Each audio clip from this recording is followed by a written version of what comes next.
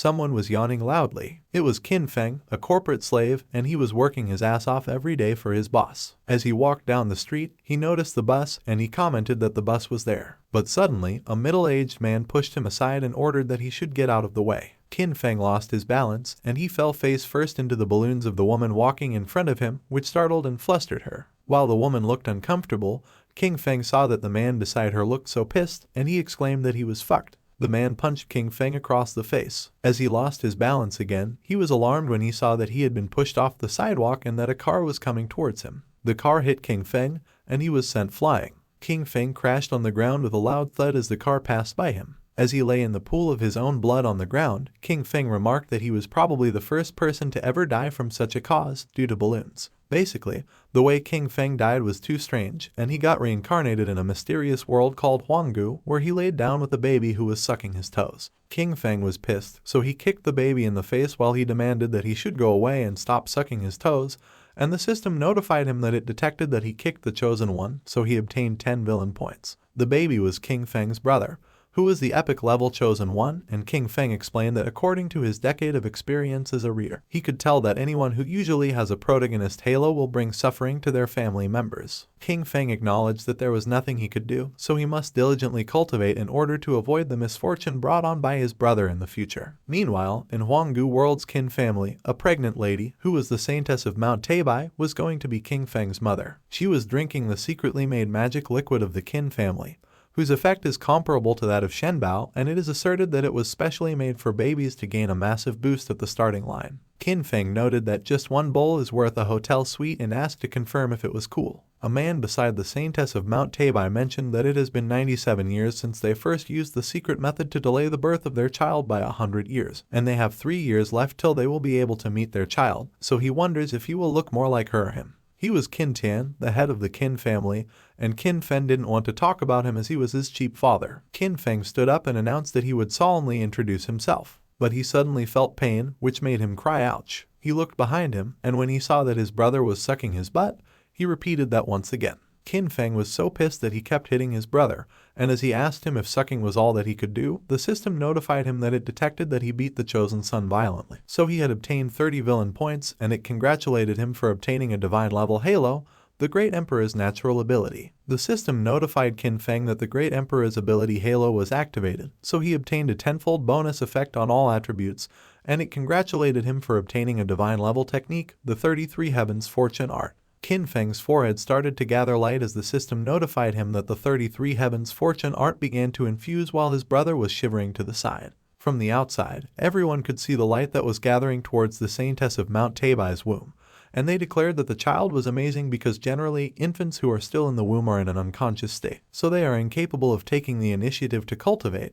But once he cultivates properly, the minimum he would start at is saint-level cultivation techniques and perfectly harmonize them, so it really was the heaven's peerless pride. Qin Tian looked so happy as he approached the saintess of Mount Tabai's womb, and he proclaimed that his son made his father proud, but Qin Feng complained that they were chattering so much and it was so annoying. He looked behind him, and as he asked himself what he should do if he was upset, he decided that he would beat his brother to calm down, which startled and made his brother sob. Qin Feng looked pleased after he hit his brother, but he admitted that he doesn't want to do that either, so if his brother really wants to blame someone else, he should blame their roles as the chosen one and the destined villain, because if he doesn't rack up more villain points to improve his cultivation, he will sacrifice him to heaven when they grow up. And as his brother cried his heart out, Qin Feng asserted that if he was well-behaved and sensible, he would understand his brother. The system notified Qin Feng that it detected that he smacked the chosen one's ass, so he obtained 10 villain points, and Qin Feng laughed maniacally as he exclaimed that he liked that system. 3 years later, the night was illuminated by a red moon.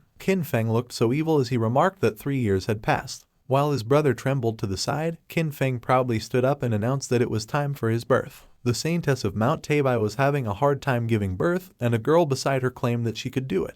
Meanwhile, outside the room, Qin Tian was pacing back and forth, and he looked worried. Suddenly, a cry of a baby was heard, and the saintess of Mount Tabai looked so relieved when she saw the midwife carrying a baby in her arms. Qin Tian looked so happy, and he proclaimed that his son, Qin Feng, had been born. The girl from earlier smiled at Qin Tian, and as she carried Qin Feng in her arms, she commented that it was his son. While Qin Tian happily approached Qin Feng was disgusted, and as he complained that Qin Tian was so ugly, He wondered what in the world had gone through Nua's mind when she made his cheap father. He remarked that he hoped he didn't look like him, and he remembered how they mentioned that looking at beautiful women can make them handsome. When Qin Tian carried Qin Feng in his arms, Qin Feng covered his eyes and kicked him in the face, and as Qin Feng insisted that he didn't want Qin Tian to hold him, so he should hurry up and swap with a beautiful woman, the system notified Qin Feng that it detected his father-son relationship and he obtained 2 villain points. Qin Feng was surprised when he found out that it was an option, but he wondered why it was only 2 points, and the system notified him that villain points are determined according to the difficulty of the host's task. Qin Feng smirked as he acknowledged that it was better than nothing. Qin Feng started attacking Qin Tian while thinking that he wouldn't hold back with his cheap dad, and as Qin Tian playfully screamed in pain and remarked that his son is truly energetic, the system notified Qin Feng that it detected his father-son relationship,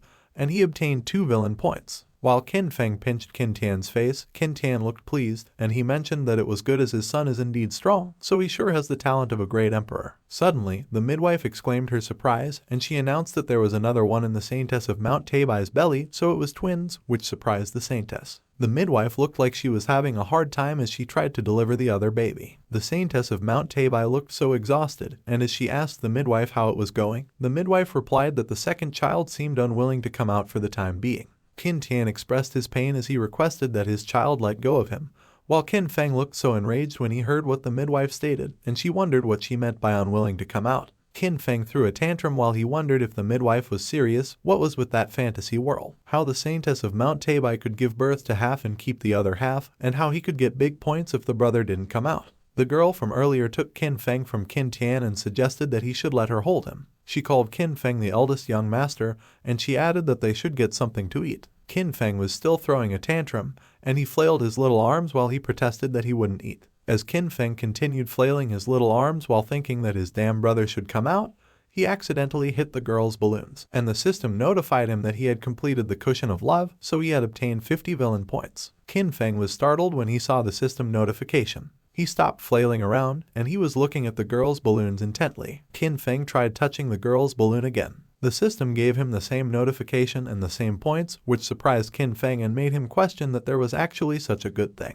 Qin Feng smiled sleazily as he wondered if it was the joy of being the villain. At the Qin family's garden, 3 women were playing with a little kid. The kid was blindfolded, and the women were all calling him a young master, and they revealed where they were. One of the women ran happily as the kid chased after her. Suddenly, the kid grabs a part of the woman's clothes. The woman was surprised and embarrassed when her clothes started to unravel as the kid pulled the part that he grabbed. The kid was Qin Feng, and as he called her sister Juiyan and declared that she lost, the system notified him that it detected that he had completed the gentleman mission, so he obtained 200 villain points. Qin Feng took his blindfold, and as he looked at the system screen, he pondered to confirm if that should be enough. The system showed that he was currently at the 9th stage of Kai and Blood Realm, which was already upgradable, and he had mastered the skill 33 Heaven's Fortune Art, and he already had 30,530 villain points. Qin Feng clicked the part of the system screen where it states that it was upgradable. The system showed Qin Feng that the next realm would be the Commencement Realm, and he would be given 30,000 villain points. In the world of Huangdu, the ranking of cultivation stages from low to high is Kai and Blood, Commencement, Transcension, Spiritual Martial, the Path of Tao, Heavenly Master, Nascent Core, Life and Death, and Ethereal. Each realm has 9 stages, and Qin Feng clicked on the system screen again on the part where it mentioned the next realm. Suddenly, a strong aura swirled and started gathering in front of Qin Feng, and he was surprised. Qin Feng started charging the aura and proclaimed that it was time to break through to the Commencement Realm. The strong aura surged out and filled the area. Qin Feng let out a sigh of relief as the aura started to dissipate. He looked at himself so excitedly, and he exclaimed that he had reached the Commencement Realm. Suddenly, the women surrounded Qin Feng, and they looked at him with both worry and curiosity in their eyes. Qin Feng called someone his sister Biyu, and he expressed that he wanted huggies. Biyu agreed with a smile on her face, and she welcomed Qin Feng with open arms. But to her surprise, Qin Feng kissed her on the lips, and the system notified Qin Feng that he had completed Love's Kiss, so he had obtained 50 villain points. Biyu patted Qin Feng in the head and kindly remarked that he couldn't go kissing girls as he pleased, but the other woman commented that he was just 3 years old, so there was no way he could understand such things. Qin Feng blushed as he admitted that it was right that a 3-year-old child couldn't understand such things. He hugged Biyu and confessed that he likes her so much that he wants to sleep with her, and Biyu agreed that it was okay if he wished for it. Meanwhile, at the Great Xia dynasty's throne, someone was sitting with the emperor, and she inquired if he truly loved her and her alone. But the person the great Zia's emperor was with seemed like a man, and as the emperor called him muffin cakes, he asserted, of course. Suddenly, huge lightning appeared in the skies. The emperor was so startled that he quickly pushed the man away while he questioned who was there, and the man observed that it seemed like someone had a breakthrough. The emperor immediately released his spiritual consciousness. He saw Qin Feng, and he quickly recognized him as the gifted son of the Qin family. The emperor released his powerful aura, and he noted that at the age of 3, Qin Feng has already broken through to the commencement realm, so he cannot remain. At the Qin family's women's bathhouse, the 3 women attending to Qin Feng were taking a bath, and one of them remarked that it was so comfortable. Meanwhile, Qin Feng was peeking at them, and the system notified him that it had detected that he had completed the gentleman's mission, so he had obtained 100 villain points. Qin Feng argued that the system shouldn't be mistaken because if it wasn't for the system missions, a respectable person like him would absolutely never peek in the girl's shower when suddenly. The system congratulated him for triggering a system mission, teased Bu while she was washing, with a reward of 200 villain points. Qin Feng was enraged, and he asked the system who it thought he was when the system congratulated him again for triggering a system mission, bath with Zhu Yun,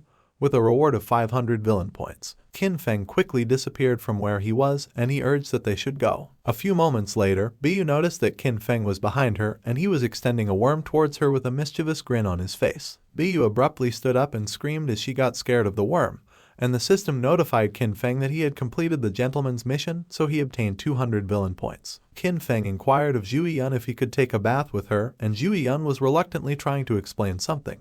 But the other woman chimed in and replied that, of course, Qin Feng could, and she beckoned to come at her as she would help him get undressed. While undressing Qin Feng, the woman commented that he was just a 3-year-old, so he knew nothing, and Zhu Yun agreed while Bu was trembling and too scared to say anything. Qin Feng blushed as the woman carried him into the bath, and he admitted that she was right, a 3-year-old won't know anything. The system notified Qin Feng that he had completed the gentleman's mission, so he had obtained 500 villain points. A few moments later, Qin Feng was looking at a skill named Unconstrained Phantom, which has an exchange price of 400 villain points for the first volume, and Qin Feng can become as light as a swallow or even walking on snow leaves no trace after learning it, and Qin Feng resolved that he would see as his brother should come out soon. Qin Feng clicked the exchange on the system screen. His feet immediately got enveloped in a powerful aura, and he remarked that as a wolf, one must have strong teeth, and as a sheep, one must have strong legs. Hopping out of his bed, Qin Feng proclaimed that his damn brother is the sort of heaven's chosen one for unknown reasons,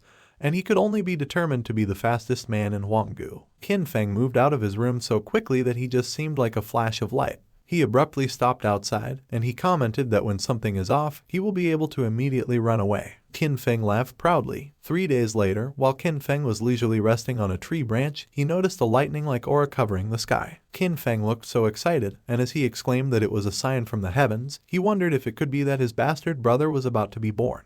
But Qin Feng was alarmed when multiple sharp auras suddenly came towards him. Luckily, Qin Feng was able to react, so he was able to quickly move out of the way and land safely on the ground, and the powerful attack hit the tree. Qin Feng looked up in the sky, and as he observed the emperor along with other people, he wondered if they came for him. An old man, who seemed to be an elder of the Qin family, called the emperor an old loach and asked if he was trying to start a fight. The emperor landed on the ground in front of Qin Feng, and both Qin Tian and the elder followed him. Qin Feng glared at the emperor. The emperor reached out his hand to touch Qin Feng as he asked if it was the eldest son of the Qin family. But he was surprised when Qin Feng quickly moved away from him and hid behind the elder. The emperor was astonished, and he remarked that Qin Feng's movement was fast. He declared that it was already unheard of for a 3-year-old to break through to the commencement stage, but he has also mastered a movement technique proficiently. The elder apologized to the emperor and mentioned that children are shy around strangers. While the emperor was exuding a dark aura, he laughed and noted that there were no worries. Qin Feng suddenly peeked from behind the elder,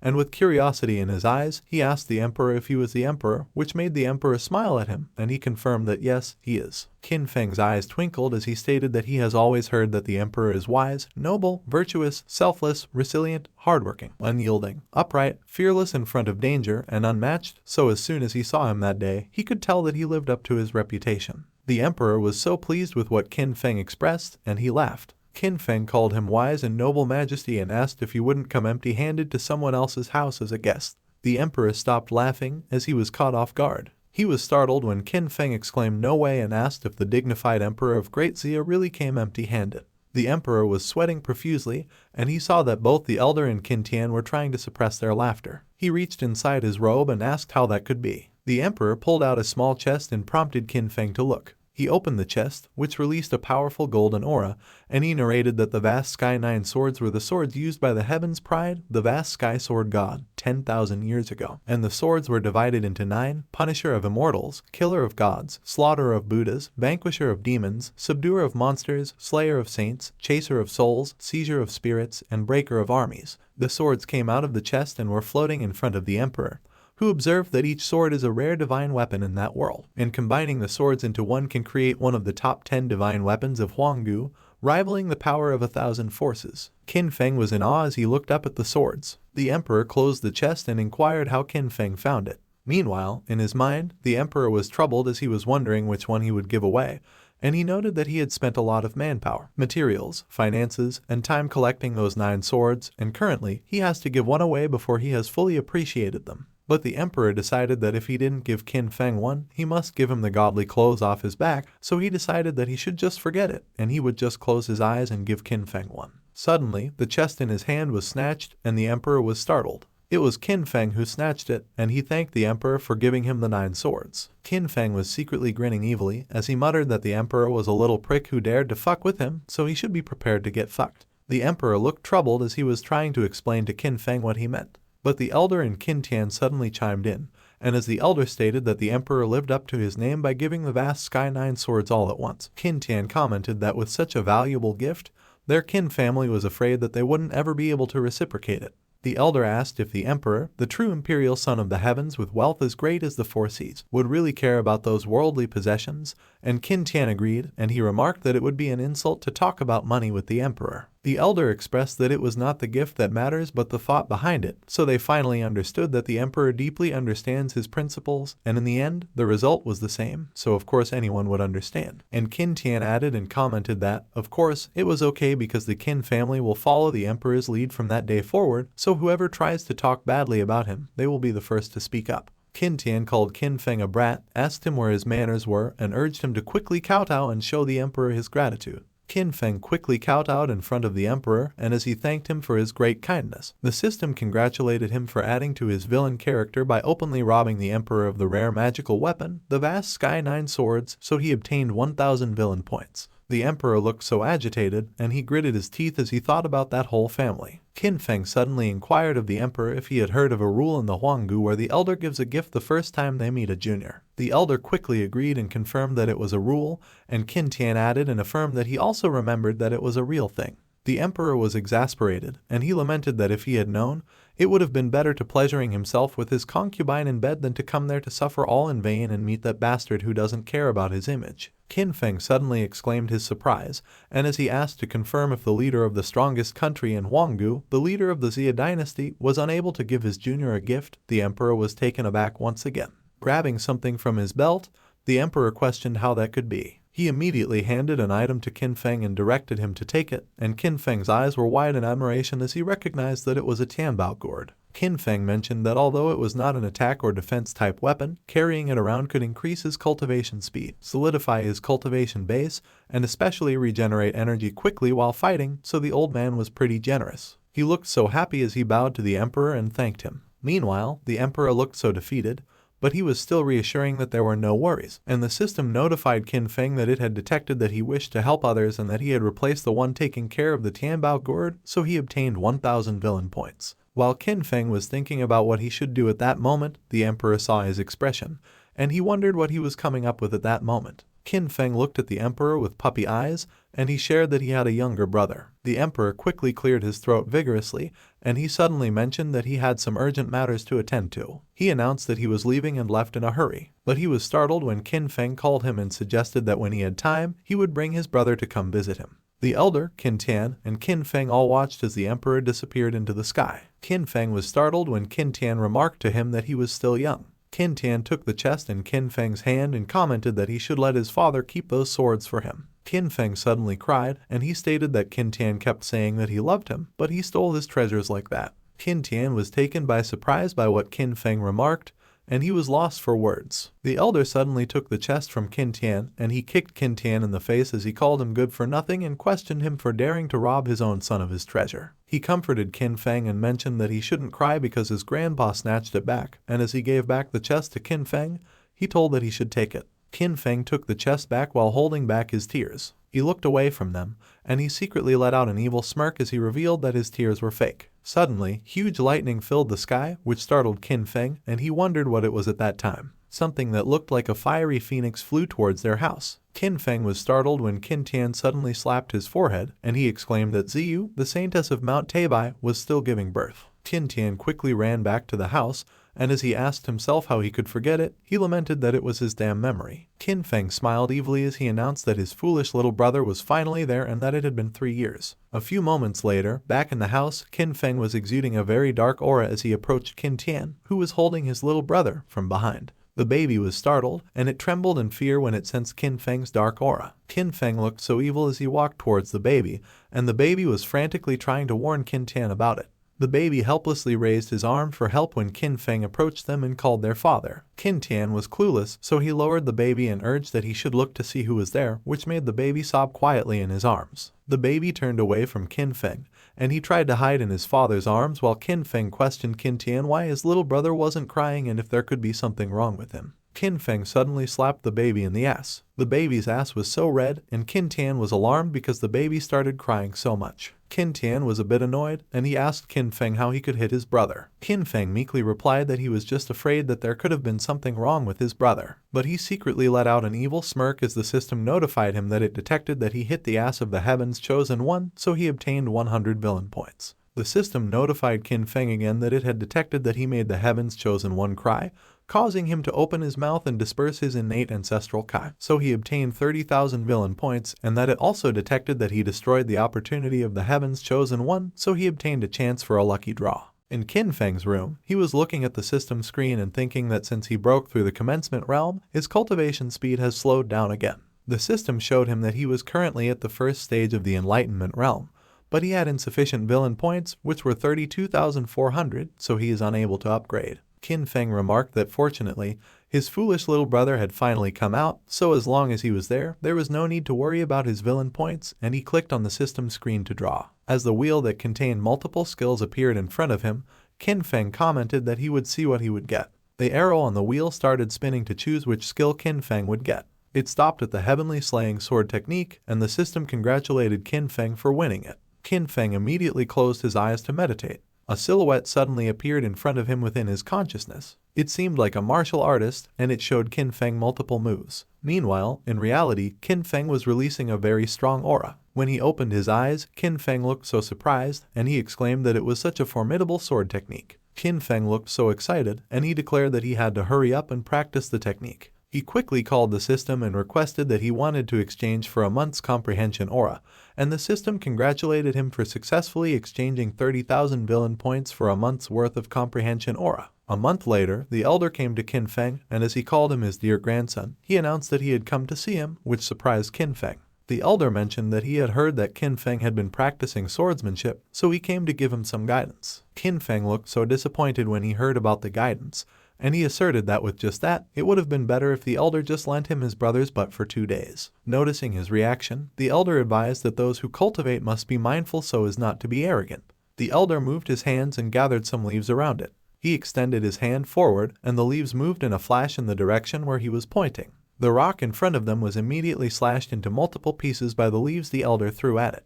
The elder explained that Qin Feng should look because it was the first stage of the heaven-level martial art that he learned, Swirl of the Falling Leaves, and he has cultivated diligently in seclusion, free from arrogance and haste, for over a decade until he finally achieved its great perfection after he emerged in the Jianghu, and his reputation resounded throughout the whole world. While listening to the elder, Qin Feng casually applied an aura to one of his feet to gather some leaves and stomped it on the ground. The leaves also traveled at an extreme speed towards something. The leaves hit a rock, but unlike what the elder did, those leaves were not able to cut through the rock. Qin Feng scratched his cheeks, and he was surprised that that trick requires over a decade of hard work. 5 years later, Qin Feng grew up and was submerged in a huge bucket of water. His face was so red, and he looked so uncomfortable. Qin Feng suddenly yelled and released a powerful aura, which sent the water flying in all directions. His aura was so powerful that it broke through the roof to ascend up to the sky, and when Qin Tian and the elder saw it, they were both startled and surprised that Qin Feng broke through. They were both astonished, and the elder remarked that at the age of 5, Qin Hao advanced to the 5th level of the commencement realm.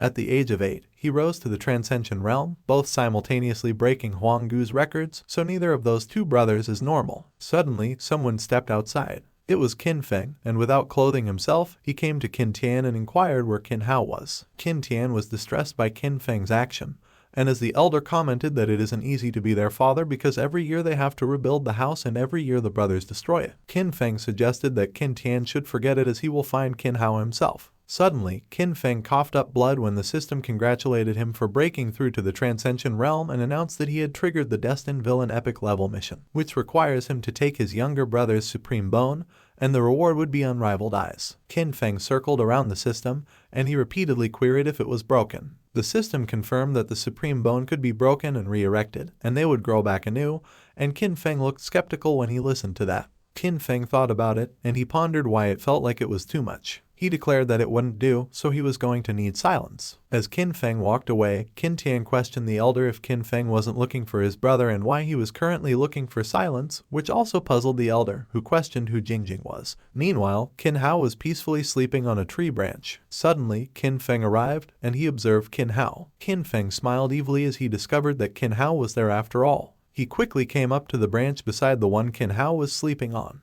Looking at Qin Hao, Qin Feng reflected that in the beginning, he had hoped to be a playboy, living a life full of luxury and pleasure. While Qin Feng raised his hand, Qin Hao was still sleeping peacefully, and he reasoned that it was because of Qin Feng, an insignificant thing, that he had no choice but to work hard and cultivate in order to protect himself. Qin Feng closed his eyes as he hit Qin Hao, and he accepted that maybe that was just his life. The system notified Qin Feng that it detected that he hit the Heaven's Chosen One's butt, so he had obtained 100 villain points. The brothers were sitting on the tree branch, and Qin Feng was surprised when Qin Hao remarked that they should sneak outside and go play. Qin Feng inquired of Qin Hao to confirm that he wanted to play, and Qin Hao eagerly confirmed. With a mischievous grin on his face, Qin Feng agreed. A few moments later, in the downtown area, the people's attention was caught by two crying children who called their dad and exclaimed how he could die like that, and they noted that it was a pity that they lost their father at such a young age. The people gathered around the children who were crying over a covered body, and they sighed and mentioned that they were such cute children and that life is harsh. They started tossing coins at the bowl that one of the children was holding. A few moments later, in an alley, the two children, Qin Hao and Qin Feng, were counting the coins they got. Qin Hao looked so happy as he exclaimed that there was so much money and that he and Qin Feng should go eat something good. Qin Feng agreed, and as he proposed that he would treat Qin Hao to some stir-fried beef and bamboo shoots, Qin Hao questioned if it was good. Imagining how the stir-fried beef and bamboo shoots equate to a butt spanking, Qin Feng asserted that of course it was good. Qin Hao cheered and expressed that it would be his favorite, which made Qin Feng laugh secretly. Meanwhile, in the downtown area, the people were startled when the body Qin Hao and Qin Feng were crying over earlier suddenly sat up, and they cried out that he had come back to life. When the man heard what the people declared, he looked so confused, and he scratched his head as he questioned when he died. He asserted that whatever, he didn't care because he was hungry, so it was time to go back. A few moments later, at Qin Estate, someone was being spanked in the butt. It was Qin Hao who was being spanked by Qin Tian. Qin Tian kept declaring that Qin Hao kept talking nonsense, and while Qin Hao was flailing and crying in pain, Qin Feng was behind him, covering his eyes. As Qin Hao pleaded that Qin Tian should stop beating him because it was Qin Feng's idea and it had nothing to do with him, Qin Feng acted worried and covered his eyes. But the system notified him that it had detected that he had framed the Heaven's Chosen One, so he obtained 200 villain points. Qin Feng smiled evilly while Qin Hao pleaded that he was still young, so he requested that Qin Tian just let him off that time. When Qin Tian heard Qin Hao's request to let him off, he scoffed and replied that a father beating his son is perfectly justifiable. Qin Hao called Qin Tian a stupid dad and exclaimed that he hates him the most. Qin Feng suddenly approached Qin Hao, and while wiping the tears off his face, he consoled that he shouldn't cry, and Qin Hao acknowledged that he was the best. Qin Feng agreed while grinning evilly, and he declared that a childhood without stir-fried beef and bamboo shoots wasn't a complete one. Qin Hao was lying in a room with his swollen butt out in the open. While Qin Feng was applying medicine to it, he remarked that it was a cute butt and that Qin Hao better get well soon because his whole life's happiness rests on his shoulders. Qin Hao commented that Qin Feng is so good to him, which took Qin Feng by surprise. Qin Feng smiled and stated that it was what a big brother should do while patting Qin Hao in the head. But in his mind, Qin Feng was thinking that, after all, Qin Hao was Heaven's Chosen One. Qin Hao was sulking as he expressed that Qin Feng was unlike his stupid dad, who only knows how to beat him. Qin Feng whispered to Qin Hao and revealed that he had a plan that could help him get revenge, and Qin Hao inquired what it was. Qin Feng acted like he was reluctant and admitted that Qin Tian was their father after all. Qin Hao asserted that Qin Feng shouldn't worry because he absolutely won't sell him out.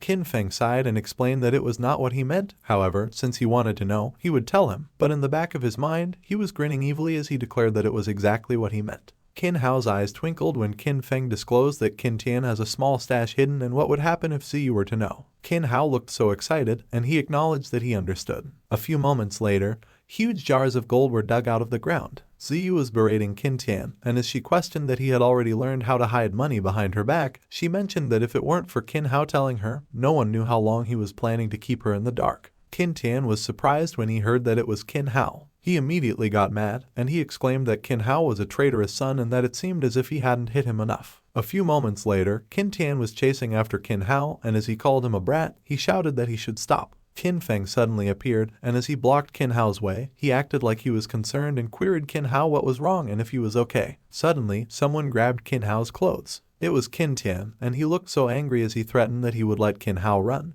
and he questioned him if he wanted to try running from him again. Qin Hao cried in pain as Qin Tian hit his butt again, while Qin Feng was holding in his laughter as he apologized once again for his little brother. The system notified Qin Feng that it had detected that he had framed the Heaven's Chosen One, so he had obtained 200 villain points. Ziyu was undressing herself, and she was calling someone her darling. She was with Qin Tian, and they were both on the bed. On the other hand, Qin Feng was blushing while Qin Hao was peeking through the door and asked him why Qin Tian was holding down Ziyu. With a deadpan expression, Qin Feng remarked that they were training. Qin Hao grinned evilly, and he asked Qin Feng if Qin Tian wouldn't have any energy to hit him if he interrupted his training. Qin Feng hesitated, and he responded that the villain points were alluring, but he was worried if they would be interrupted. But Qin Hao claimed that Qin Feng was not saying anything, so that means that it was okay. Qin Feng panicked, and he tried to stop Qin Hao, but he saw that Qin Hao was already gone, which made him curse in his mind. Qin Hao entered the room and called Qin Tian enthusiastically. Qin Tian was startled when he saw Qin Hao. He was so surprised that his screaming chicken rubber toy got limp. Qin Tian looked so disappointed, and when Qin Feng saw that, he looked horrified, and he exclaimed that it was over. Suddenly, a powerful aura surged out of the room. The system notified Qin Feng that it has detected that he has framed the Heaven's Chosen One, so he has obtained 200 villain points. It has detected that the Heaven's Chosen One has been violently beaten because of Qin Feng, so he has obtained 500 villain points. It has detected that the Heaven's Chosen One's butt bloomed because of Qin Feng, so he gained 500 villain points. And it has also detected that the Heaven's Chosen One's pain has penetrated the soul because of Qin Feng, so he has gained 1000 villain points. Qin Feng was surrounded by a powerful aura while he walked out of the building. He scratched his temple as he observed that one cannot be successful without being educated. So if Qin Hao isn't hit, he won't understand, but he asked what Qin Hao would do because he loves his big brother so much, so he surely won't blame him. Half a month later, Qin Feng looked so bored. He mused that ever since Qin Hao interrupted Qin Tian's training, his butt hasn't been in good condition, so he has already gone half a month without gaining any villain points, and he clicked his tongue as he asked himself where he should get points from. Suddenly, Qin Feng noticed a carriage flying in the sky. A ferocious beast was pulling the carriage, which was being guarded by multiple men. A man was sitting on top of the carriage while a girl was inside, looking out the window blinds. Qin Feng recognized that it was Tiangxin City's Lin family, and he asked himself what they were there for when the system suddenly notified him that it had detected an epic-level Heaven's Chosen One. Qin Feng's eyes lit up, and he noted that just when he was worried that there would be no Chosen One to give him his rewards, there they were, just in time. Half a month earlier, at the Great Xia Dynasty, Tiangxin City, Lin family estate, a man was looking up at the colorful sky. It was the head of the Lin family, Lin Hao, and he looked so astonished as he remarked that the Qin family suddenly birthed 2 heavenly gifted sons. He looked at the little girl who was standing by a tree. She yelled as she did her best to release a powerful aura, but her power didn't have much impact as it just made some leaves of the tree fall. She proudly inquired how she did, and the guy standing beside her called her a young miss and commented that she was extraordinarily talented. Lin Hao let out a sigh. He was startled when the girl, who was her daughter, suddenly approached him and queried why he was sighing. Lin Hao awkwardly confessed that he ate too much. He revealed that he heard that the Qin family's eldest son was a striking boy, elegant and unbridled to boot, and even more so. He is unmatched in terms of cultivation and broke through the transcension realm at a young age, and he proposed to her if she was willing to marry him as his wife. Zinner was so surprised when she heard what Lin Hao uttered that she was petrified. She immediately blurted out and protested that she was still a child. But Lin Hao insisted that young love is also love and that she shouldn't worry because he is very open-minded. Lin Zinner's full name, walked away from Lin Hao, and she was fuming as she vowed that he will be a lone woman until she dies, and even if she goes blind or crazy, she still won't marry the Qin kid. At the present time, at the Qin family's estate, Qin Tian was greeting Lin Hao while Lin Zinner was looking at Qin Feng, wondering if he was Qin Feng and thinking that he was handsome. Suddenly, Qin Feng noticed Lin Zinner. Lin Zinner quickly looked away, and she scoffed in her mind as she declared that she didn't care if Qin Feng was handsome because it was just a futile attempt at becoming her husband. She asserted that Qin Feng should just watch her and not show him any respect. She pointed at him and questioned if he was Qin Feng. Lin Zinner pointed at the guy behind her and stated that it was her new servant, Lin San, and she challenged Qin Feng if he would dare to fight around with Lin San to prove himself. Lin Hao was surprised when he heard that and advised that Lin Zinner shouldn't be rude. Qin Feng was looking intently at Lin San as he wondered if he was the heaven's chosen one. He smiled as he admitted that, taking into consideration that Qin Hao was his dear younger brother, he had never used his full strength to hit him in fear of not being able to explain himself to his mother and father, but those past 5 or so years, he got 240,000 villain points out of him. Qin Feng grinned evilly as he declared that currently, there is someone who is neither a relative nor a friend who was delivered to him. Qin Tian was looking at Lin Hao with a nasty look on his face as he remarked that Lin Hao's mouth urged not to be rude, but his actions weren't intervening at all. He gave Qin Feng a pat on the shoulder and suggested that it was not a bad idea, so Qin Feng would play with Lin San. Qin Feng agreed with a smile on his face. Lin San politely requested that Qin Feng instruct him. Without further ado, Qin Feng released a powerful aura and started gathering the leaves around him. He used the move Swirl of the Falling Leaves. Lin San was startled when the leaves around him got infused with an aura and came at him at an incredible speed. But he still managed to draw his sword in time and block Qin Feng's attack. Lin San swung his sword and made a slashing attack to destroy those leaves. Lin Zinner confidently declared that it was beautiful, while Lin San was apprehensive of what Qin Feng was about to do next. Qin Feng smiled as he mentioned that one swing took a lot of energy, so it was a good opportunity. Lin San was startled when Qin Feng suddenly lunged towards him using the skill Unconstrained Phantom and revealed that he was taking advantage of his weakness as he wanted his life. Lin San managed to block Qin Feng's fist with his sword, and the collision of their forces created a huge spark of aura. A huge explosion occurred, and the system congratulated Qin Feng for hitting the Heaven's Chosen One, so he obtained 200 villain points. While the dust coming from the explosion still filled the area, Qin Feng lunged forward for another attack. But to his surprise, Lin San was already prepared for him. Qin Feng's eyes were wide in surprise as he acknowledged that it was not good. Lin San swung his sword at Qin Feng and created a huge slashing aura, but Qin Feng managed to dodge it by doing a backflip in the air. Qin Feng landed on the ground safely while Lin San's attack went past him. Lin Zinner cheered on Lin San, and she cheered that he was doing a good job and that he should teach Qin Feng a lesson for her. Qin Feng looked thrilled as he wondered if that is how it feels to be stifled by the protagonist. He raised his hand and was surrounded by a powerful aura when he called for his sword to come. 9 rays of aura were converging toward Qin Feng. Lin Hao was so surprised when he recognized that it was the vast Sky 9 swords. Qin Tian looked so uninterested, while Lin Hao enthusiastically mentioned that he had heard that the emperor got cheated out of the vast Sky 9 swords and the Tianbao gourd by the shameless young master. But he thought it was all rumors and never admitted that it was real. Qin Tian let out a forced laugh when he heard what Lin Hao mentioned. Lin Hao called Qin Tian his in-law and quickly clarified that it was not what he meant, but Qin Tian just got pissed and inquired who his in-law was. As the vast Sky 9 swords floated above Qin Feng, he proposed that they should join. The swords gathered and swirled around each other. They all merged into one sword. Qin Tian proudly proclaimed that Qin Feng really has the talent of a great emperor, so it is not unfitting for the emperor of the Xia Empire to gift him the vast Sky 9 swords. And that made Lin Hao give him a side eye while he revealed that Qin Tian just exposed himself. Qin Feng wielded the sword and swung it to his side. Lin San started approaching Qin Feng, and he warned that even if Qin Feng had the vast Sky 9 swords, he still couldn't be his opponent. Lin San swung his sword to use his skill, Vast Sky Sword Attack, and as he released a huge slashing aura, he declared that Qin Feng should take that. Both Lin Hao and Qin Tian were alarmed, and they expressed that it was not good. Qin Tian explained that the Vast Sky Sword Attack and the Vast Sky 9 swords originated from the same person, the Vast Sky Sword God, so both sides originally complemented each other, but at that moment, they were against each other like that. He observed that even if Qin Feng has talent, in the end he is still 8 years old, so there was no way he could block the Vast Sky Sword God's Vast Sky Sword Attack. Qin Tian charged forward, and as he called Qin Tian, he announced that he was coming to help him. But he froze when Qin Feng instructed that he should stay back and not get in his way. Lin Hao was stupefied when Qin Tian quickly moved back to where he was and commented that it seemed he was disliked by his dear son. Back into the fight, Qin Feng has started accumulating a powerful aura in his sword. Qin Feng swung his sword and used his skill, the heaven-slaying sword technique. The two huge slashing auras were coming towards each other. As they collided, a huge explosion was created.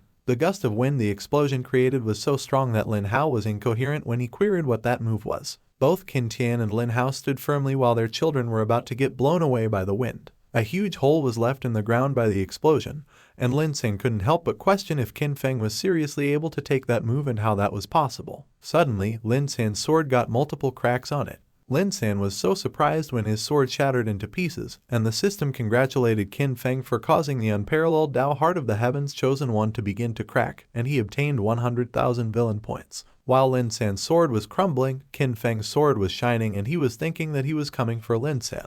Qin Feng grinned evilly as he remarked that forming a crack got him 100,000 villain points, so he wondered what would happen if he was able to stab Lin San's spirit. He suddenly charged at Lin San, who was caught off guard, and he declared that he would just stab Lin San's spirit. Qin Feng swung his sword, and as his sword grazed Lin San, the system congratulated him for hurting the Heaven's Chosen One, so he obtained 500 villain points. He continued attacking Lin San, and as he managed to graze his cheeks, legs, and back, the system gave the same notification that he had obtained 500 villain points for each of those. Suddenly, someone grabbed Qin Feng by the collar. It was Qin Tian, and he asserted that it was enough because playing and being noisy is fine, but he should not disturb the peace, which pissed Qin Feng off, and he cursed in his mind as he wondered why Qin Tian was grabbing him when he was gaining so many points. Lin Hao also came to protect Lin San, who was also pissed, and as he stated that Qin Tian was right, he demanded that Qin Tian should quickly restrain Qin Feng because he doesn't have any manners for beating his Lin San to a pulp when he is a hard talent to come by. Lin Hao asked Qin Tian if he could have a word with him,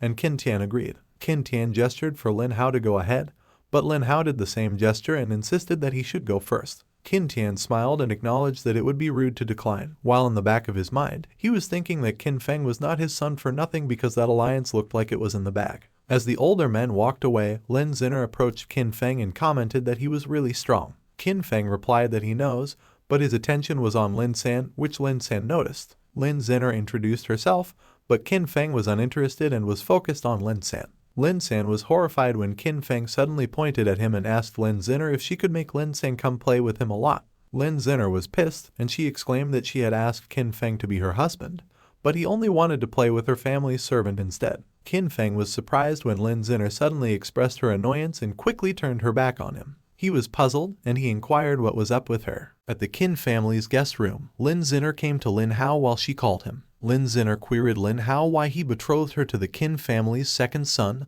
Qin Hao. Lin Hao was surprised, and he queried Lin Zinner if she was not unwilling to marry the first. Lin Zinner was taken by surprise by Lin Hao's question. She looked embarrassed as she quickly denied it and asserted that she wasn't. Lin Zinner declared that she was 2 years older than Qin Hao, and that it would be a joke if the news were to get out. Lin Hao questioned her what there was to joke about when love between an older woman and a younger man is quite popular these days, and that startled Lin Zinner. Lin Zinner started sulking as she asserted that if she is older than her husband, people will definitely say that their Lin family is trying to depend on the Qin family to gain power by forcing their daughter on them. But the Qin family wasn't willing to let Heaven's pride, Qin Feng, marry the daughter of the Lin family, so they settled on Qin Hao. Lin Hao quickly stood up. He shouted and declared that it was such nonsense, and he queried what was wrong with an older wife. The kids passing by outside the room heard when Lin Hao declared that whoever dares to make such a thoughtless remark toward the daughter of the Lin family will find their whole family dead, which embarrassed Lin Zinner so much that she queried Lin Hao why she was yelling that so loudly. Lin Hao quickly apologized to Lin Zinner, and as he stated that he would be quieter, Lin Zinner declared that, in short, she doesn't want to be married to Qin Hao. When he heard what Lin Zinner declared, he seemed to have come to a realization, so he queried Lin Zinner if it was because she likes Qin Feng.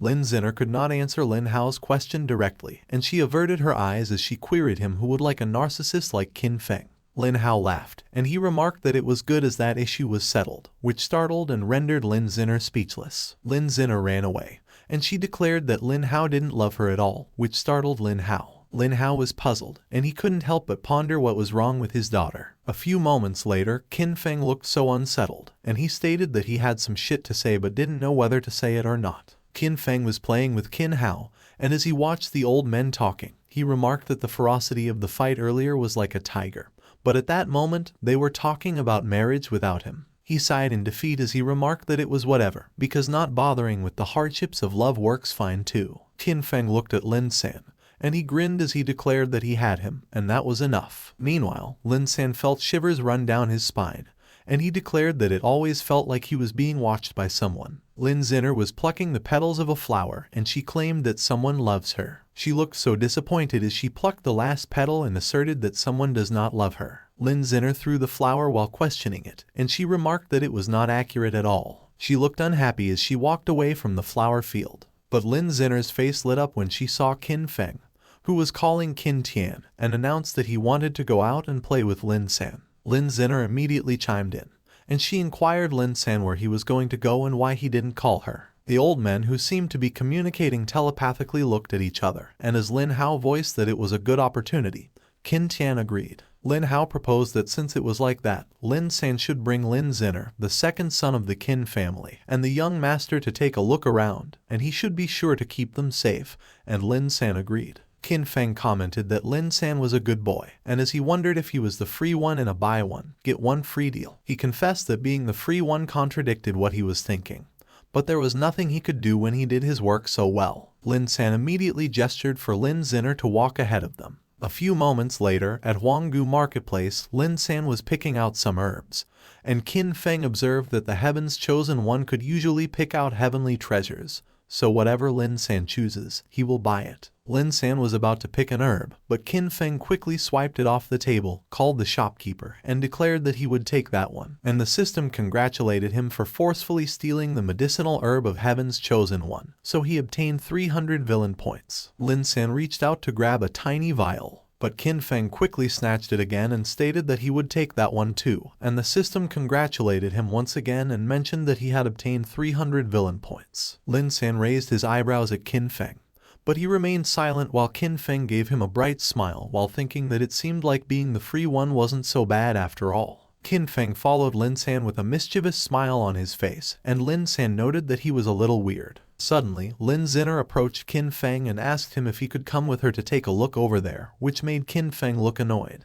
Qin Feng quickly pushed Lin Zinner's face away and exclaimed that she was blocking his way. As Qin Feng walked away, Lin Zinner threw a tantrum, and she kept exclaiming that it was annoying, and Qin Feng dared to ignore her. But her demeanor quickly changed, and she looked at Qin Feng with admiration as she expressed that Qin Feng is so fierce, so she really likes him. The group continued to walk around the Huanggu Marketplace together. While Qin Feng was walking leisurely, both Lin San and Qin Hao noticed an old-looking item. Qin Feng was puzzled when he noticed their reaction. Lin San and Qin Hao immediately got into a heated confrontation, as Qin Hao claimed that he saw it first. But Lin San disagreed and asserted that he saw it first. Someone was walking really fast. It was Qin Feng who quickly grabbed the item and inquired the shopkeeper how much it was, and the shopkeeper replied that it was originally 1,000 spirit stones, but if he wanted it, it would be 888 spirit stones. Qin Feng quickly agreed, placed a huge bag on the counter, and announced that he would take it while thinking that he didn't know what was so valuable about it. But it most definitely was not ordinary if two Heaven's Chosen Ones noticed it at the same time. Lin San approached Qin Feng and questioned him if he wasn't bargaining,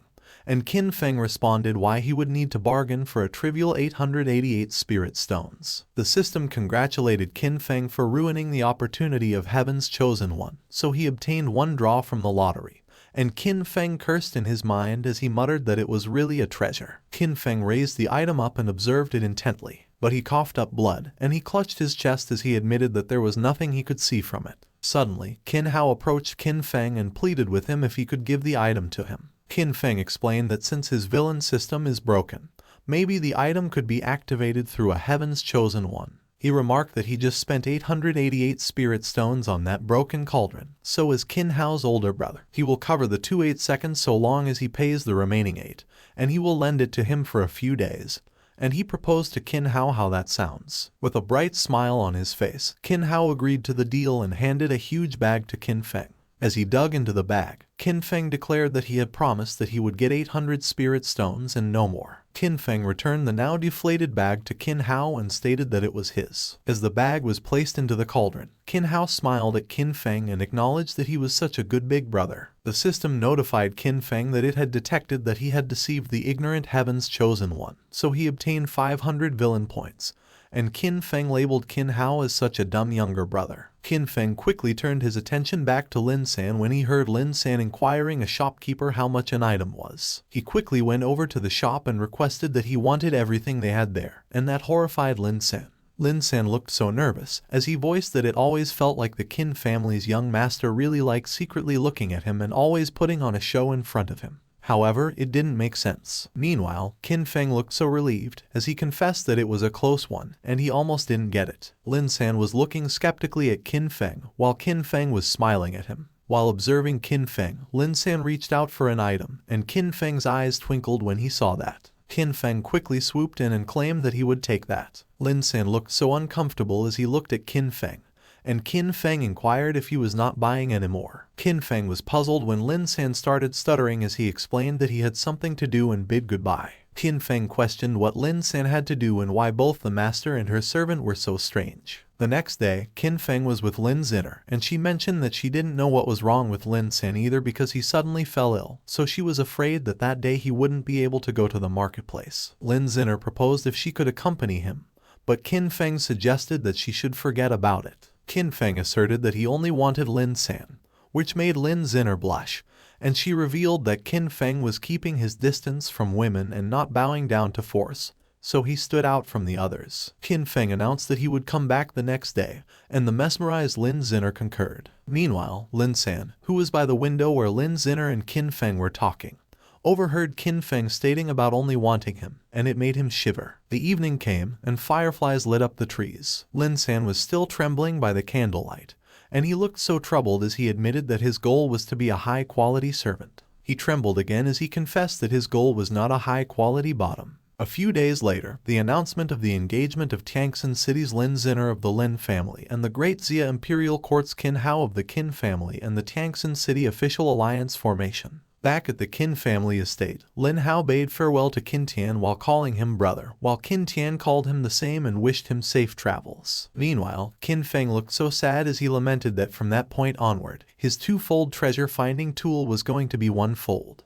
Qin Feng was referring to Qin Hao and Lin San as both one-fold, and with them combined, they were two-fold. The bags under Lin San's eyes were so dark, and he looked so tired as he peeked out the window. Lin Zinner was surprised when Lin San quickly looked away from the window while blushing. She peeked out the window to see what Lin San saw, and she was startled when she saw Qin Feng looking up at their carriage with a longing look on his face. While having a sad smile on her face, Lin Zinner pondered if Qin Feng was looking at her. At the Qin mansion, Qin Feng was looking at his system screen, and he remarked that it would be great if only he could run away from home with Lin San. When he saw his stats, Qin Feng commented that just from those short few days, he had extracted 150,000 villain points in addition to drawing from the lottery. Qin Feng looked so excited as he was about to click the button to draw from the lottery, and he exclaimed that he wondered what he would draw at that time. The arrow started spinning itself. It stopped at the Heavenly Dragon's Might, and the system congratulated Qin Feng for drawing a god-level Buddhist technique. While Qin Feng meditated to learn the technique, the system informed that the Heavenly Dragon's Might, accompanied by the dragon pattern, could make him use god-level Buddhist technique while dealing double damage against the demon clan at the same time as one could say that it was the demon clan's natural enemy. And not only that, it could increase his defense and give him the ability to differentiate if another person is a demon.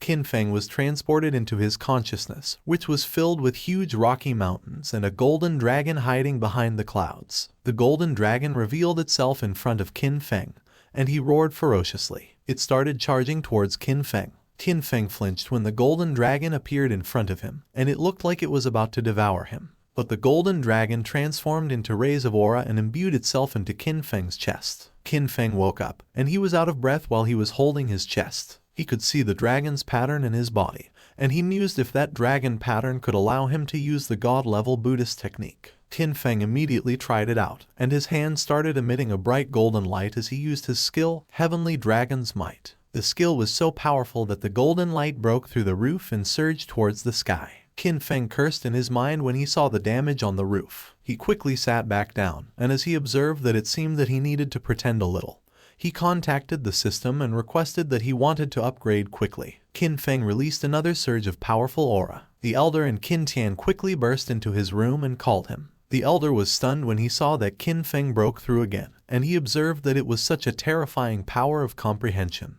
while on the other hand, Qin Tian looked so worried as he thought about his house. While the powerful aura gently surrounded Qin Feng, the system congratulated him for breaking through to the third stage of the 33 Heavens Fortune Art, where he spent 100,000 villain points. The system congratulated Qin Feng again for breaking through to the second stage of the Transcension Realm, where he spent 30,000 villain points. And when Qin Feng saw those notifications, he got petrified and pondered how many villain points were spent. The system explained that 130,000 villain points in total were spent, which made Qin Feng fall on his back in despair as he thought about his savings. Someone, who seemed to be worried, kept calling Qin Feng's name, and they urged that someone should stop being in a daze and should hurry up and bring the Qin family's best spiritual elixirs to Qin Feng to help him recover. It was the elder who was worried, and as Qin Tian called him ancestor and tried to reason out with him that Qin Feng had just broken through, he insisted that Qin Tian should hurry up and go. The next day, at the Great Xia Imperial Court, as an official declared that the Qin family and Tiangxin City have formed an alliance and they are blatantly ignoring the imperial government, so they should be punished, another official suggested that they recommend that the emperor send troops immediately. And as the official proposed that they should strike it down like lightning considering that the alliance hasn't been finalized yet, someone inquired if they were taking the Qin family in Tiangxin City for nothing,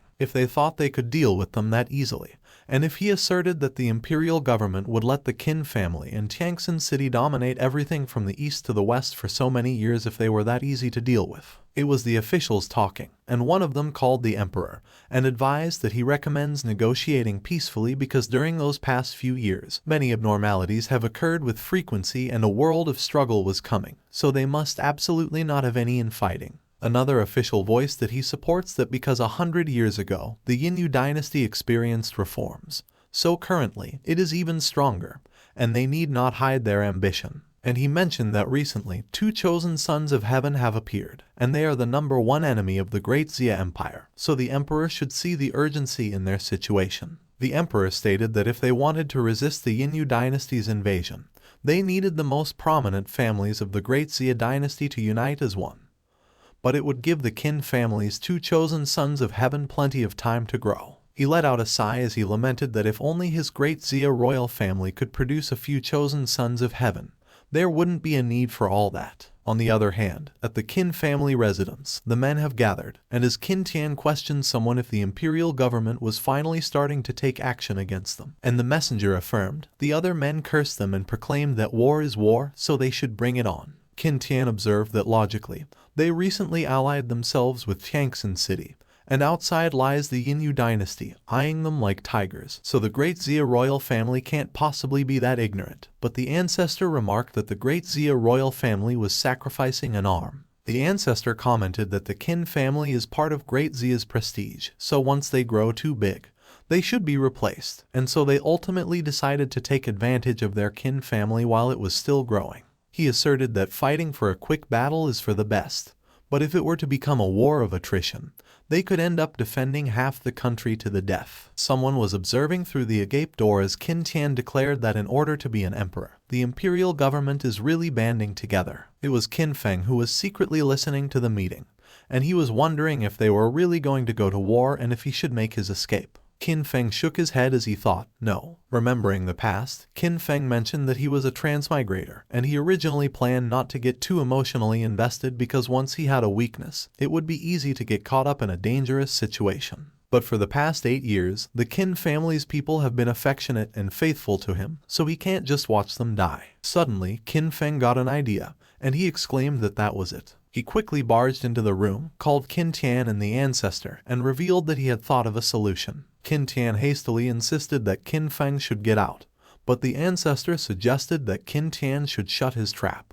The ancestor smiled at Qin Feng, inquired about his solution, and urged him to let them hear it, which made Qin Tian give him a side eye and think that he was a nepotist. Qin Feng revealed that the cause of that whole situation was Qin Hao and his appearance ruining the balance, causing the royal family to feel threatened. But so long as they find a way to conceal both Qin Hao and him, the war will naturally have no reason to continue. The ancestor acknowledged that even if they were to conceal the two of them at that instant, the Great Xia royal family surely wouldn't leave it at that unless he died or became disabled. Qin Feng agreed that the ancestor was correct. He suggested that the solution is mutilation, so they should dig out Qin Hao's supreme bone and break it, as it will grow back. The ancestor mentioned that that method could work. Qin Tian quickly stood up and declared that he was against it. He stated that Qin Hao is only 5, and it wasn't something he should experience at his age. The ancestor explained that if one wanted to become supreme, just relying on the supreme bone wouldn't cut it, as they also needed extreme willpower, spirit, and, above all, destiny. He remarked that Qin Hao must overcome having his supreme bone being dug out and going into hiding so that in the future he can achieve the supreme level after breaking and regrowing it, and he asked Qin Feng how he shall hide himself. Qin Feng asserted that he would be the young master of the Qin family who was envious of his brother's heavenly gifts,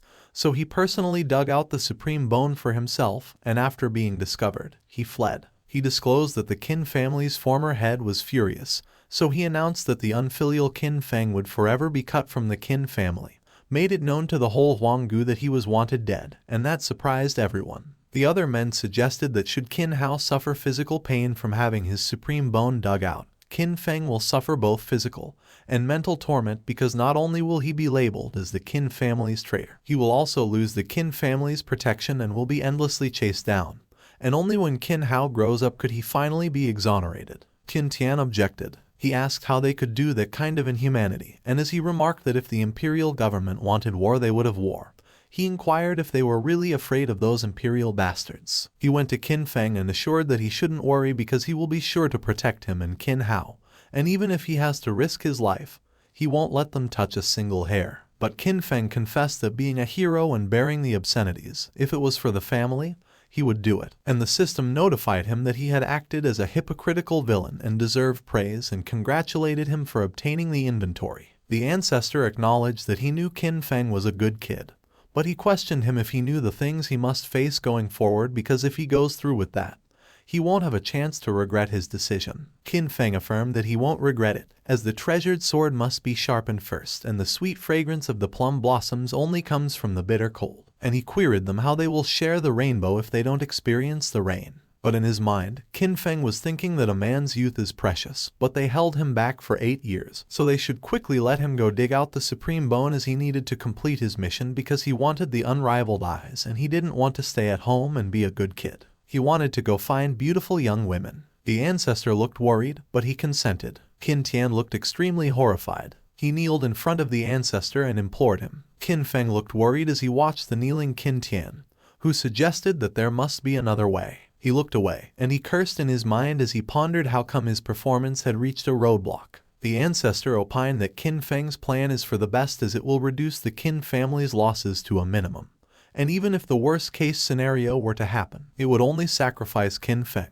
But Qin Tian interrupted and stated that Qin Feng is his child and he is only 8. Qin Feng intervened, and as he held Qin Tian's arm, he urged that he should get up because he did not need to kneel for him. He reassured Qin Tian and comforted that he shouldn't worry because his children will definitely return safely. Qin Feng walked away with his eyes filled with determination, while Qin Tian, who looked so devastated, beckoned for him. Qin Tian trembled and kneeled on the floor as he summoned Qin Feng and Qin Hao and apologized. A huge lightning bolt was striking the rocky mountain near a residence. Qin Hao was sleeping soundly in his room when someone opened the door. He was woken up by the light that was shining through the door, and he rubbed his eyes as he tried to open them. It was Qin Feng who entered Qin Hao's room, and Qin Hao was calmly sitting on his bed. Qin Hao opened his arms, and he smiled brightly as he greeted his brother, unaware that something dark was coming towards him. It was Qin Feng's hand, and Qin Hao was astonished when Qin Feng pierced his hand through his chest. Qin Hao looked so horrified and confused as he called for his brother. Qin Feng pulled out Qin Hao's bone and declared that he would be taking the supreme bone. The system congratulated Qin Feng for wounding the Chosen One and putting his life on the line, so he obtained 800 villain points. It congratulated him for digging out the supreme bone of the Chosen One and destroyed his opportunity, so he has obtained a chance to draw from the lottery. And he has also completed the Destined Villain Epic Quest, so he has obtained unrivaled eyes. Qin Feng was surprised when a powerful aura suddenly surged out of his eyes. Each of his eyes suddenly grew one more iris, which gave him 4 iris in total. Qin Hao lost consciousness, and he let go of the cauldron that he was holding. While Qin Feng inquired to confirm if it was the unrivaled eyes, a trembling spirit suddenly appeared out of the cauldron. Qin Feng reached out to grab the cauldron, but he stopped himself and decided not to take it. Looking at the bloody body of Qin Hao, He mentioned that he would leave that cauldron for him, his foolish baby brother. As the spirit watched Qin Feng walk away, it remarked that the unrivaled eyes was the best path, so it wondered what the use was in borrowing Qin Hao's bone. The spirit came out of the cauldron and began surrounding Qin Hao. A few moments later, Qin Feng knelt outside Yun Ziyu's room, under the rain, while carrying Qin Hao's supreme bone. Qin Feng bowed down and slammed his head on the ground. Inside, Yun Ziyu was on the verge of tears, and she was about to come out to Qin Feng.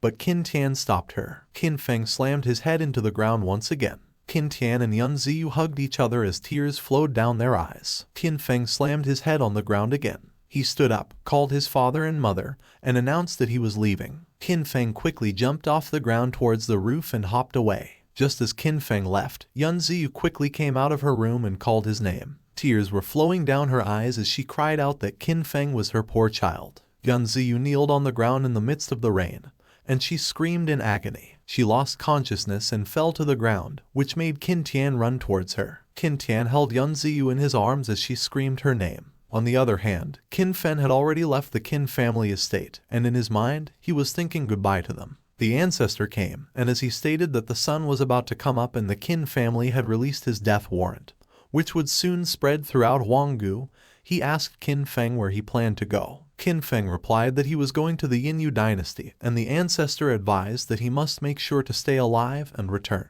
As he walked away, Qin Feng affirmed that he would, and the system notified him that such a hypocritical villain deserves praise, so it congratulated him as his inventory space doubled in size. Seeing the notification, Qin Feng teased the system if it was allergic to romance. The sun was already rising at the Qin family estate. The lady who was taking care of Qin Feng before called the young master while carrying a huge basin of water, and with a bright smile on her face, she announced that the sun was already shining on his butt. But she dropped the basin on the floor, and the water spilled. The lady screamed, and it filled the entire building. She quickly ran away and exclaimed that someone should come quickly because Qin Hao had been attacked. A few moments later, Qin Tian was with Qin Hao, who was wrapped in a bandage, and people were surrounding them. One of the men stated that he heard that the assailant was Qin Feng, and when they heard that, another man asked how that could be and commented that everyone knows how Qin Feng treats people politely, how he was refined. He's assiduous, he's smart, and he was the #1 candidate for the next head of the family, while the lady argued that it was not surely possible because she had watched Qin Feng grow up and he couldn't possibly do that sort of thing. One of the men quickly elbowed the other when he saw Qin Tian's grim expression. Qin Tian immediately declared that it was Qin Feng, the unfilial son. He suddenly began coughing so much. Everyone was startled when Qin Tian suddenly coughed up blood. Tears flowed down Qin Tian's eyes as he thought of Qin Feng. Qin Tian lost consciousness, and as one of the men managed to catch him, everyone called him with worry in their voices. Suddenly, the ancestor appeared, and he proclaimed that Qin Feng was secretly jealous, so he dug out Qin Hao's supreme bone for himself, committing a heinous offense, and after being caught, instead of repenting, he attacked and ran away from the Qin family. The ancestor announced that as the previous head of the Qin family, he announced that Qin Feng, who has been an unfilial son, was officially banished from the Qin family and must be killed on the spot, and everyone was surprised when they heard that. One of the men remarked that currently,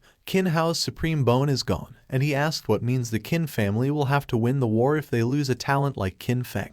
The ancestor acted angry, and he asserted that with that kind of behavior, Qin Feng is not worthy to be a part of the Qin family. A few moments later, the sun was already starting to set. At the Great Xia Dynasty Imperial Palace, the officials have gathered, and the emperor proclaimed that the Qin family's 2 proud sons of heaven, one was lame and the other ran away, so the heaven truly was helping his Great Xia Empire. He laughed as he expressed that it was good, and he directed that the officials should pass it down that he was choosing a new concubine, and in fact, he will choose a few. The officials bowed down and cried out, "Long live the emperor." On the other hand, Qin Feng was traveling through the forest on a donkey, and while looking at the system screen, he muttered that he had finally saved 1,000,000 villain points. Qin Feng clicked the exchange button, and while he meditated, a strong aura surged out of him, and the system praised him for spending 1,000,000 villain points in exchange for a 100% great completion card. The system lauded Qin Feng again for using the 100% Great Completion card and revealed that the 33 Heavens Fortune art has reached 100% Great Completion. Qin Feng was in awe as he looked at his hands, which were producing a powerful aura, and he wondered if it was the great completion stage. Suddenly, Qin Feng heard someone calling a little girl and remarked that she shouldn't be scared and just let them brothers play with her a bit.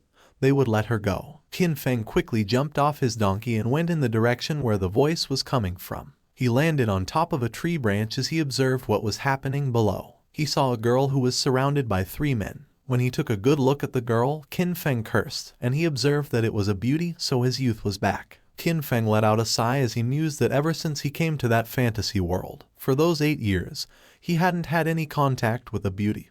But he stopped himself and remembered some beauty. The girl suddenly screamed as one of the men lunged to attack her, but she managed to dodge his attack. Qin Feng was alarmed, and he exclaimed that with the hero saving the damsel in distress, it was time for him to come out. He jumped off the tree branch he was on, and he commanded that the men let go of the girl. But before he could finish his sentence, Lin San appeared and kicked the man from behind, which surprised Qin Feng. Everyone was surprised when the man crashed face first into the ground after Lin San kicked him. Lin San took his sword, and as he stood in front of the girl to protect her, he declared that in broad daylight, when the sun is bright, they actually dared to take advantage of a young girl, which surprised the girl. The girl looked at Lin San with twinkles in her eyes, and Qin Feng looked so appalled as he inquired if it was serious. One of the men called Lin San a brat and threatened that wherever he came from, he dared to go against the mighty tiger gang. Suddenly, another man called him, and as they looked at a poster, the man pointed out that he should look because it was that brat. It was a poorly drawn poster of Qin Feng,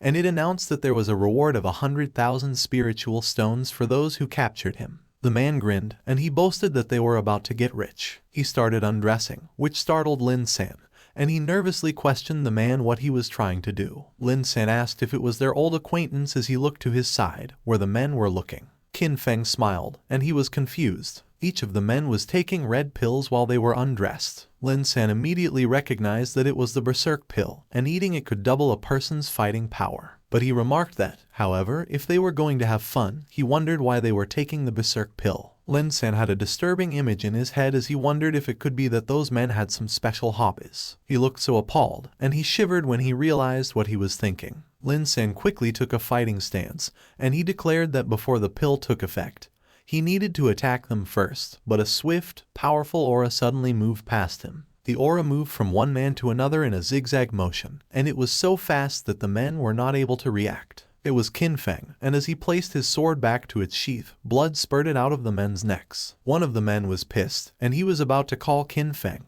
but he collapsed on the ground along with his brothers, and the system congratulated Qin Feng for killing 3 people, and he had obtained 300 villain points. Lin San was astonished, and as he exclaimed that it was a terrifying sword attack, he realized that Qin Feng became stronger. Qin Feng turned to Lin San and mentioned that it was a coincidence. The girl approached Lin San, and as she introduced herself as Ziyuan, she thanked him. Ziyuan was in a daze as Lin San asserted that she doesn't need to be so courteous because seeing injustice on the road and resolving it is something he should do as a cultivator. While Qin Feng looked dismayed as he cursed in his mind and asked what about him. Meanwhile, one of the men was still alive, and he was crawling on the ground towards something. He grabbed the item, and he stated that with the 100,000 spiritual stones, Qin Feng wouldn't be able to get away. The man seemed to be holding a signal flare, and as it exploded in the sky, it startled both Lin San and Qin Feng observed that it was the mighty tiger gang's symbol. While coughing up blood, the man announced that their gang leader is in the 3rd stage of spiritual martial realm, so they should just accept their defeat. Ziyuan got worried when she heard about the leader being in the 3rd stage of the spiritual martial realm,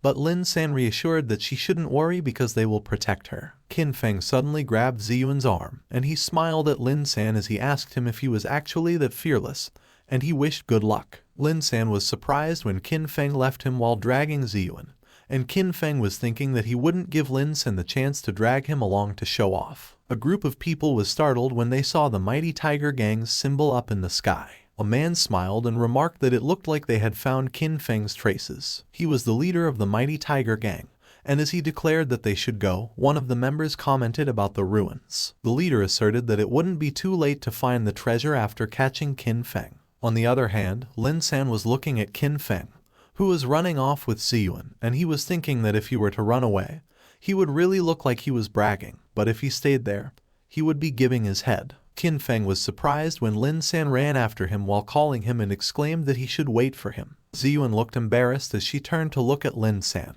and she admitted that he was originally just boasting. Qin Feng was surprised when the system congratulated him for disrupting the heaven's chosen one's pretentious acting, preventing him from gaining the goddess's favor, so he obtained 500 villain points. He looked bothered as he wondered if something like that also worked, and he mused that it felt like unlocking a new ability. When Lin San caught up to them, he observed that with Qin Feng's strength and identity, he didn't understand why they still needed to run away. Qin Feng explained that it was simple, and it was because lying on others' power and the protection of ancestors doesn't make one an upright man. He voiced that he wanted to rely on his own power, and the system notified him that he was being a hypocritical villain, which deserves praise, so it congratulated him as his inventory space doubled in size. Qin Feng was appalled, and as he called the system with his mind, he protested that it was enough. Lin San opined that Qin Feng has great ambitions, and he admires them. Qin Feng replied that Lin San is being courteous, but he inquired how he has appeared there and is not returning with Lin Zinner to Tiangxin City. Lin San shared that he plans to learn by experiencing the outside world and return,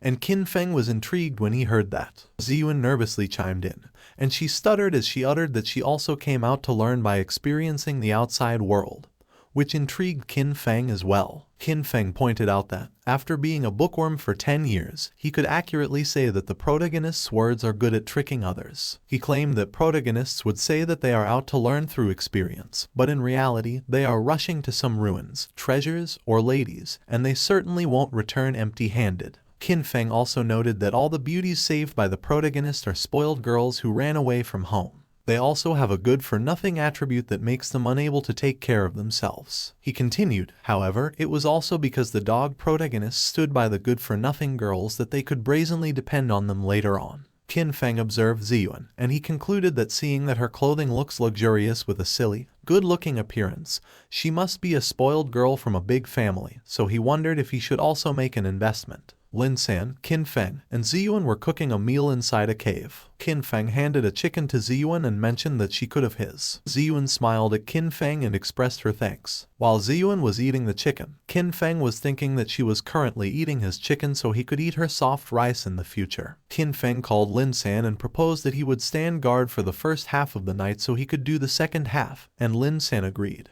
Qin Feng pushed the vines aside as he walked past them. He stood in front of the cave entrance while carrying his chicken, and recounted that last time he dug out the supreme bone where he gained a draw from the lottery he hadn't used. Qin Feng clicked the system screen to draw the lottery, and mused that he wondered what he could draw at that time. The arrow started to turn, and the system congratulated Qin Feng for drawing a god-level stealing technique, the non-existent space snatch. Qin Feng tried the skill out, and he focused his gaze on something. He looked at the walls of the cave and saw that there were stones hidden in them. Qin Feng reached out to grab one of the stones. He was amazed when he managed to grab the stone with his hand and take it out of the walls. Qin Feng wondered if it was the clairvoyance that occurs in novels that allows one to see through things like clothes, and declared that it was really a valuable treasure. He looked at Ziyuan and Lin San. Qin Feng laughed mischievously. He reached out his hand again to grab something. He was surprised when he managed to grab a chest undergarment. Ziyuan suddenly got startled. She covered her chest when she noticed that the undergarment was gone,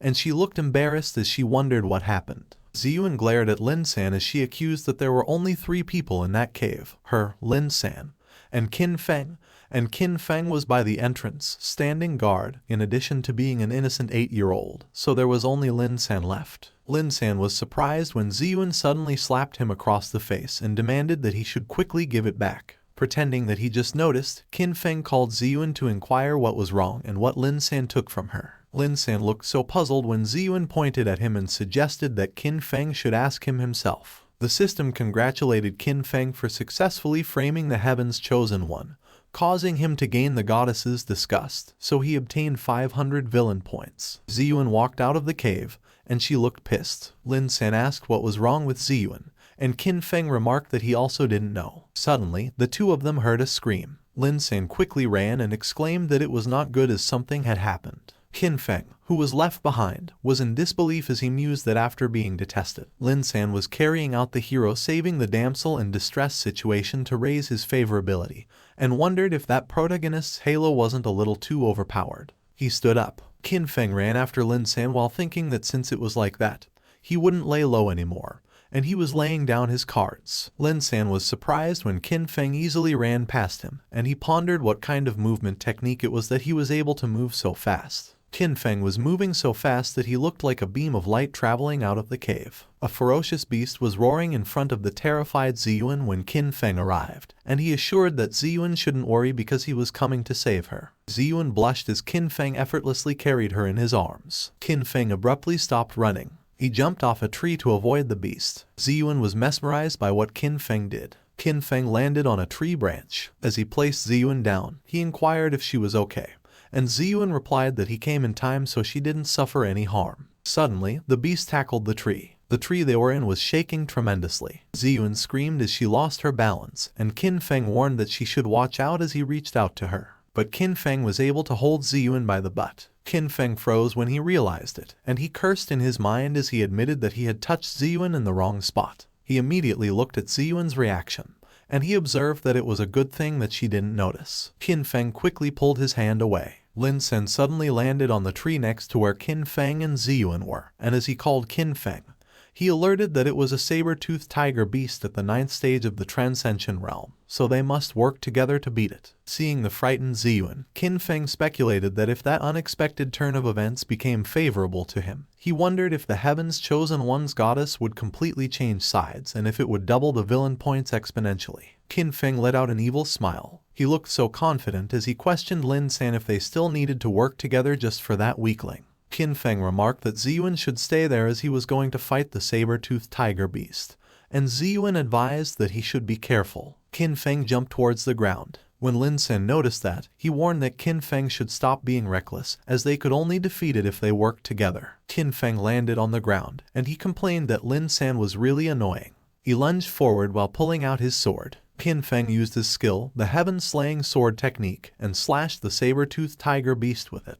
The saber-toothed tiger beast roared in pain as Qin Feng's attack managed to cut its chest. But the saber-toothed tiger beast recovered from the pain, and it glared at Qin Feng. It quickly lunged forward to attack Qin Feng. Ziyuan called Qin Feng and cautioned that he should watch out. Qin Feng was startled when he turned and saw that Lin San had come to him, and Lin San reassured that he shouldn't panic because he was coming. He cursed in his mind as he reflected that, forgetting about being annoying, Lin San still wanted to steal the limelight from him, so he began releasing a powerful aura. Qin Feng used his skill, Heavenly Dragon's Might, and released a golden dragon that materialized through his aura. Both the dragon and the saber-toothed tiger beast were fiercely charging at each other. The aura of the dragon intensified as the saber-toothed tiger beast got nearer. A huge explosion occurred, and it filled the area with smoke. The saber-toothed tiger beast was suddenly thrown out of the smoke, and its blood was smeared on the ground. The system immediately congratulated Qin Feng for preventing the protagonist from acting pretentious, preventing him from gaining the goddess' favor, so he obtained 500 villain points. Qin Feng stared at Lin San with a bored expression on his face, while Lin San was in distress as he struggled to find the words to say. Ziyuan suddenly came to Qin Feng, and she praised that he was so strong, but Qin Feng dismissed that it was just an insignificant skill that was not worth mentioning. Unbeknownst to them, Qin Feng's legs were already trembling, and he confessed that the move was really strong.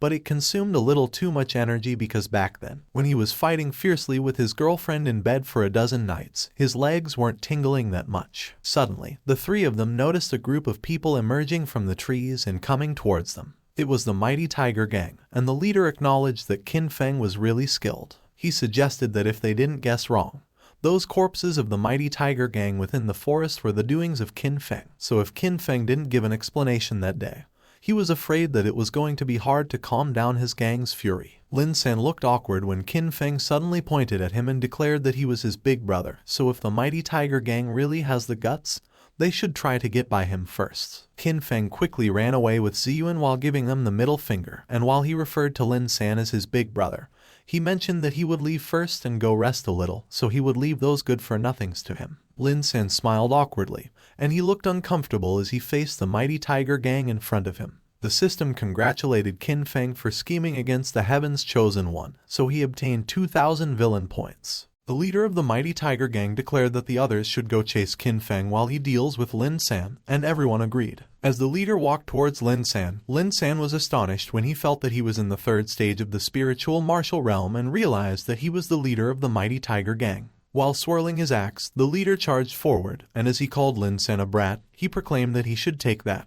A powerful spark appeared when the axe was blocked with the sword. Meanwhile, Qin Feng was also blocking an axe, which he countered by kicking the man while the other members of the mighty tiger gang were lying on the ground. Qin Feng immediately grabbed Ziyuan and urged that she should be quick, but Ziyuan inquired what about Lin San if they were running away. Qin Feng assured that Ziyuan shouldn't worry because Lin San is the heaven's chosen one and he has a powerful halo, so nothing bad could happen to him. And when Ziyuan heard that, she queried him what halo he was talking about. But before Qin Feng could answer that question, something suddenly hit Ziyuan in the back, and blood spurted out of her. Ziyuan fell to the ground, and Qin Feng called her with worry in his voice. Qin Feng quickly looked behind him. A member of the mighty tiger gang threw something at Ziyuan while he was already out of breath. Qin Feng was so mad that he punched the man and exclaimed that he was courting death. His punch was so powerful that the man was sent flying and crashed into a tree. Ziyuan was hit by a small blade, which Qin Feng pulled out, and as he held her in his arms, he addressed her as a pretty girl and inquired if she was all right. Ziyuan was unconscious, so Qin Feng tried to carry her, but he could barely stand up, which made him curse in his mind, and as he remarked that he had used all his energy for showing off earlier so he couldn't muster any strength. The system suddenly notified him that it had detected that he was exhausted and suggested that he could spend 1,000 villain points to exchange for a Tianbao pill, which could allow his strength to recover. Qin Feng was so surprised when he saw that it only cost 1,000 points that he doubted if it was that convenient. He repeatedly confirmed that he would exchange, and the system congratulated him for spending 1,000 villain points and exchanging for a Tianbao pill, which could recover 10% of his strength after using it. The system notified Qin Feng that his strength had recovered by 10%, and as it inquired if he wanted to continue exchanging, Qin Feng acknowledged that he knew that dog system wasn't that kind-hearted, so he would exchange 9 more, and the system congratulated him.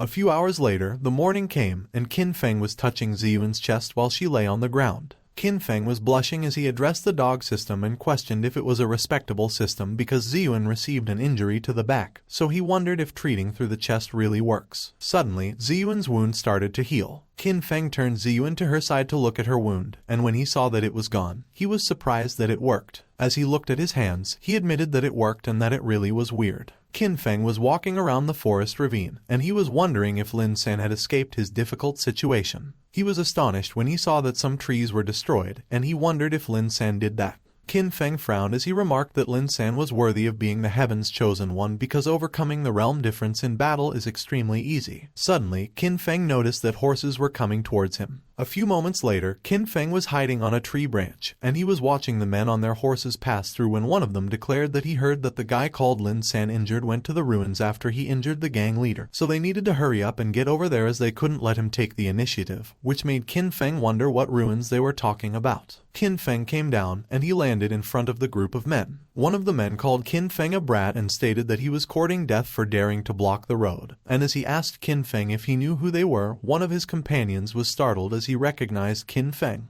Qin Feng confirmed that they were correct, and he asked them where the ruins were that they mentioned earlier. The leader of the group asserted that they searched for Qin Feng everywhere, but they were unable to find him, and at that moment, he came to them himself so they should surround him, and the other men quickly charged towards Qin Feng. But the men were surprised when a swift aura suddenly moved and red marks on their necks appeared. Those red marks were wounds, and as those wounds spurted out blood, a silhouette was standing calmly in the distance. It was Qin Feng, and he proclaimed that when he gave them the chance to live, they should have treasured it. Qin Feng picked up a piece of paper that was beside one of the men. He read about Kuksu Mountain ruins, and he wondered why Lin San went there. Placing the paper inside his clothes, Qin Feng muttered whatever and that he would keep it first as he was free to go anytime. A few moments later, Qin Feng came back to where Ziyuan was, and he questioned if she was still sleeping. Qin Feng checked on Ziyuan, and when he saw that she was still sleeping, he uttered whatever as he would just take advantage of that time to integrate the Supreme Bone. Looking at the Supreme Bone in his hand, Qin Feng explained that,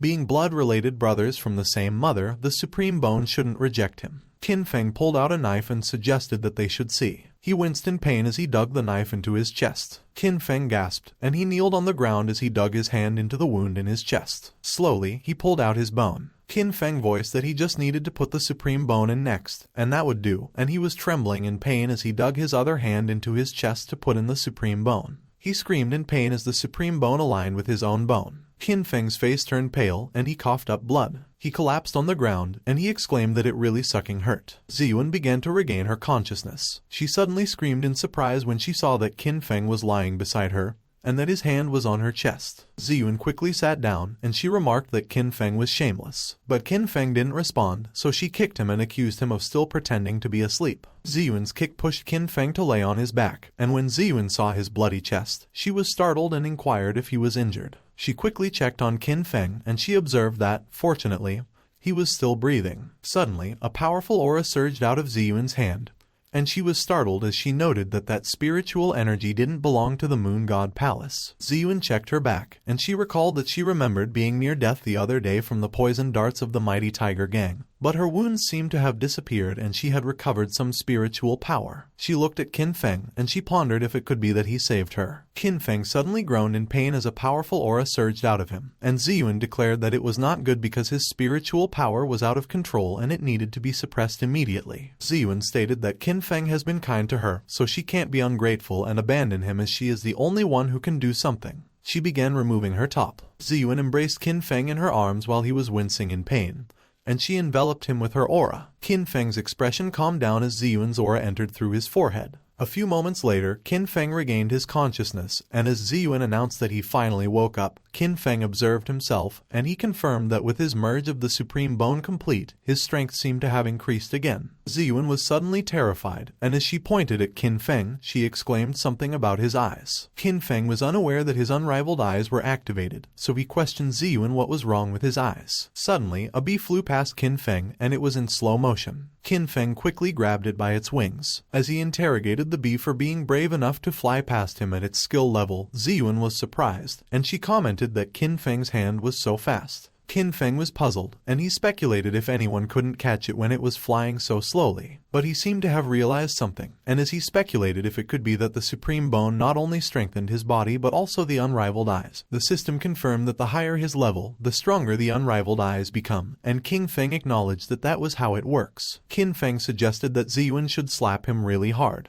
Ziyun was so confused by Qin Feng's request. Qin Feng looked so excited as he urged that Ziyun should slap him quickly. Ziyun replied that Qin Feng shouldn't be offended, and she reluctantly slapped him. In Qin Feng's perspective, Ziyun's hand movement was really slow. Qin Feng easily caught Ziyun's hand, and he realized that that was it. He stared intently at Ziyun's hand but remained silent. Ziyun got self-conscious about what Qin Feng was doing, so she asked him what was wrong. Qin Feng laughed and explained that it was nothing because it was just that Ziyun's soft, delicate hands made it difficult for him to let go, which made Ziyun blush, and she changed the topic by asking him where they should go to explore. Qin Feng mentioned that he would take Ziyun to a secret treasure hunting place and asked if it was okay, and Ziyun agreed. A few moments later, with the map in his hand, Qin Feng noted that, according to it, the place should be right there. The two of them were standing in front of a dark portal, and the system congratulated Qin Feng for triggering a villain mission, which was to steal the treasure of the Chosen One's lucky encounter, and the reward was a gold treasure chest. Qin Feng remarked that it was no wonder that Lin Sen didn't go back to Tiangxin City with Lin Zinner because he was trying to find treasure. Reaching out to the portal, Ziyun asked if Lin Sen was really in there. Qin Feng confirmed that members of the Mighty Tiger Gang personally mentioned it so it wouldn't be fake, so they should go, and Ziyun agreed.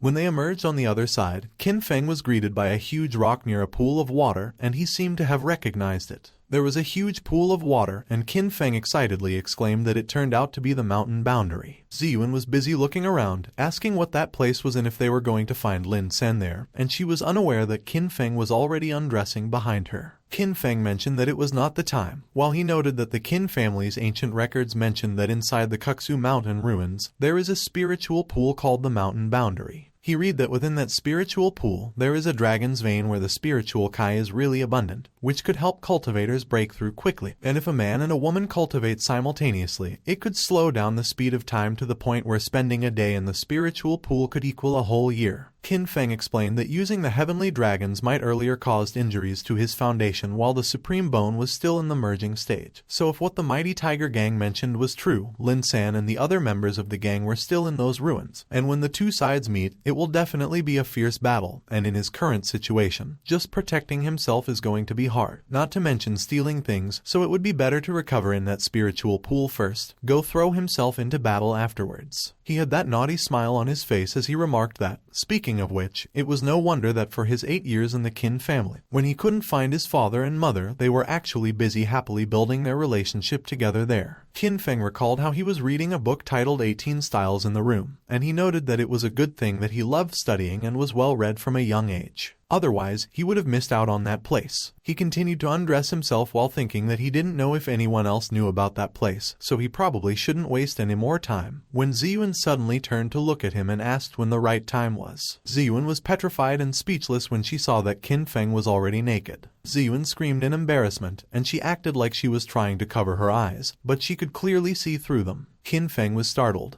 He quickly charged towards Ziyun. Ziyun was caught off guard when Qin Feng carried her on his shoulders and jumped off the edge of the pool. She tried to wriggle her way out as the two of them splashed into the water, but Qin Feng pushed her into the water, which made her close her eyes and gasp for air. Suddenly, Ziyun kneed Qin Feng on the family jewels. Ziyun resurfaced in the water and started coughing. She confronted Qin Feng and asked what he was doing while Qin Feng was still trembling in pain. Qin Feng inquired why she was yelling so loudly and what would happen if she were to lead the mighty tiger gang over there. Ziyun was surprised, and as she queried Qin Feng if he pushed her into the water to protect her, Qin Feng retorted by asking her why else he would do that. She asked Qin Feng where he was hurt and offered that she would help him apply some medication. Qin Feng looked embarrassed as he submerged in the water and assured that it was fine because it was not convenient for Ziyun. But if she really felt guilty about it, she should just take off her clothes and soak in that spiritual pool with him for a bit. Ziyun was taken aback, and she blushed tremendously as she asked Qin Feng to confirm if he asked her to take off her clothes. She was already overheating, as she also asked to confirm if they would soak together. In a serious manner, Qin Feng expressed that it was correct because if she didn't take off her clothes, there was no way her body could absorb the spiritual power, and if she didn't soak together with him, there was no way for time to be slowed down. Ziyun let out a sigh of relief as she comforted that it was like that, and in her mind, she remarked that besides, Qin Feng is only an 8-year-old kid, so he doesn't know anything. She smiled brightly and mentioned that she understood, and if it was for cultivation, they should soak together. While Ziyun started undressing herself, the system congratulated Qin Feng for successfully deceiving the young girl from a respectable family, so he obtained 300 villain points, and Qin Feng quickly looked away as he replied that he really didn't. Seeing Ziyun in her undergarment, Qin Feng muttered that he should disregard the matter because he did. Qin Feng asked if they should start, and as Ziyun agreed, they put their palms together. As the two of them began to cultivate, Ziyun was nervously blushing. 3 days later, a golden gem was forming in Qin Feng's core while he was meditating in the water. Qin Feng suddenly opened his eyes. He remarked that he could feel it break, and a powerful aura immediately surged out of him. A bright golden aura surged out of Qin Feng's core, and the system congratulated him for breaking through the 3rd stage of the Transcension realm, so he obtained 1,000 villain points. The system congratulated Qin Feng again for assisting Heaven's chosen goddess to break through to the Transcension realm, smoothly gaining her favor, so he obtained 5,000 villain points, and it also congratulated him for thoroughly severing the Heaven's chosen goddess's predestined marriage, so he obtained 5,000 villain points. Inside the ruins, the ground started to tremble, and the people inside asked what was happening and why it was shaking inside the ruins. They were startled when the huge boulders in front of them started to crumble. In the middle of the smoke created by the dust and debris, they saw Qin Feng and Ziyun, who were meditating together. Both parties were surprised and embarrassed when they saw each other. Ziyun panicked, and she was stuttering as she exclaimed that it wasn't what it looked like, trying to explain what they were doing, but she was cut off. One of the men stated that it was Qin Feng, and while the other man was surprised, the other man suggested that since it was like that, they should just capture them both. As the men surrounded them, Ziyun asked Qin Feng why they were targeting them, and Qin Feng responded that it was probably because he was too handsome. Ziyun looked disgusted, and she was speechless when she heard that. One of the men declared that they have surrounded Qin Feng with nowhere to run, so he better do that the easy way by letting them take him and tied up than the hard way with his sword accidentally hurting them both. Qin Feng released his aura and confidently questioned the man if he was sure that he had him surrounded, while in his mind, he thought that he would get some experience right after breaking with such kind people seeking death. The man yelled and commanded that they should get Qin Feng. Qin Feng summoned the vast sky 9 swords, and as he imbued them with his aura, he explained that before, he used to fuse them to fight.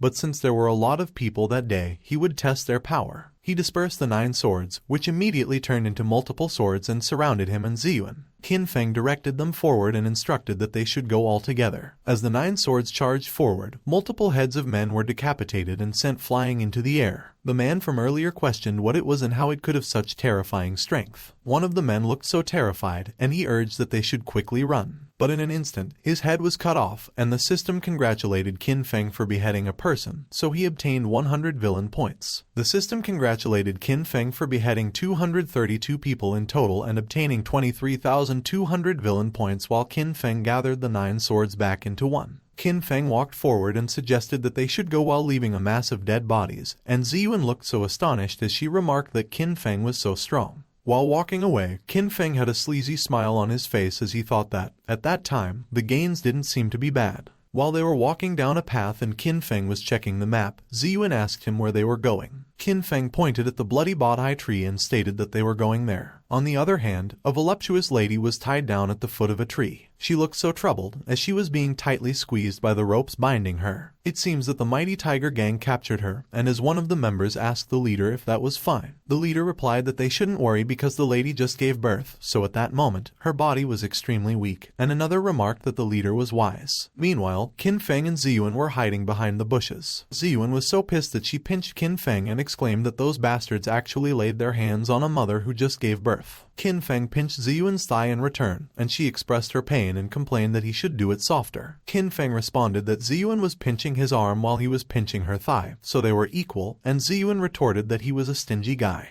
The two of them were suddenly alarmed when they heard a scream. The mighty tiger gang stabbed the lady with multiple polearms on her torso, and a pair of ears suddenly emerged from the top of her head. The leader of the mighty tiger gang made a hand gesture, and the men immediately pulled out their polearms. The lady screamed as the men plunged their polearms again into her body. Ziyuan could no longer take it, so she came out of the bushes and shouted that it was enough. She asked the leader if treating a mother like that is how their mighty tiger gang acts, and the leader was surprised when he saw her and Qin Feng. The leader immediately recognized Qin Feng, and he declared that he originally mentioned that finding the rabbit demon was an unexpectedly happy event, but he never imagined that there would be other gains too. He recalled that last time Qin Feng had the heaven's pride, Lin Sin helped him so he could luckily escape. With a menacing look on his face, the leader released his aura into the palm of his hand, and he challenged that at that time, he would see if Qin Feng could run. Ziyuan got worried when she saw the leader charging towards them.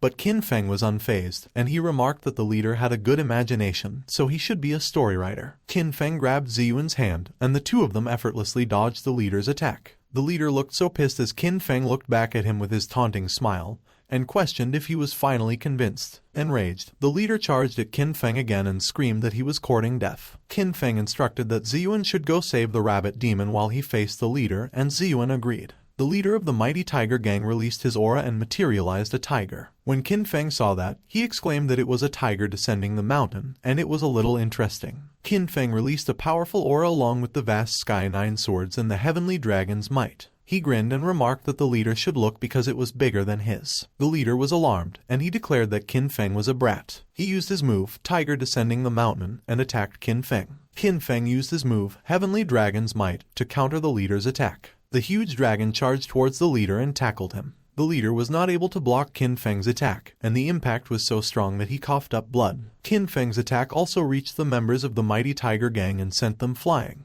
The system congratulated Qin Feng for killing 88 people, so he has obtained 8,800 villain points. And when he saw the dead bodies in front of him, Qin Feng commented that he originally wasn't planning on committing a massacre, but they delivered themselves to him. Qin Feng looked concerned as he mentioned that the mighty tiger gang doesn't have many members left, so after that, they will be completely wiped out. While Ziyuan was assisting the injured rabbit demon and was walking towards him, Qin Feng repeatedly lamented that it was a pity. The rabbit demon immediately bowed down to Qin Feng and thanked the young master for saving her, which startled Qin Feng. She explained that the reason she entered the ruins was to actually find the bloody bot-eye tree to cultivate her children's spiritual souls. But after giving birth, she became weak, so she had no strength to oppose those men, thus narrowly escaping their clutches. The rabbit demon mentioned that about the bloody bot-eyes, she didn't need a lot, as she just needed 10. Qin Feng acknowledged that considering the rabbit demon's motherly love, he could be nice and give her 10, and when Ziyuan heard that, she looked glad. But Ziyun coughed up blood due to surprise when Qin Feng stated that, however, being a mother, the rabbit demon surely wouldn't want her child to live off others in the future, so he would show some kindness and only request 10,000 high-quality spiritual stones for one piece. The rabbit demon stuttered as she explained that she didn't have any spiritual stones. Qin Feng responded that it was fine if she didn't have money as they could discuss other resources, but the rabbit demon was still tense and she was trying to explain something. When Qin Feng noticed that, he questioned the rabbit demon if she didn't have any resources, and he was so surprised that he exclaimed that he has seen poor people, but he hasn't seen any as poor as her. Qin Feng waved it off and muttered whatever, which made Ziyun and the rabbit demon look at him expectantly, and as the rabbit demon called him a benefactor, she asked him if he was willing to give some to her. Qin Feng retorted that there was no way, and as he questioned the rabbit demon if she had money, she couldn't answer, so he concluded that if she didn't have money, she shouldn't ask those dumb questions, and the rabbit demon nervously replied that she understood. The rabbit demon was feeding her children with the bloody bodhi while Ziyun and Qin Feng watched. The rabbit demon stated that those were her kids. Ziyun gave one a pat on the head, and she mentioned that it was so cute. The rabbit demon quickly gave one of her kids to Ziyun and suggested that if she liked them, she could adopt one. Ziyun was startled when she heard what the rabbit demon declared while looking at the rabbit demon's kid in her arms. But before Ziyun could say anything, the rabbit demon had already hopped away. Ziyun was troubled, and she asked Qin Feng what they should do. The system suddenly notified Qin Feng that he had obtained a young beast with an epic aptitude, and the binding was successful, which surprised Qin Feng, and he remarked that its rank was unexpectedly the same as Qin Hao. The system notified Qin Feng that, taking into consideration that he has an epic level aptitude beast, he shouldn't feed it any ordinary food and feed it with natural treasures, and it reminded him that one bloody bodhi could only last for a day. Qin Feng looked horrified, and he exclaimed that the special little beast was such a big eater, so it was no wonder its mother had to come out to look for food right after giving birth, and that no one in an ordinary family could feed him. Ziyun looked worried as she asked Qin Feng why he wasn't speaking, which pulled Qin Feng out of his thoughts. Qin Feng smiled at Ziyun and assured her that if she liked it, they would raise it, while in his mind, he resolved that if Ziyun didn't like it, he would raise it because, after all, that guy was an epic-level demonic beast. Ziyun was moved by what Qin Feng expressed, and she commented that he was so tender and kind. She suggested that they would give the demonic beast a name, and Qin Feng proposed that since he eats a lot, they should call him Big Eater. Ziyun responded that it sounds terrible, so they should call him Little Rabbit, but Qin Feng still insisted on Big Eater, and while Ziyun asked how about Heabao, and Qin Feng refused and still insisted on Big Eater, the demonic beast looked so confused. Ziyun asked Qin Feng what he thought about Xiaobai. Qin Feng agreed and confirmed that his formal name would be Bai Fantong and his nickname would be Xiaobai, which pissed Ziyun, and he complained that Qin Feng was a stingy brother as he was not going to let her have her way at all. Suddenly, a powerful lightning struck on top of the mountain, which startled Ziyun and Qin Feng, and he asked what was going on. Qin Feng noticed that a group of men suddenly appeared in the sky, and as one of them proclaimed that they had found Lin San and that it seemed that he had discovered the jade box. Another claimed that the Lin family from Tiangxin City were trying to hoard it for themselves, which was ambitious, while another guy declared that that day they would teach them a lesson. He was wondering if the Xiamen family was also there when Ziyun exclaimed that she overheard Lin San's name. Qin Feng quickly grabbed Ziyun's hand and confirmed that it was Lin San, so they should head over there too, and Ziyun agreed. A few moments later, while Qin Feng and Ziyun were hiding behind the bush, the group of men approached Lin San and demanded that he should get out of their way. Lin San ushered the group of men and gestured towards the jade box. When Qin Feng saw that, he was so surprised that he couldn't help but ask himself when a chosen one became so kind. Qin Feng mentioned that based on his dozen years of avid reading experience, if the chosen one is robbed of his prey and still remains calm, undoubtedly, someone is going to be in trouble. He quickly grabbed Ziyun and started moving, and as Ziyun asked Qin Feng where they were going and remarked that Lin San seemed to be in trouble, Qin Feng advised that she shouldn't worry about him, and Ziyun immediately agreed. Meanwhile, Lin San still looked so calm even though one of the men,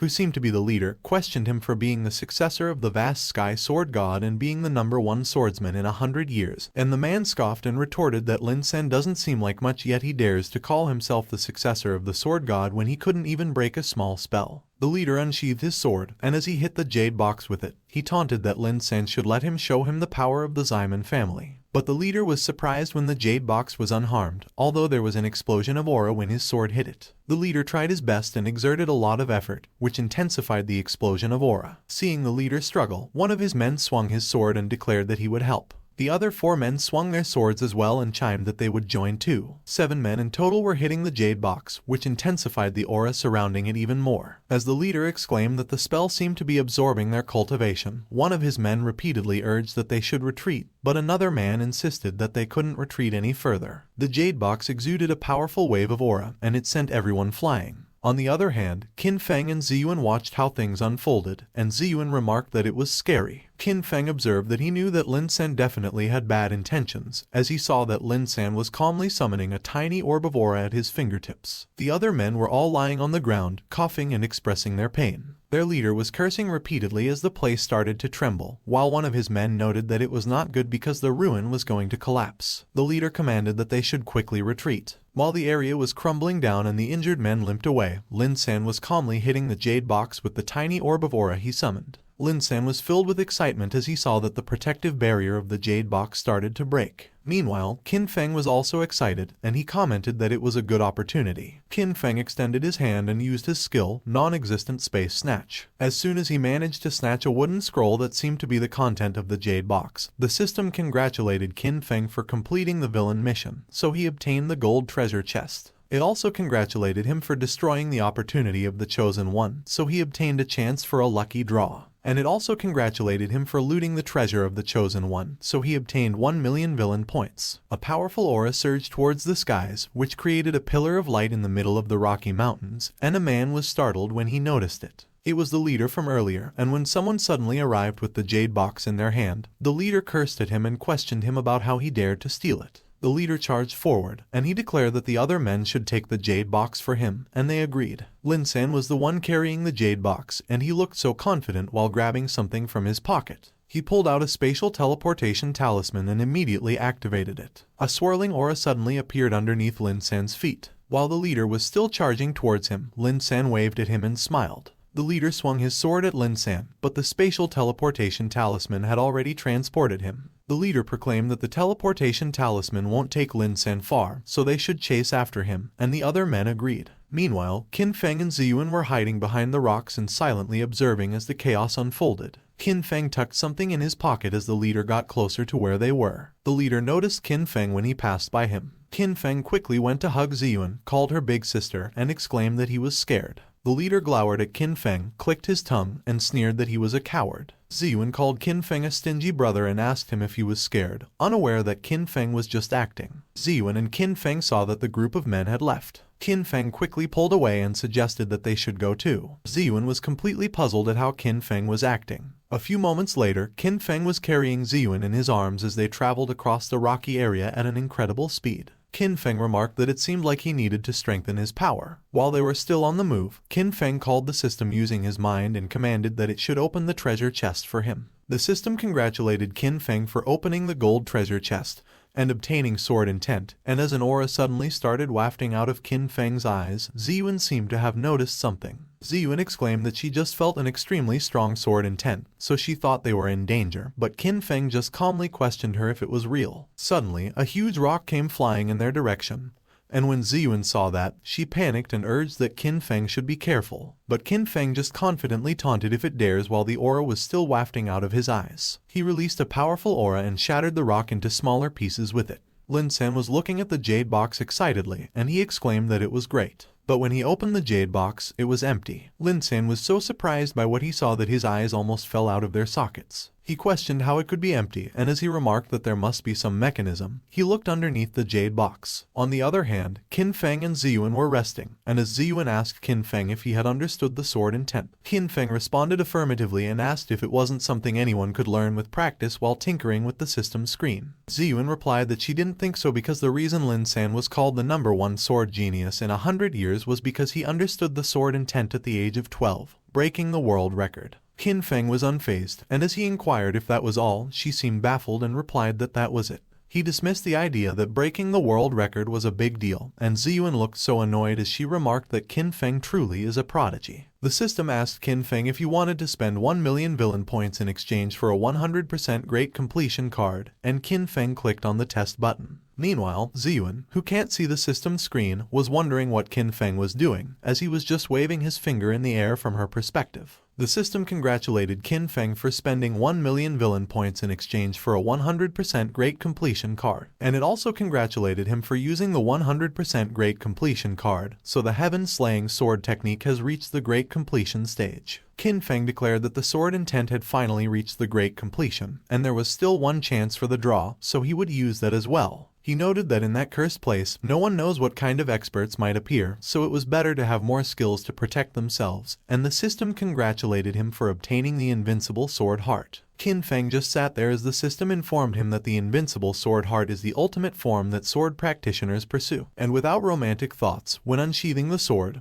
they become divine in nature with 10 times damage bonus in sword techniques. Ziyuan rubbed her eyes as she wondered what was happening and observed that it seemed like Qin Feng had become more handsome. She saw that Qin Feng's eyes were wide in surprise, so she wondered if maybe he hadn't changed and if she was imagining things. Qin Feng continued to wave his hand in the air, so Ziyuan asked him what kind of technique he was cultivating. He explained that he was cultivating the heart of man, which allows men to have a longer lifespan, become stronger, and become more powerful. Qin Feng exited the system screen. He lay on the ground thinking that it seems like he has a great affinity for the sword, as he has obtained 2 cumulative damage buffs in sword techniques consecutively, and he really wanted to find someone to test his sword, unaware that the wooden scroll had fallen out of his pocket. Ziyuan noticed the wooden scroll lying on the ground, and she inquired what it was. Ziyuan asked if it was the sage bamboo scroll, and Qin Feng was surprised when Ziyuan mentioned that. Ziyuan explained that according to her observation, it is the sage bamboo scroll that was written by ancient sages, and it consists of 3 volumes, heaven, earth, and humanity, and those with the destined fate could comprehend the supreme path from it while those without the destiny could not see a single word. Qin Feng recalled that he had heard from his Qin family ancestor that every time the sage bamboo scroll is revealed, it causes a bloodbath, and every person who comprehends the bamboo scroll becomes a famous and powerful figure in history. He took the scroll from Ziyuan and suggested that she should let him see it. But Qin Feng looked so clueless as he looked at the scroll. He exclaimed that it didn't make sense and claimed that he was very intelligent and had the aura of comprehension, so it was impossible for him not to see anything. Ziyuan explained that the sage bamboo scroll is not just about enlightenment. It is about destiny, like the destiny of Buddha. Qin Feng tossed the scroll away and declared that anything that doesn't work for him is rubbish. Suddenly, Bai Fantong appeared on Ziyuan's shoulders, and it looked like he was interested in something. Bai Fantong jumped on the wooden scroll Qin Feng just tossed. It laid on the wooden scroll and let out a sigh of relief, and when Qin Feng saw that, he remarked that it was clever to use the sage bamboo scroll as a mattress. Suddenly, Ziyuan asked Qin Feng how he obtained the scroll, and Qin Feng, who was taken aback by the question, cursed in his mind and realized that he had been discovered. Ziyuan and Qin Feng's attention were suddenly caught when someone called Lin San and asked him if he really stated that they would believe those lies. Qin Feng looked so excited as he called for Lin San. As he called Lin San a ghoster, asked him if he knew how much he missed him, and exclaimed that he arrived just in time, Qin Feng quickly ran toward where the voices were coming from, while Ziyuan ran behind him and urged that he should wait for her. When Qin Feng arrived, he saw that Lin San was talking to the leader, asking him how many times he had to tell him to believe him. Lin San looked so pissed as he exclaimed that the jade box was empty. He was startled when Qin Feng suddenly jumped in and suggested that he didn't need to talk to them but just show them. Lin San looked at Qin Feng with disbelief while Qin Feng showed his sword to the enemies and commanded that they should look at it. The men looked so puzzled. Suddenly, a bright golden aura flashed, and in an instant, Qin Feng was already on top of the leader and was attacking him with his sword. But the leader managed to block it. The leader asked Qin Feng if a mere spiritual martial realm dares to challenge him and remarked that he was so arrogant. Qin Feng looked so disappointed, and as he mentioned that they always say the same thing, he asked if they don't have any creativity. Qin Feng stood in front of the Ximen family men. He looked so excited as he announced that there were so many people, so it was a good opportunity to test his sword. Qin Feng released his aura, and the men immediately recognized that it was a sword intent. The men asked how it was possible that an 8-year-old has comprehended the sword intent, and exclaimed that he has advanced 4 whole years earlier than the prodigy, Lin San, who comprehended the sword intent at 12 years old. Lin San looked concerned as he remarked that after not seeing Qin Feng for a few days, he had become stronger again, while Ziyuan looked so proud and commented that Qin Feng really loves to show off. The leader was alarmed, and he thought about how Qin Feng was able to comprehend that level of sword intent in the transcendent realm. Suddenly, the leader had a realization, and he proclaimed that it was not just the sword intent but it was also the invincible sword heart. The leader looked so horrified as he wondered how it was possible and if Qin Feng really was just a child.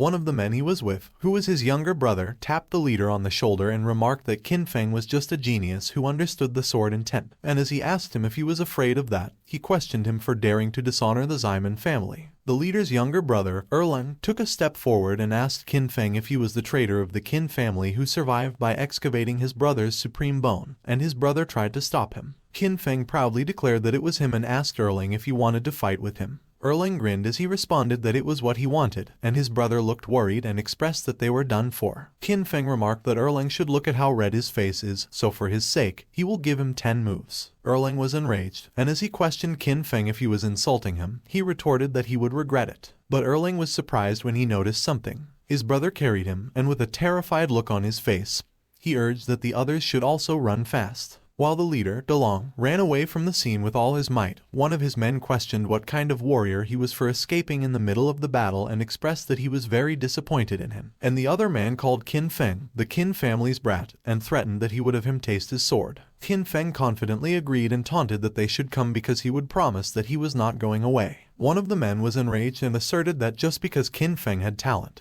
he believed that he was already superior to everyone, repeatedly insulting members of the Ximen family, so he swore that he would be taking his head. 3 enraged men simultaneously attacked Qin Feng. On the other hand, Qin Feng just calmly released his aura. In one swift motion, Qin Feng eliminated multiple men while the system congratulated him for killing each person, and at the end of it, the system congratulated him for killing 8 people, so he obtained 800 villain points. Qin Tian was so surprised that he stood up from his seat and asked the messenger to confirm if Qin Feng killed the leader of the mighty tiger gang in an instant, and the messenger replied yes. Qin Tian exclaimed that the leader of the mighty tiger gang is at the 3rd level of the spiritual martial realm, and although Qin Feng has great talent, it is impossible for him to kill someone of a higher level, so the only explanation is that Qin Feng used the power of the supreme bone. He looked so worried as he stated that once Qin Feng becomes obsessed with a power that doesn't belong to him, he fears that it will affect his path, but the ancestor remarked that he doesn't think that will happen. The ancestor mentioned that he has been teaching Qin Feng for so many years, and that boy has his own pride and won't be easily influenced by the supreme bone, and Qin Tian let out a sigh as he hoped so. Qin Tian asked the messenger if there was anything else. The messenger reported that Qin Feng not only annihilated the mighty tiger gang but also the Ximen family. Qin Tian was so surprised that he stood up once again and crushed the cup in his hand, and the ancestor urged that he should sit down and questioned why he was getting agitated.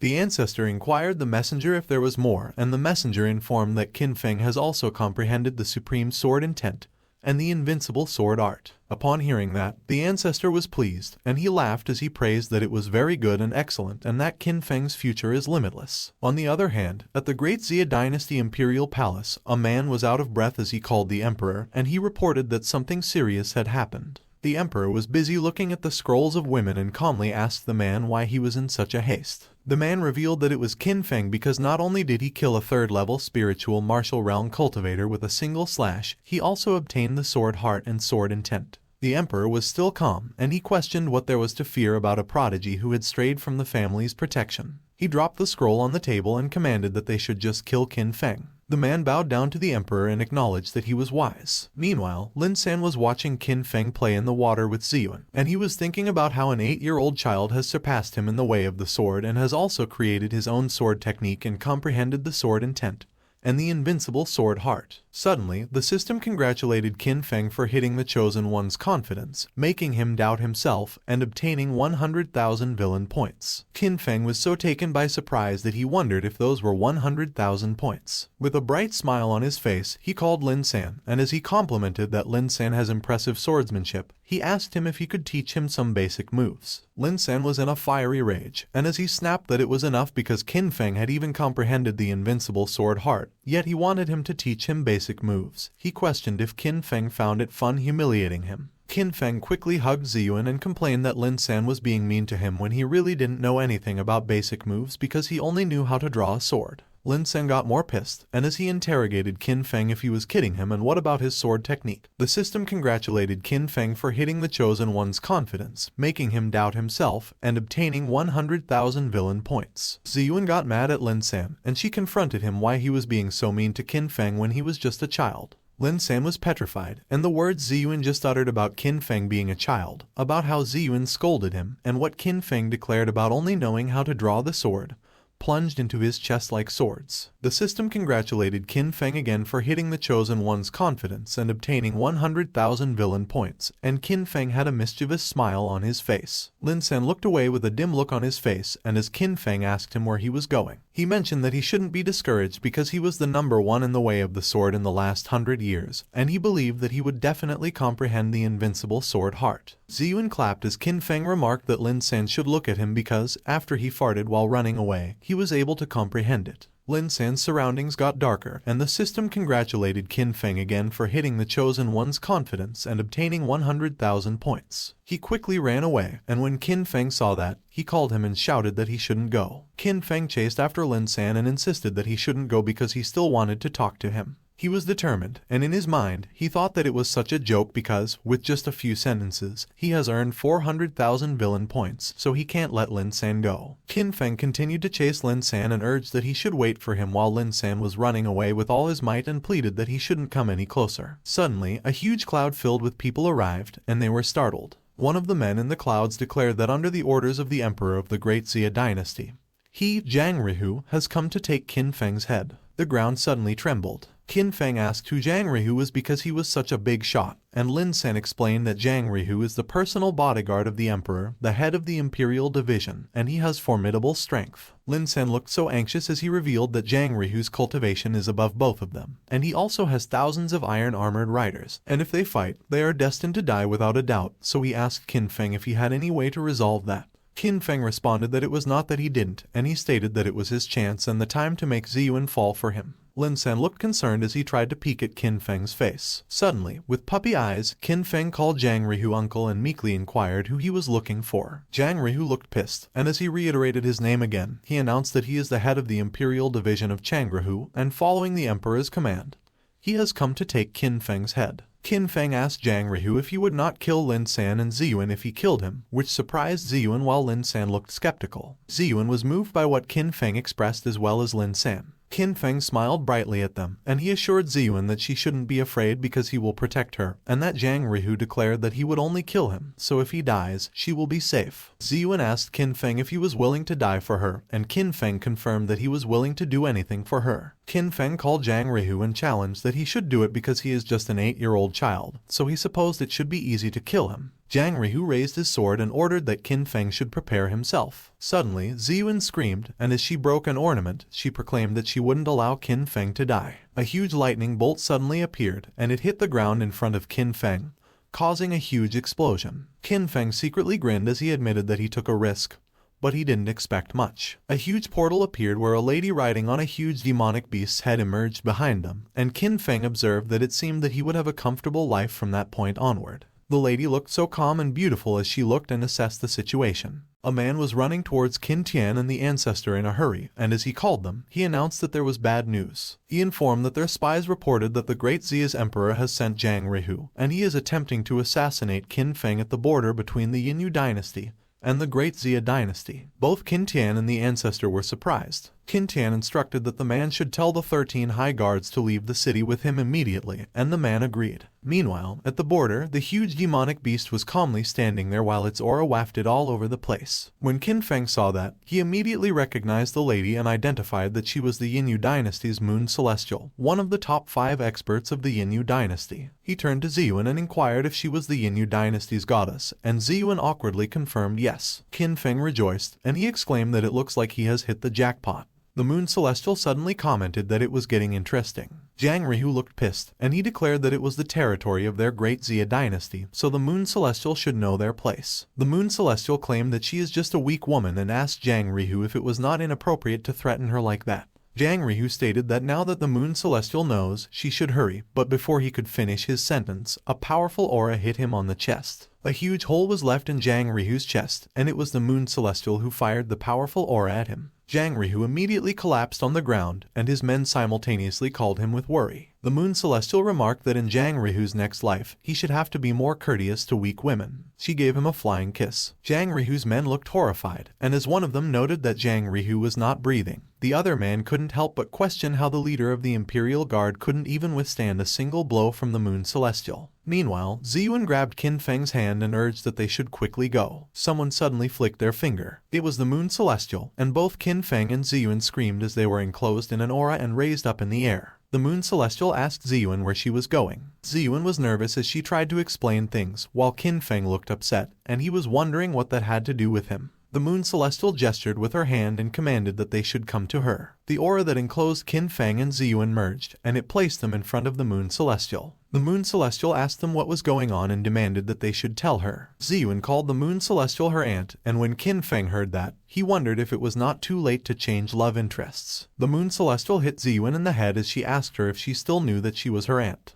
She exclaimed that Ziyun left home without a word, and currently, she has specially gone to the Great Xia dynasty so that she won't find her, and Ziyun, who was in pain, apologized to her aunt and requested that she stop hitting her. Ziyun pulled Qin Feng forward, proudly declared that at that time, she made a great discovery, and she mentioned that his name was Qin Feng and he was only 8 years old. But not only has he comprehended the sword intent, but also the invincible heart, and she asked her aunt if that wasn't amazing. When the Moon Celestial heard Qin Feng's name, she immediately remarked that he was the young master from the Qin family who possessed the talent of a great emperor, and whom the Qin family had issued a wanted order for digging his brother's supreme bones. Qin Feng called the Moon Celestial sister Moon Celestial and asked her if she believed in love at first sight. The Moon Celestial asked Qin Feng if he understood what love at first sight was at his age and commented that it seemed to her that he was only guided by appearance. Qin Feng shamelessly admitted that it was true that he is only guided by appearance, but he has decided that he will marry her when he grows up, which made the Moon Celestial laugh while Ziyun looked pissed, and she expressed that she worried so much about Qin Feng yet he only has her aunt in mind.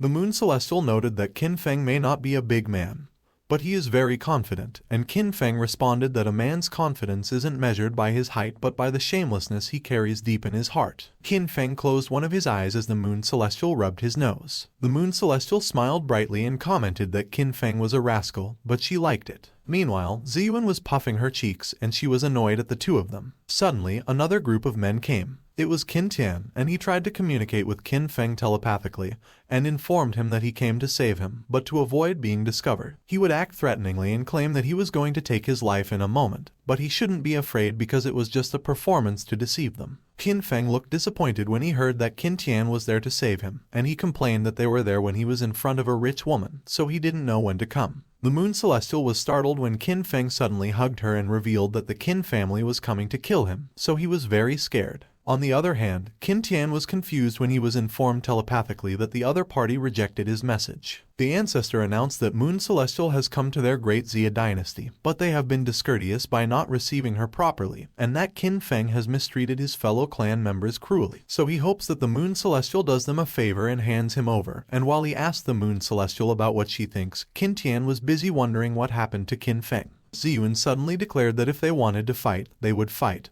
But Qin Feng belongs to her. Everyone was surprised, her aunt, the ancestor, and Qin Tian, when they heard what Ziyun stated, and she was embarrassed and speechless when she realized what just happened. Ziyun corrected herself and clarified that what she meant was that Qin Feng belongs to their Moon Celestial Palace, so they better go back the way they came. She proudly asked her aunt if she was right, and the Moon Celestial looked frustrated as she thought about what Ziyun just did. The Moon Celestial let out a sigh as she remarked that Ziyun not only shattered the etiquettes of her life for Qin Feng, but she is also so protective of him, so if she forces Ziyun to leave that day, it will surely become an inner demon on her future path of cultivation. Moreover, Qin Feng's strength and cultivation were far above his peers, so his qualifications are really good. The Moon Celestial inquired the ancestor what would happen if she refused. The ancestor replied that she shouldn't blame him for showing the courtesy of a host. The Moon Celestial confidently asserted that just the ancestor alone wouldn't be able to stop her. The demonic beast they were riding on started walking towards the portal it came from.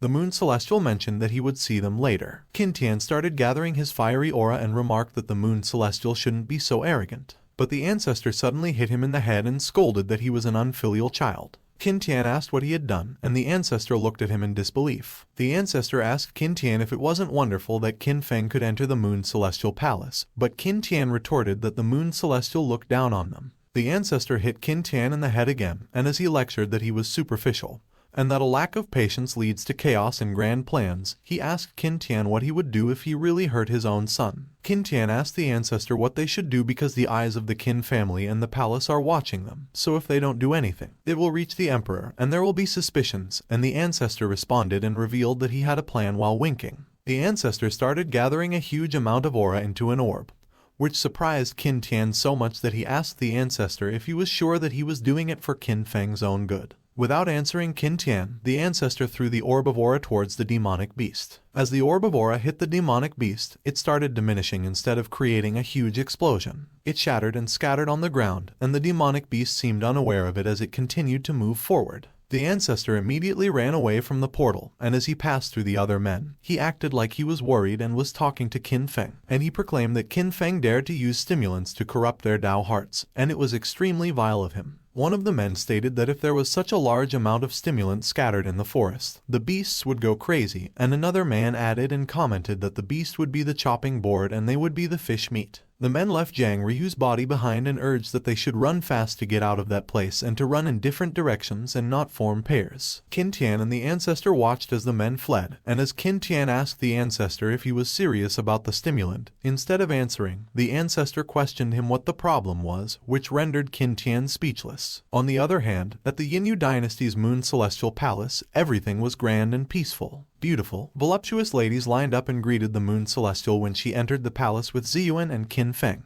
As they walked past the line of ladies, Qin Feng was blushing, and he tried to cover his eyes while repeatedly thinking that he shouldn't look at anything inappropriate.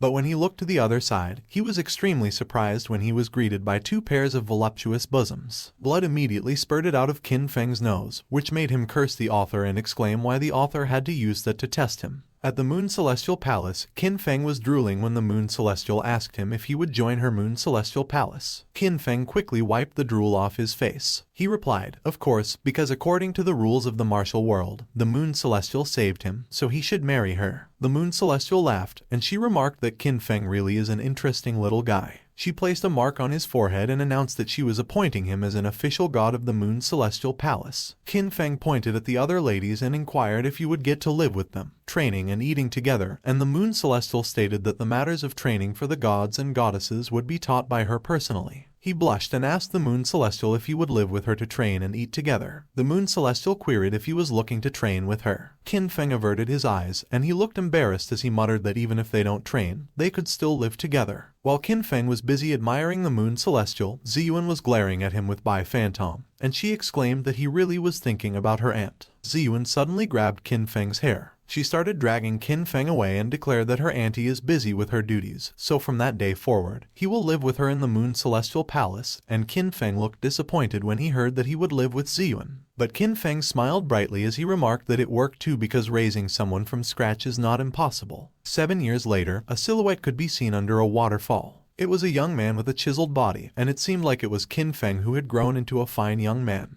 A group of ladies were hiding behind the bushes, and as they watched Qin Feng secretly, one of them commented that he was handsome. Another one expressed that she really wanted to touch his abs. Another one questioned if youth and strength were a man's charm. Suddenly, Bai Phantom appeared in front of the ladies, and he suggested that they should get and buy a ticket so they could see Qin Feng for 5 minutes, and it was the last ticket, so first come, first served. The ladies were drooling, and as one of them requested that Bai Phantom give her the ticket, another lady insisted that she came first, so he should give it to her. The other lady was enraged, and as she pressed her chest against the other girl, she argued that she clearly came first. Bai Phantom chimed in and mentioned that the ladies shouldn't worry because he still has boxers from Qin Feng's youth, which cost only 20 spiritual stones each. He stated that they could pick one of the two, a ticket or boxers, and in a flash, those items disappeared from his hands. The lady who got Qin Feng's boxer put it on her head, and while the ladies were acting feral behind him, Bai Phantom remarked that he really was a good rabbit, smart and thrifty. Suddenly, a strong gust of wind appeared, and it blew Qin Feng's boxers away. Bai Phantom was also blown away, but he didn't let go of his bag, and as he screamed, he yelled that they were trying to kill the rabbit. He fell headfirst into the water, creating a small splash in it. Bai Phantom re-emerged on the surface, still carrying his bag, and he was startled when he noticed something. A sword was swung towards Qin Feng, but he managed to block it with his fingers. It was Ziyuan who swung the sword, and she exclaimed that Qin Feng had such a quick reaction. The Moon Celestial declared that Qin Feng was not bad because his understanding of sword intent and sword heart was deepening. Qin Feng proudly proclaimed that if he was not strong, there was no way he could marry the Moon Celestial, and he was well aware of it. Ziyuan got pissed, so he kicked Qin Feng into the water, cursed at him, and asked why he was always like that. Qin Feng resurfaced in the water gracefully. The other ladies watching from the buses were mesmerized by it, and as one remarked that Qin Feng was really handsome, another stated that she liked it even more playing in wet clothes, while another commented that Qin Feng has such a strong body that she would love to take him home and do something censored. The two other ladies looked at her with a dark expression on their faces, so she nervously replied that it was okay to be in a relationship too. The two ladies cheered up again, and while one of them agreed and noted that she would take the first part, the other agreed and mentioned that she would take the second part, and the third lady agreed. On the other hand, Qin Feng questioned Ziyuan what was wrong with her, and Ziyuan was still so pissed as she exclaimed that Qin Feng was always thinking about her aunt since they were little, but he didn't see the beauty there by his side. Ziyuan was surprised when Qin Feng suddenly splashed water at her. She immediately turned red when she realized that Qin Feng had deliberately gotten her chest wet. Qin Feng grinned and remarked that they were quite big, which made Ziyuan immediately cover her chest, and she retorted that he was a perv. Ziyuan hopped on the water and shouted that he would rip Qin Feng's tongue out, and Qin Feng called the Moon Celestial and pleaded that she should help him because Ziyuan was beating him. The Moon Celestial changed the topic and mentioned that in a few days, it will be the Yinyu Dynasty's death elimination tournament that takes place once every decade, and she inquired if Qin Feng was interested in participating. Qin Feng was surprised, and he suddenly stopped when he heard about the death elimination tournament, causing Ziyuan to scream in surprise as she collided with him. Ziyuan's chest pressed against Qin Feng. She turned her head to the Moon Celestial and commented that Qin Feng is already someone respected in the Moon Celestial Palace, and she questioned her if he wouldn't be lowering his status if he competed for the position of Holy Son of the Yinyu Dynasty. The Moon Celestial explained that the Yinyu Dynasty's Holy Son is equal to a prince who can inherit the imperial throne, so if Qin Feng becomes the emperor and Ziyuan becomes the next Moon Celestial, it would be easier to handle such matters. But Ziyuan argued that even so, if something unexpected happens, Qin Feng could die, and when he heard that, Qin Feng responded that Ziyuan really doesn't consider him an outsider at all. Qin Feng suddenly slapped his face as he decided that work came first. He resolved that he would go as he was running out of villain points.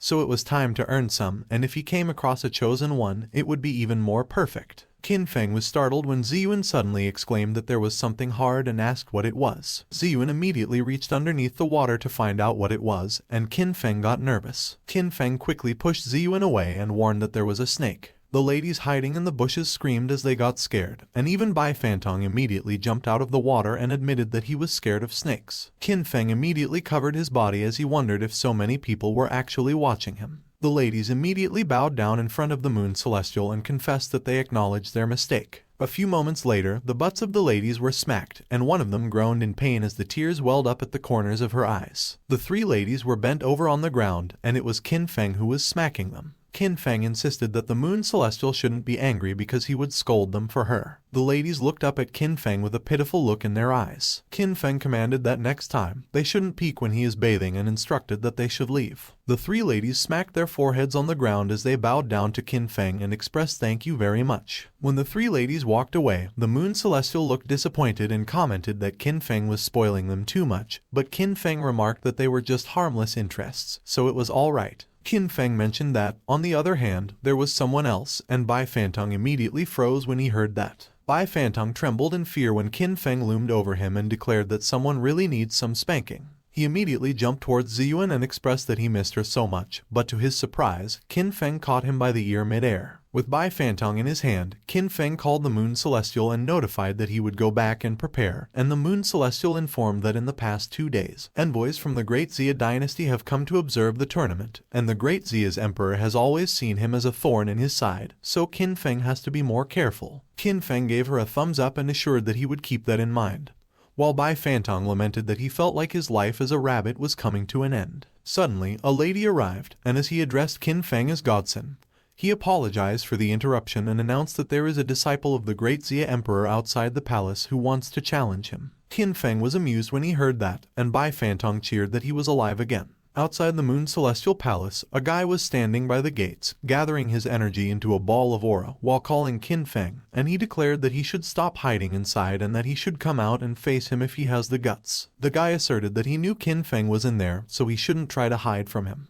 He fired a powerful beam of aura towards the gates. Guards immediately came out of the gates and they accused that he was arrogant. As the guards blocked him with their weapons, the guy claimed that Qin Feng was too scared to come out and wanted to bully him with numbers. A lady was stunned when she heard what the guy announced. It was Ziyun, and she was pissed as she exclaimed that the envoy knows no shame, so she will teach him a lesson on how to behave. But Qin Feng stopped her and instructed that she should hold on. Qin Feng asked Ziyun if she didn't think that it was possible that the guy was just a pawn being played against him, and Ziyun inquired him if he meant like a chess piece and if he suggested that someone was setting a game with him. And Qin Feng explained that they were not targeting him directly but for the great Xia dynasty's aristocratic families and the Yinyu dynasty. Qin Feng stated that in the last 7 years, the great Xia dynasty has trained disciples for the position of Son of Heaven, and the ones selected are trained by the emperor himself. He explained that on the surface, it seemed like they were recruiting talented people, but in fact, it was aimed at weakening the aristocratic family's strength, masking it as if they were supporting the geniuses. He pointed out that the envoys who came to the Yinyu dynasty at that time were all from the aristocratic families, so if anything happened to those geniuses in the territory of the Yinyu dynasty, the great Xia dynasty's aristocratic families would definitely go to war with the Yinyu dynasty, and at that time, the great Xia's imperial family would silently reap the benefits. Qin Feng jumped to the ground, and as he questioned the guy if what he declared was real, he dared the guy to try him and find out. The guards immediately greeted Qin Feng as the godson, and the guy was startled.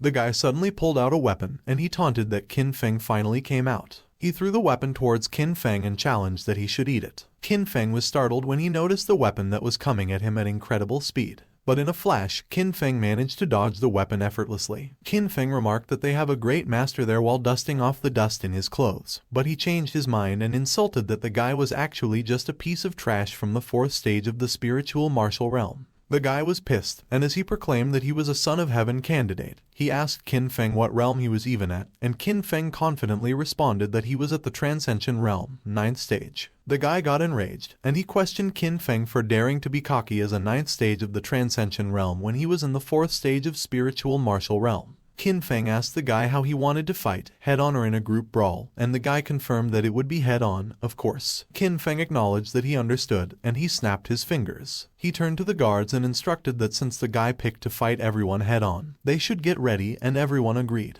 The guy was horrified when the guards started moving towards him, and he pleaded with Qin Feng to confirm if he was joking. But the guy was beaten up mercilessly by the guards, who have menacing looks in their eyes, and the guy accused that Qin Feng was shameless. The guy was pinned down to the ground by the guards, but he declared that he wouldn't comply. Qin Feng asserted that whether the guy complies or not is none of his business. He pulled out an abacus and suggested that they should calculate how much the guy owes them. Qin Feng started computing and reported that the floor has 2nd-degree damage, the door has 3rd-degree damage, the pillar was totally destroyed, as well as the emotional damage caused to his sisters from the Moon Celestial Palace. He claimed that the guy owes them a total of 1 million high-grade spiritual stones in compensation. The guy was surprised when he heard that it was 1 million and that it was high-grade spiritual stones, and he argued that if they add everything up, it was at most 1 spiritual stone. The guards insisted that the guy should settle down, and Qin Feng agreed that he was right.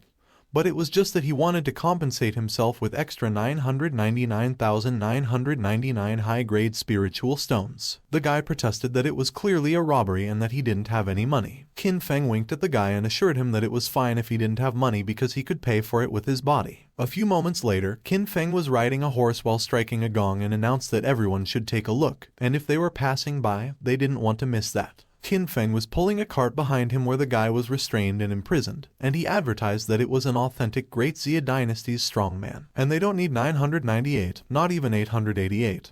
But for only 98, they could immediately take him home. The guy was enraged, and he threatened that if Qin Feng humiliates him that way, the Zhu family won't let him go, and neither will the emperor. Qin Feng retorted that the guy should worry about himself first. He proceeded to yell that there was a strong man in stock and they didn't need to wait any longer, so they should take a look. One of the bystanders recognized the guy and exclaimed that he was the Son of Heaven candidate, and a genius who was also from an aristocratic family, so it was incredible. Another noted that he had a friend who wanted the guy. Another one commented that they shouldn't think any longer because 98 isn't expensive, and it will be worth it to obtain the guy. Besides, it was guaranteed by the godson, Qin Feng. A man approached Qin Feng and requested that he should see his daughter while gesturing to his side. The man was presenting his chubby daughter, which startled all the bystanders. Qin Feng was horrified, and he asked the man if he didn't think that it was a little bit too much. But Qin Feng stated that the man must pay extra, and the man agreed that it was no problem. Qin Feng dragged the guy by his shackles towards his customers, and the guy was trying to resist him and repeatedly demanded that he should let him go. Qin Feng instructed that the guy shouldn't make that kind of expression because it was a chubby girl that he specifically chose for him and that he should know that chubby girls are the best. But the guy warned that Qin Feng shouldn't dare. The guy released his fiery aura, and he was about to inquire something to Qin Feng, but Qin Feng flicked a pill into his mouth. The guy was horrified, and he asked Qin Feng what he just fed him. Qin Feng mentioned that, of course, it was a top-quality aphrodisiac, and all the ladies go crazy for that.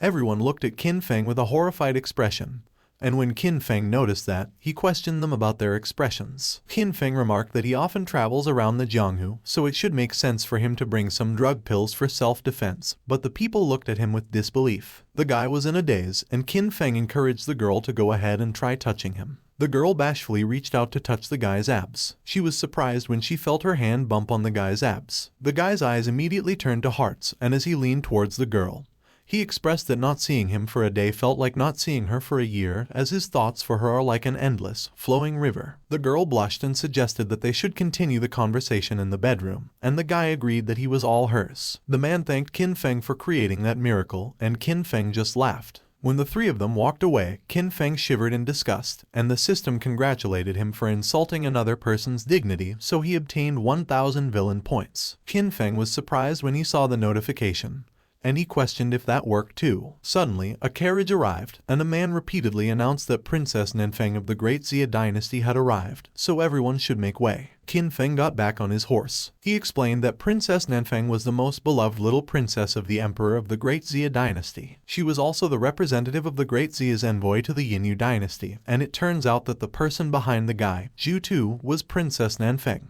Without getting out of her carriage, Princess Nanfeng questioned Qin Feng for daring to humiliate the Great Xia dynasty emperor's disciple, and she declared that he deserved to be punished. Qin Feng acted amazed as he inquired if Princess Nanfeng holds such great authority by imposing punishment on the godson of the Moon Celestial Palace in the Yinyu dynasty's territory, and he asked if he was ignorant that the Great Xia dynasty had already conquered the Yinyu dynasty without his knowledge. Princess Nanfeng responded that Qin Feng was presumptuous, and she commanded her men to cut him down in her name, and one of her men acknowledged. Seeing that the man released his fiery aura, Qin Feng taunted that they were all scum for killing in another territory. Qin Feng threw multiple needles and challenged that he would entertain them. The needles were sharp, and they had multiple pointed ends. The man swung his sword to deflect all of Qin Feng's needles, and he asked him if that was all he got. But one of the needles grazed the man's hand. Qin Feng declared that the man lost. The man was puzzled by what Qin Feng mentioned. He was alarmed when he felt his arm tingle, and he questioned Qin Feng if he used poison. Qin Feng declared that he is a gentleman, so there was no way he could have poisoned him. The man let out a sigh of relief, and Qin Feng revealed that it was an aphrodisiac.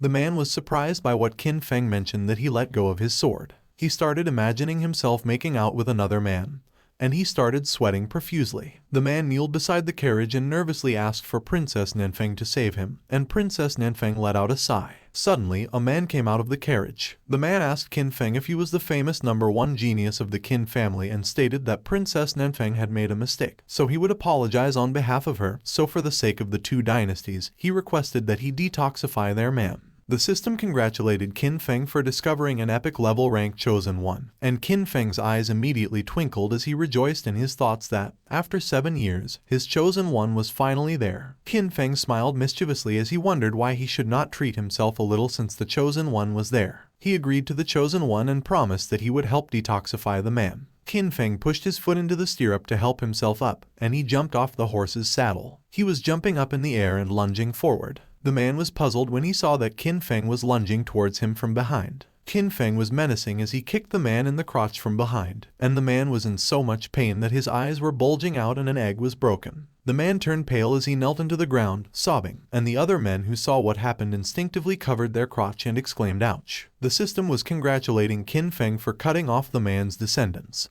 so he obtained 1,000 villain points when Princess Nanfeng suddenly came out of her carriage. While the man was rolling on the ground in front of her, she pointed at Qin Feng and scolded that he shouldn't bully others. Qin Feng condescendingly commented that he had always pictured Princess Nanfeng as a maiden and fierce woman, so he didn't expect her to be hiding a man in her carriage secretly, and he clicked his tongue multiple times. Princess Nanfeng accused that Qin Feng was presumptuous and that she was about to slap him. Qin Feng effortlessly caught Princess Nanfeng's hand before she could hit him, but Qin Feng was surprised when a sword was pointed at his neck in an instant. The Chosen One was in a fiery rage, and he demanded that Qin Feng must unhand Princess Nanfeng in that instance. Qin Feng simply flicked the sword away with his free hand, and he remarked that it was such a big reaction for just being touched, so he wondered if it could be that those two were really having an affair. He smiled naughtily and noted that, in that case, it would be easier for him to get points using them. Qin Feng asked if she dared to have a duel against him. Princess Nanfeng pulled her hand away and responded that there was no reason not to, but Qin Feng clarified and explained that what he was proposing was having a one-on-one where no one could step in if anything happened. Without hesitating, Princess Nanfeng replied, "Of course," which made the Chosen One get worried, and he was about to say something to her. But Princess Nanfeng cut him off and stated that it was enough because Qin Feng went too far in bullying, so she had to punish him accordingly. And there was no way that a lascivious man who relies on women and only knows how to use aphrodisiacs actually has real skills. Princess Nanfeng went into a fighting stance while wielding her weapon, and she announced that she was coming, and Qin Feng agreed. She charged towards Qin Feng without any hesitation. Qin Feng was surprised, and he remarked that Princess Nanfeng was fast. As Princess Nanfeng closed the distance between them, Qin Feng wondered if he should use the double pupils. But Qin Feng noted that getting villain points was way more important than winning at that moment, so he used his arm to block Princess Nanfeng's blade. Princess Nanfeng pulled her blade and immediately moved away from Qin Feng. She smiled proudly and proclaimed that the number one genius was nothing much. Qin Feng wiped the blood from his arm with a cloth that looked like an undergarment. Princess Nanfeng was startled when she saw that, and as she touched her chest, she exclaimed that it couldn't be and wondered when Qin Feng stole that. Qin Feng raised the garment and asked the bystanders if anyone wanted to see Princess Nanfeng's bra, and one of them cursed and exclaimed that it was too much, while another urged them to keep fighting and inquired why they stopped. The Chosen One was enraged, and he declared that Qin Feng was shameless. But one of the bystanders argued that it was not shameless because in their Yinyu dynasty, any trick that is beneficial in battle could be used, and another man agreed and mentioned that when going to another country, they should follow the locals' customs, so if they are a foreigner and don't know the locals' customs, they shouldn't complain. The system congratulated Qin Feng for defiling the goddess in the Chosen One's heart and obtaining 10,000 villain points. Qin Feng asked Princess Nanfeng if she could still go on, and as he taunted that she shouldn't tell him that she was going to chicken out at that moment. In his mind, he was happy thinking about the lots of villain points and how he was going to drain the Chosen One dry. Princess Nanfeng charged towards Qin Feng fiercely and shouted that he should die. But Qin Feng effortlessly dodged Princess Nanfeng's attack by moving to the side. Before Princess Nanfeng could move away from him,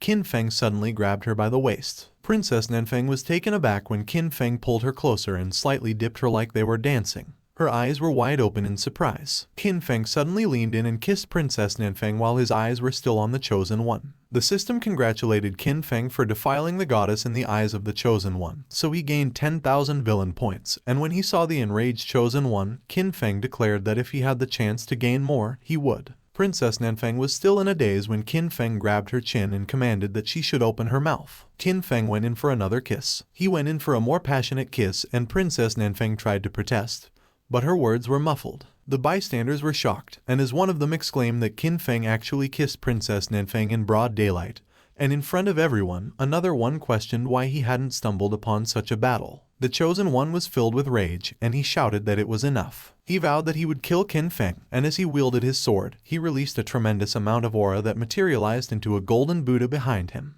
The system congratulated Qin Feng again for defiling the goddess in the eyes of the Chosen One, so he gained 10,000 villain points, and while Princess Nanfeng was worried, Qin Feng was unfazed. Qin Feng stood face to face with the Chosen One, who was ready to fight him. He also released his aura to summon a weapon and challenged the Chosen One to come and get him. Looking at the huge Buddha in front of him, Qin Feng remarked that it seemed to be time for an upgrade of his movement skill. Qin Feng called the system, and as he instructed that it should upgrade Unconstrained Phantom, the system congratulated him for spending 100,000 villain points to get the third rank of Unconstrained Phantom. The Chosen One threw 2 slashing auras at Qin Feng, but Qin Feng effortlessly dodged those. That enraged the Chosen One even more, and he demanded to see where Qin Feng would escape at that time. The Chosen One released multiple slashing auras and threw them at Qin Feng. But Qin Feng summoned his vast Sky Nine swords and asked the Chosen One, who questioned that he was escaping. Qin Feng used his skill, the Heaven-Slaying Sword technique, and the huge slashing aura he produced quickly broke all of the slashing auras that were coming at him. The huge slashing aura managed to reach the Chosen One's golden Buddha, and the bystanders started running away as they were already caught in the crossfire. The Chosen One was exerting so much force that he was gritting his teeth and sweating profusely. But Qin Feng's attack managed to break through his defense and hit him. The Chosen One coughed up blood, and Qin Feng's attack left a huge, slashing wound in his chest. Qin Feng remarked that it was not bad and that the Chosen One was the first person to survive his Heaven-Slaying Sword technique. Princess Nanfeng approached the Chosen One, whose name was Fang Cheng, and asked if he was alright, and Fang Cheng responded that he was fine. While taking out a bottle, Princess Nanfeng looked at Fang Cheng with concern, but she mentioned nothing. She handed the bottle to Fang Cheng and commented that it was good that he was fine. On the other hand, the system congratulated Qin Feng for breaking the Chosen One's heart desire and gaining 100,000 villain points. It also congratulated him for activating the mission, inherit the will of the Prime Minister and covet the wife of others, which surprised Qin Feng. Qin Feng refused, and as he asked the system what it took him as, he admitted that he was really not that kind, but he was cut off as the system informed him that if he successfully separated the two, the reward would be a god-level treasure chest. Qin Feng was tempted, and he agreed that he would give it a try then. He asked Princess Nanfeng if she had lost her tongue earlier. Fang Cheng and Princess Nanfeng were surprised, and they were both speechless. Princess Nanfeng was embarrassed that she stuttered as she accused that Qin Feng was shameless. But Qin Feng just shrugged it off and asked Princess Nanfeng if she knew whether he had teeth or not. Qin Feng remarked that they kissed for such a long time earlier that he wondered if Princess Nanfeng had finished counting how many teeth he had. A dark aura loomed over Fang Cheng. Fang Cheng chose to walk away, and Qin Feng observed that for Fang Cheng to be quiet even after being provoked, it seemed that he still had some cards up his sleeves. The system congratulated Qin Feng for sowing discontent in both their hearts and that the mission was 5% complete, but when Qin Feng saw that it was only 5% complete, he asked the system if it knew how dangerous that mission was, and the system informed him that with high risk, there's high reward and high compensation. Qin Feng looked at the system in disbelief, and he was speechless. Meanwhile, Princess Nanfeng also walked away, following Fang Cheng, and suggested that they should go. Qin Feng asked Princess Nanfeng if she was leaving so soon, and in the back of his mind, he thought that they shouldn't go because his mission wasn't done yet. He threw Princess Nanfeng's bra and pointed out that she had left something. Princess Nanfeng was puzzled when she heard what Qin Feng uttered, but her eyes went wide in surprise when she saw her bra land near her. She was extremely pissed, and she declared that Qin Feng was a bastard. But Qin Feng paid Princess Nanfeng's insult no mind, and with a smile on his face, he asked her what was wrong, if she didn't want it, and if he should take it back. Princess Nanfeng quickly snatched her bra off the ground, and she was red with embarrassment. She glared at Qin Feng as she walked away and warned that he should just wait and see, and the system congratulated Qin Feng for sowing discontent in both their hearts, so the mission was 10% completed. In the evening, Qin Feng came to the messenger inn, and as he asked if it was the diplomatic envoy's inn, Bai Fantong questioned him about what they were doing there at night instead of sleeping. Qin Feng jumped over the fence and entered the inn. He replied that of course they were there to earn money, and when Bai Fantong heard about earning money, he remarked that he was familiar with that work. Bai Fantong suddenly hopped away from Qin Feng, so Qin Feng called Bai Fantong and inquired where he was going. Meanwhile, at Princess Nanfeng's room, she let out a huge sigh. Bai Fantong suddenly appeared out of her window, and Princess Nanfeng wondered aloud if it was a rabbit. Without beating around the bush, Bai Fantong immediately questioned Princess Nanfeng if she lacked love and if she was craving a man.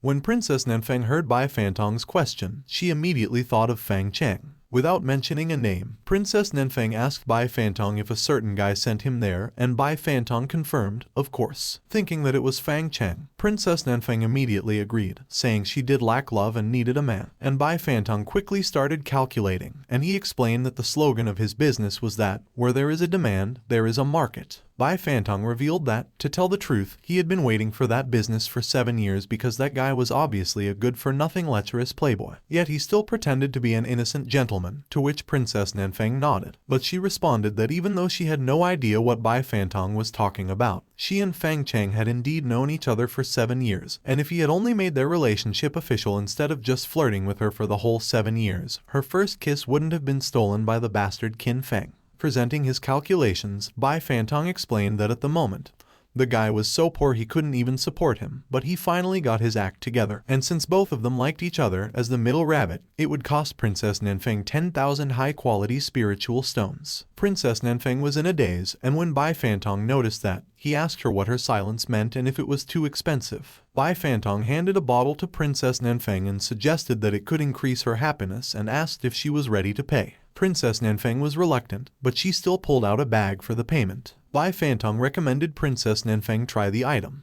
Princess Nanfeng opened the bottle and sniffed it. She was astonished when her body suddenly started trembling and she questioned what was going on. Suddenly, Qin Feng climbed up the window and called Bai Fantong. Qin Feng grabbed Bai Fantong and declared that he finally caught him, but instead of being scared, Bai Fantong confidently commented that it was perfect timing because he had already finished the deal, so it was Qin Feng's turn to act. Qin Feng asked Bai Fantong what he meant when he commented that it was his turn. Suddenly, he noticed something. Qin Feng noticed Princess Nanfeng, who teased that Qin Feng was a naughty brother and asked him what took him so long. Princess Nanfeng came back to her senses and asked Bai Fantong if the one he was referring to was Qin Feng. Bai Fantong replied, asking Princess Nanfeng who else it would be, which enraged Princess Nanfeng. Princess Nanfeng immediately circulated her spiritual energy to combat the effect of the aphrodisiac she just sniffed. But her head throbbed, and she exclaimed that she couldn't. Princess Nanfeng suddenly stood up from her seat and called Qin Feng. She approached Qin Feng and called his name, while Qin Feng tried to wake her up and urged that she should calm down. On the other hand, Fang Chang was happily carrying a rose, and he remarked that indeed, he shouldn't push all the blame onto the princess because she didn't do anything wrong. Fang Chang declared that the one to blame was the asshole Qin Feng, so in that life and death elimination tournament, he would personally rip the asshole Qin Feng apart. A few moments later, Fang Chang arrived and called Princess Nanfeng.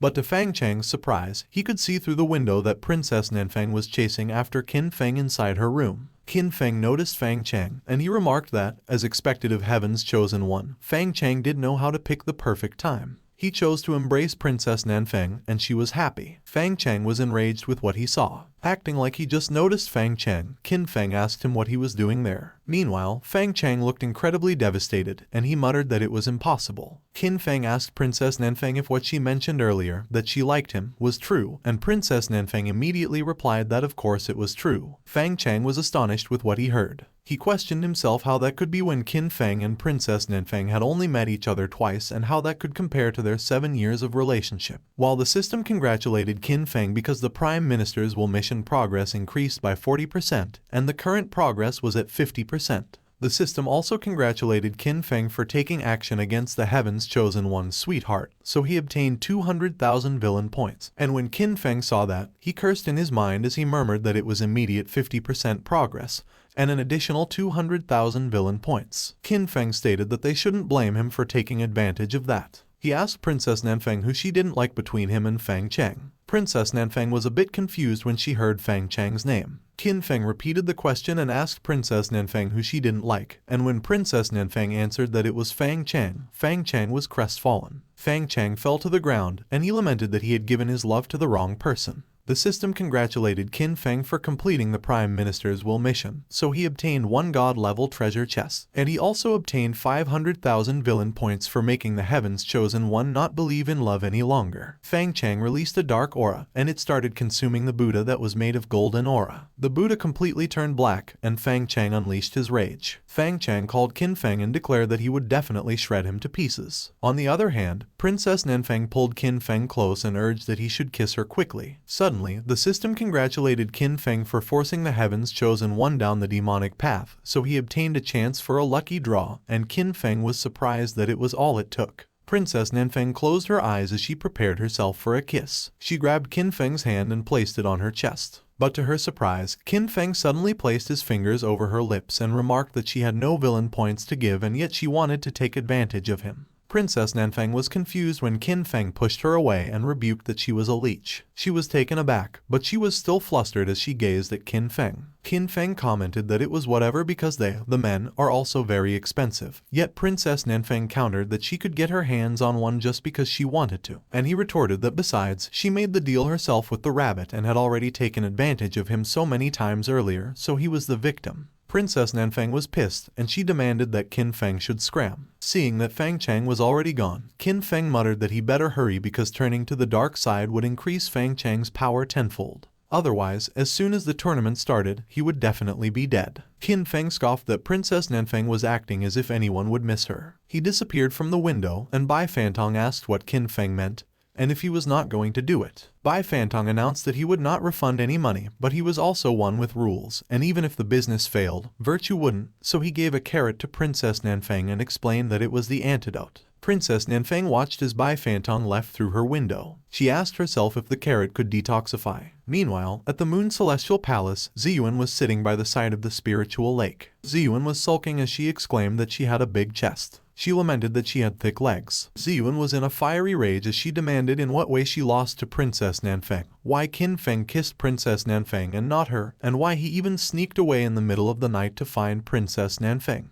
While piling down the neckline of her dress, Ziyuan scoffed, and she asked who doesn't know how to be revealing. She remarked that she would never forgive Qin Feng that time when Qin Feng suddenly arrived. When he saw Ziyuan, Qin Feng inquired what she was doing there. Suddenly, he noticed Ziyuan's huge bosoms that were revealed. Qin Feng commented that the brat really grew up and that it was not a bad pair of development. Seeing that Qin Feng's attention was being pulled by her chest, she declared that a goddess is a goddess, and it was not at the same level as a princess. But Ziyuan was taken aback when Qin Feng suddenly pulled up the neckline of her dress and advised that she should hide it well because the wind is strong and she could catch a cold. Ziyuan was petrified, and when Qin Feng noticed that, he queried what was wrong and if there was a problem. She slapped Qin Feng's hand away, and as she demanded why he cared, she also asked him where he ran off to in the middle of the night. Qin Feng replied that he went to buy Ziyuan supper. As Ziyuan accepted the food, she asked Qin Feng if it was real. She went ahead and took a bite and complained that the meat bun had no salt at all. Qin Feng called for the system in his mind, and as he stated that he would exchange for a bouquet of purple roses, the item appeared in his hand that was hidden behind him,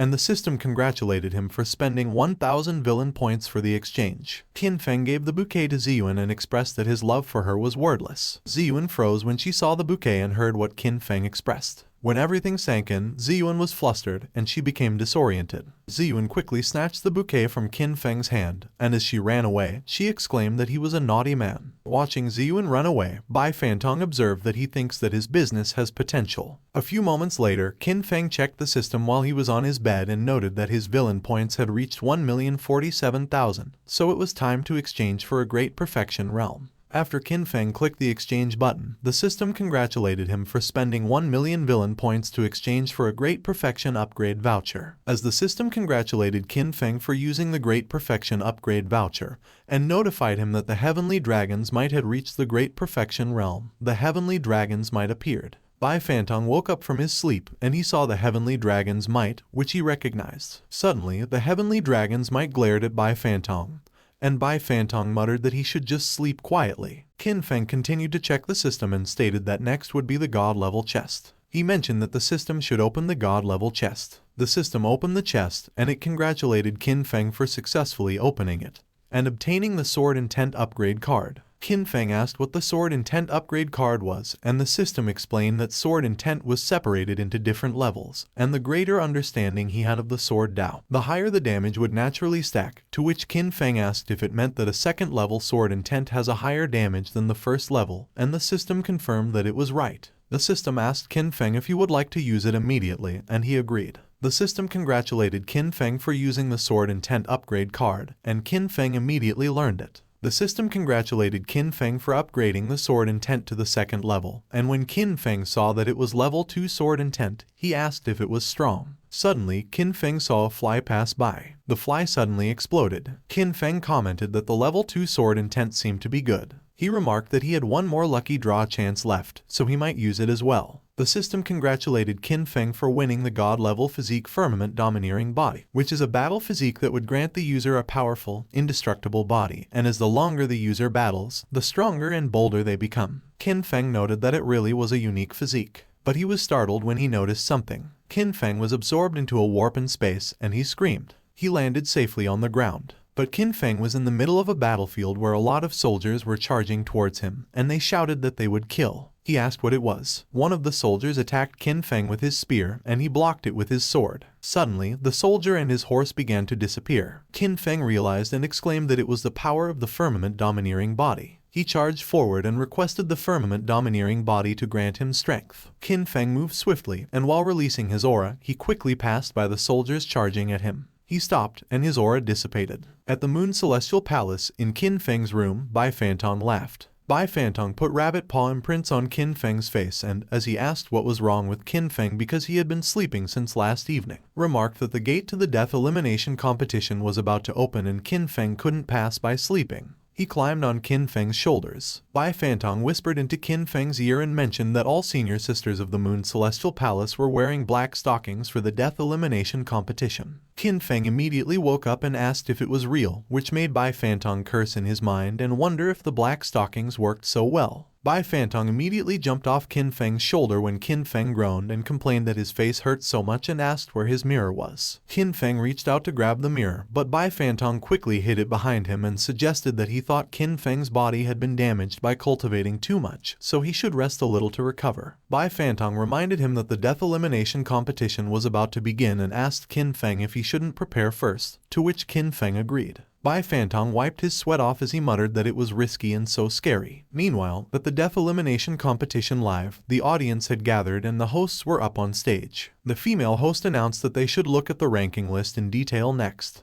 When they saw the ranking list, one of the cultivators exclaimed that there was no way that Qin Feng's rank was below the 30,000s, but the cultivator beside him noted that Qin Feng hadn't shown any impressive results in 7 years, and in that competition, his age and cultivation level weren't advantageous. However, he added, Qin Feng was still the #1 genius of Huanggu, which made it unlikely for him to be ranked so low. The female host acknowledged the audience's doubts and revealed that they had invited a famous cultivator, Master Ma Deguo, who would analyze Qin Feng's unexpected ranking. Ma Deguo greeted everyone and introduced himself as the founder of Hunyuan Jin. He explained that Qin Feng's rank being below the 30,000 was the conclusion reached after repeated analysis by their cultivation experts, and, simply put, it was mixed but not refined, which puzzled the female host. Ma Deguo elaborated that, as they all knew, Qin Feng could utilize countless powerful abilities that could drive anyone into a frenzy, but having more did not mean strong. Otherwise, Qin Feng wouldn't have needed 7 years to reach the 9th stage of transcendence. He pointed out that from the people who had entered the death elimination competition, there were thousands in the path of the Tao stage and so many in the 7th and 8th spiritual martial stage, so Qin Feng wasn't good enough in comparison. The audience murmured in agreement. One of them commented that indeed, Qin Feng might be a genius, but all participants were the geniuses of their family, so to be in first place was easier said than done. Another added that he had also heard that Qin Feng had been fooling around with his sisters after joining the Moon Celestial Palace instead of practicing, so it was no wonder it took him 7 years to reach the 9th stage of transcendence, because it turned out that he was fooling around with women. And another shushed them and urged them to keep quiet. The female host asked what would happen if Qin Feng turned out to be a black horse, but Ma Deguo confidently asserted that there was no way, because the cultivation's way had always been about refinement, not excessiveness, and the reason why he had become a cultivation master was because of his refinement of Hunyuan Jin and 5 linked lashes. Ma Deguo slammed his hands on the table and questioned how someone like Qin Feng, who was not refined enough, could turn the tides in his favor. One of the audience members acknowledged that it was reasonable. Another affirmed that experts were really experts after all, and yet another commented that it was a wise judgment. Ma Deguo was satisfied with the audience's reaction, and he snickered. On the other hand, while Bai Fantong declared that he was too cute for the competition, and that Qin Feng shouldn't take him there, Qin Feng sneezed, and the teleportation array appeared. Bai Fantong cried in Qin Feng's arms as the two of them were transported, and as Qin Feng asked who was cursing him, he remarked that whoever arranged the teleportation array was quick. As they checked out the area, Bai Fantong asked Qin Feng if it was the life and death battlefield. The two of them stood at the edge of a cliff, and the area was huge. In the distance, there was an ominous-looking swamp filled with skeletons. Qin Feng replied that its reputation was well-deserved. Suddenly, they were startled when they heard booming and clanging sounds in the distance. Qin Feng observed that it looked like the fighting had started already. When Qin Feng moved, Bai Fantong asked him where he was going and if he would join the fight, and Qin Feng explained that at the moment, there were not only hundreds of thousands of participants but also many monsters watching them, so joining the battle at that moment would bring him little to no benefits and turn the fight into a war zone. Qin Feng advised that it was best to avoid fighting in the early stages and preserve his strength, and the later stages' benefits would be huge. The sun had already set, and the next morning came. The female host announced that after 24 hours, the former genius Qin Feng had dropped his initial spot from 30,000 to 50,000, with 0 points, and Ma Deguo remarked that an overly conceited genius like Qin Feng couldn't recover after a setback because a prideful army was bound to lose, and that was the truth. One of the audience members noted that indeed, it seemed like Qin Feng had met with a setback when he entered the field, but he asked who had defeated Qin Feng, and the audience beside him wondered if it could be the young master of the famous sword Vil, Yijian, because at the age of 18, he had already reached the first stage of the path of Dao realm, comprehended the third level of sword intent, and even possessed the legendary heavenly sword body. When the first cultivator heard the others speculate that it was Yijian, he remarked that it was not impossible because he reached 88th place last night and after one night, he jumped to 67th place. So it seemed like he had defeated a lot of people, and the other cultivator let out a rapid breath as he exclaimed that he thought Qin Feng was going to make big waves, but it was just that. Meanwhile, in Yunyu Dynasty's main hall, the emperor of the Great Xia Dynasty looked at Qin Feng's rank and points. Princess Nanfeng also did the same, and she scoffed in her mind and muttered that it served Qin Feng right. On the other hand, Ziyuan and the Celestial Moon also looked at the ranks, and Ziyuan wondered what her stingy brother would do if he didn't fight well. Meanwhile, Qin Feng fished leisurely on a small river when Bai Fantong asked him if they were going to fight. Qin Feng responded that it was almost time for that. Bai Fantong handed the vast Sky Nine swords to Qin Feng and mentioned that it was his sword.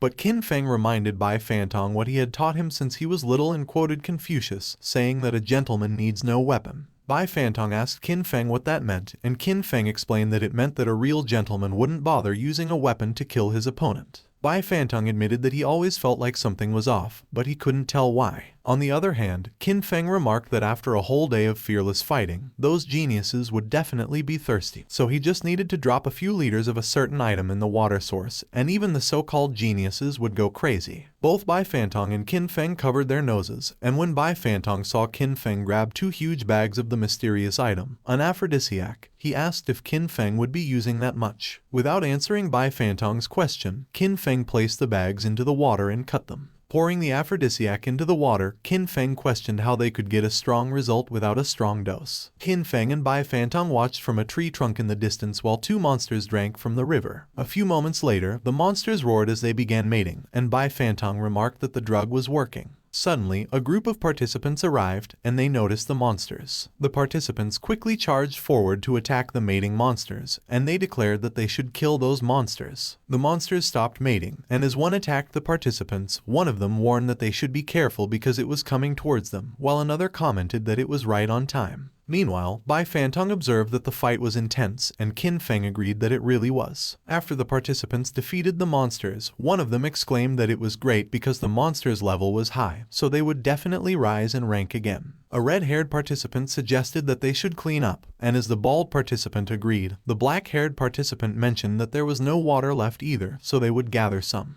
The red-haired participant started cleaning up by the water, and the bald participant began drinking while the black-haired participant gathered some in his container. Suddenly, the bald participant began feeling hot, and as he got flustered, he asked why he felt like something was off. The others were also feeling the same. The bald participant looked at the black-haired participant and commented that his lips actually looked really beautiful. The black-haired participant was looking at the red-haired participant and confessed that he wanted to push him to the ground and ravish him. And the red-haired participant was looking at the bald participant and remarked that he was sexy with his Adam's apple, biceps, and abs. The 3 of them began undressing, but they stopped when they suddenly realized the situation. They quickly turned away from each other and muttered that it must be an illusion. Suddenly, 2 female participants arrived, and as the senior sister complimented that the move the junior sister did earlier was amazing, the junior sister replied that it was thanks to the senior sister. Otherwise, she wouldn't be that good, but the senior sister insisted that the junior sister shouldn't say that because she was also very powerful. On the other hand, the male participants were amazed when they saw the women. The senior sister quickly noticed the men, so she immediately went to protect her junior sister and asked what they wanted.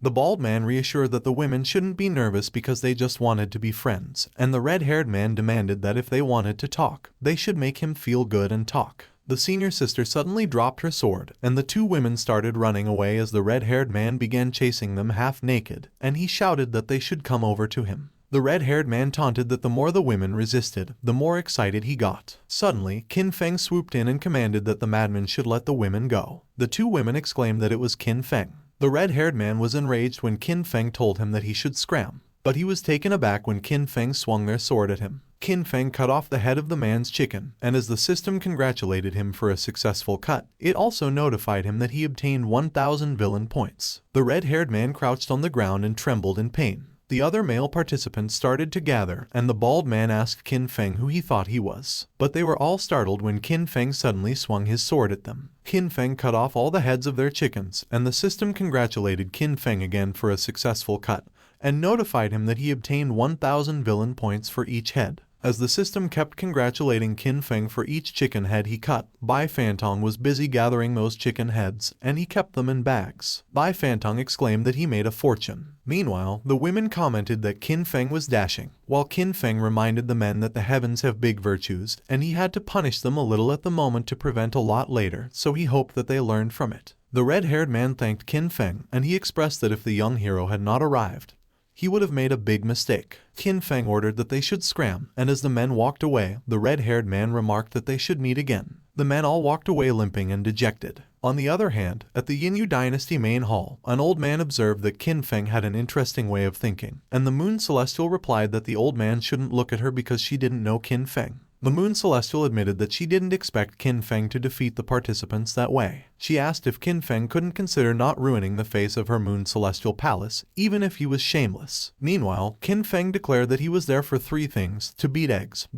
and beat eggs, while Bai Fantong stated that he was also there for 3 things: to make money, and make money. The men, whom Qin Feng had just defeated, crouched on the ground, and one of them grumbled that Qin Feng was a swine. Another one questioned what they would drink for the next day and a half if the water source was tampered with. Suddenly, Qin Feng showed them bags and announced that he was selling water and that the highest bid wins, and the lowest price was 1,000 high-quality spiritual stones, so they should come and look. One of the men shouted that Qin Feng was shameless, and as he called everyone, he urged that they should beat Qin Feng. The other men started to stand up even though they were still trembling in pain. The men wielded their swords, and as they cursed, they complained that being handsome really made Qin Feng an easy target. But suddenly, Qin Feng scattered some aphrodisiac powder into the air. Qin Feng quickly ran away and yelled that everyone should have a great time and that they would meet again. The men quickly covered their noses and remarked that it was bad, so they should hide quickly. Suddenly, Fang Chang walked into the area, and the men cursed in their minds as they wondered who the brave one was. Fang Chang was unaware of the aphrodisiac powder in the air, and he breathed it in. One of the men commented that he looked like Fang Chang, who was the great Xia dynasty's envoy. When the other man heard that Fang Chang was an envoy, he inquired why Fang Chang looked as if a demon possessed him, and as the man mentioned that he heard that Qin Feng played with his heart, so he looked like that. The other man asked if Fang Chang and Qin Feng were sworn enemies at the moment. Suddenly, one of the men shouted, and as he called Qin Feng, he exclaimed that he couldn't escape, and that caught Fang Chang's attention. Seeing how quickly Fang Chang chased after Qin Feng, one of the men scoffed and remarked that doing so much evil would get Qin Feng killed. Fang Chang caught up to Qin Feng, and he challenged that if Qin Feng had the guts, he should stop running. Qin Feng retorted that the kid was always able to find the right time because catching his sweetheart cheating was like giving away experience. Qin Feng sped up and taunted that Fang Chang should come and chase him if he had the guts, while in his mind, he thought that he would play with Fang Chang. Fang Chang also sped up, and he declared that they should do it, but he was afraid that Qin Feng wouldn't escape. But Fang Chang was startled when he suddenly became flustered. He stopped abruptly and wondered what was wrong with his body. Fang Chang quickly realized that it was the aphrodisiac, and he began to wonder if Qin Feng could have drugged Princess Nanfeng back then. He muttered that it would mean Princess Nanfeng didn't betray him. Fang Chang suddenly began meditating, and as his dark Buddha started turning gold again, he chanted that color is no different than void, void is no different than color, color is void, and void is color. All dharma is void, neither born nor dead, neither dirty nor pure, neither gaining nor losing, and no color is the air. No thoughts, eyes, ears, nose, tongue, body, or mind. Colorless sound, scent, taste. No order, no vision, no delusion. Endlessness of delusion. On the other hand, the emperor of the great Xia dynasty declared that one thought could make Fang Chang a Buddha, and one thought could make him a demon, and he noted that Fang Chang turning into a demon could be handled. But at that moment, Fang Chang was grasping the true meaning of Buddha and demon. The emperor warned that once the comprehension was complete, the consequences would be disastrous, so they would have to get rid of Fang Chang. Meanwhile, Princess Nanfeng noticed the emperor's reaction, and she whispered that it was not good. Using sound transmission, Princess Nanfeng called the elder beside her and informed that Fang Chang was in danger, but the elder, who also used sound transmission, replied that Princess Nanfeng shouldn't worry because he had already sent someone to secretly protect Fang Chang. And as Princess Nanfeng asked if it was real, the elder assured that he wouldn't joke around when a life was at stake, and Princess Nanfeng thanked the elder. Princess Nanfeng vowed that if the emperor would dare to hurt Fang Chang, she would crush the life tablet and call her father and grandfather. Meanwhile, Qin Feng mocked if Fang Chang was already stopping and murmured that it shouldn't be, when the system suddenly congratulated him for activating a system task to destroy the chosen one's path to enlightenment, and the reward would be a sword intent upgrade card. Qin Feng exclaimed if there was a reward and jeered that Fang Cheng shouldn't blame him for messing around with him. Qin Feng came back and found Fang Cheng, who was meditating. He observed for a moment as the golden and dark aura swirled all over the place. Qin Feng greeted Fang Cheng and remarked that they met again. Fang Cheng was surprised when he saw Qin Feng, and he wondered what he was planning to do. On the other hand, Princess Nanfeng got so worried that she stood up and exclaimed that Fang Cheng is in the critical stage of his enlightenment, so if Qin Feng disturbs him, he will definitely go mad and get seriously injured. Princess Nanfeng was about to leave when the elder stopped her. Using sound transmission, she urged that the elder should let her go save Fang Cheng. But the elder, who also used sound transmission, replied that she shouldn't be rash, and Princess Nanfeng tried to protest. The elder explained that Fang Cheng has the Buddha relics for protection, so even if Qin Feng had 3 heads and 6 arms, he wouldn't be able to break the shield. The Buddha relics are treasures left behind after the death of a highly skilled monk, and they are impervious to all evil and withstanding to all enemies. Meanwhile, Fang Cheng was protected by the shield, and as Qin Feng asked if it was impervious to all evil and withstanding to all enemies, the system confirmed that it was correct. Qin Feng asked the system if it was asking him to ruin Fang Cheng's good opportunity, and the system replied that a sharp edge of a sword comes from its sharpening, and the fragrance of plum flower comes from the bitter cold, so if one doesn't go through thick and thin, there is no way they would be able to see a rainbow. While Qin Feng wondered if what the system stated sounded like his saying, the system cheered him on and encouraged that he could do it. Qin Feng insisted that he couldn't do the task by force. The emperor of the Great Xia dynasty looked amused as he anticipated what Qin Feng was about to do, while Princess Nanfeng and the Moon Celestial looked nervous. Qin Feng summoned a book titled Young Ladies Cleaning, and he declared that he would do it by strategy. When she saw the book title, Princess Nanfeng wondered what kind of skill it was. On the other hand, the Moon Celestial remarked that she had a bad feeling when she saw the book. Meanwhile, Qin Feng started reading the book out loud and narrated that during those crazy nights, for the first time, the lady realized that her body contained such an enchanting delight. Just like a desert that had been dry for a long time obtaining precious water, just like the spring breeze turning into snow and taking away the cold, everything coming back to life forebodes vitality and beauty. Intensified by the effects of the aphrodisiac, Fang Cheng was shaken when he heard what Qin Feng was reading, and he shouted that Qin Feng was a bastard. On the other hand, the emperor asked the Moon Celestial if it was her teaching. The Moon Celestial denied that she was, and she didn't, so the emperor should stop talking nonsense. She was pissed, and she complained that the glorious image that she had been building over the years was completely ruined by the brat Qin Feng. Back in the competition, Qin Feng commented that Fang Cheng was a gentleman, but it turned out that he was also dirty-minded.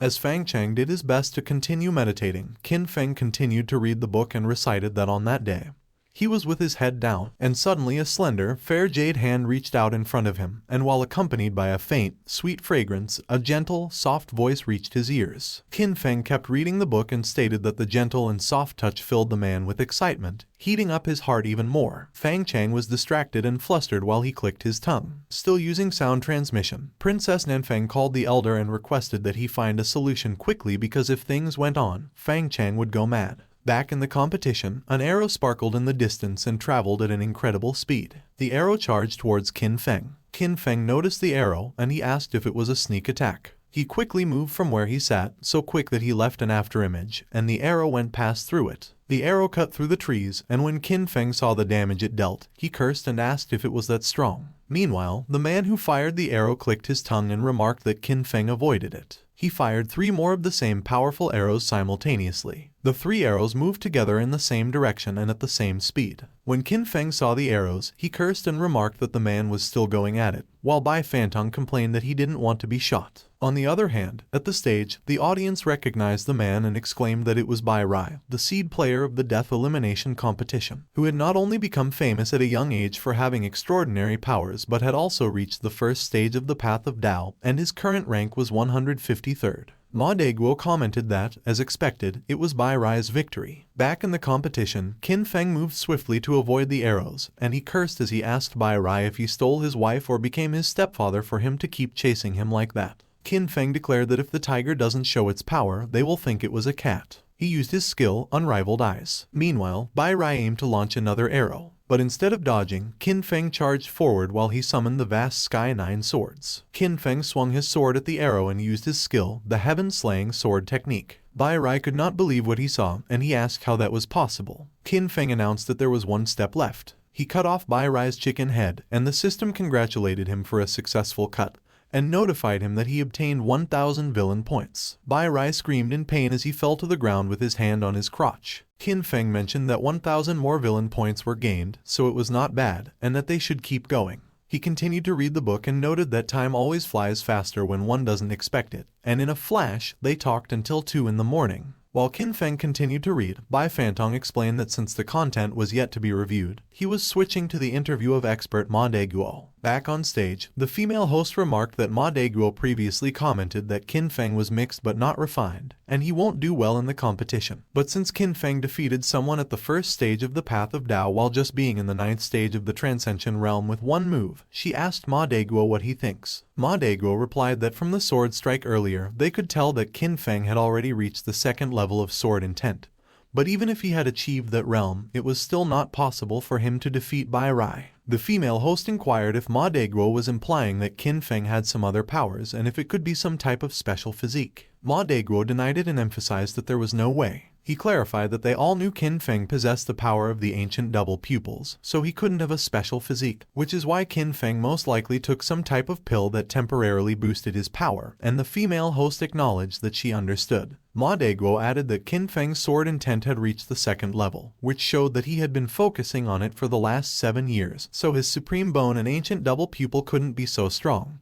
And judging from the fact that Qin Feng defeated Bai Rai, who was ranked 153rd, his limit was around the 100th spot. One of the audience members remarked that even though he felt like Qin Feng could move even further since an expert stated it, it must be true, and another agreed that, as expected of Ma Deguo, his analysis was reasonable. Back to the competition, Bai Fantong reported that after 10 minutes of a fierce fight, the content had been absorbed by the Chosen One, so they would now broadcast live. Qin Feng observed that it looked close, so he should find a few more exciting pages for Fang Cheng. The golden Buddha started to have cracks in them. Suddenly, Qin Feng exclaimed that he found it. The golden Buddha suddenly exploded, and as Qin Feng teased Fang Cheng, asking if he found those things exciting, he warned that Fang Cheng shouldn't be reading such things. Fang Cheng coughed up blood, and the system congratulated Qin Feng for completing the mission, and receiving a sword intent upgrade card, and for injuring the Chosen One and obtaining 500,000 points. But Qin Feng questioned if that was it and reminded them that he believed he could get one more chance for a lucky draw. He began absorbing Fang Cheng's aura. After condensing what he absorbed into an orb, Qin Feng declared that he would use it for compensation. The system congratulated Qin Feng for stealing the opportunity of the Chosen One and for obtaining a chance for a lucky draw. Qin Feng boasted that he already felt great while Fang Cheng crawled on the ground and demanded that Qin Feng should give him back the Buddha relics. But Qin Feng kicked Fang Cheng away. He replied that it was not impossible and not in that lifetime.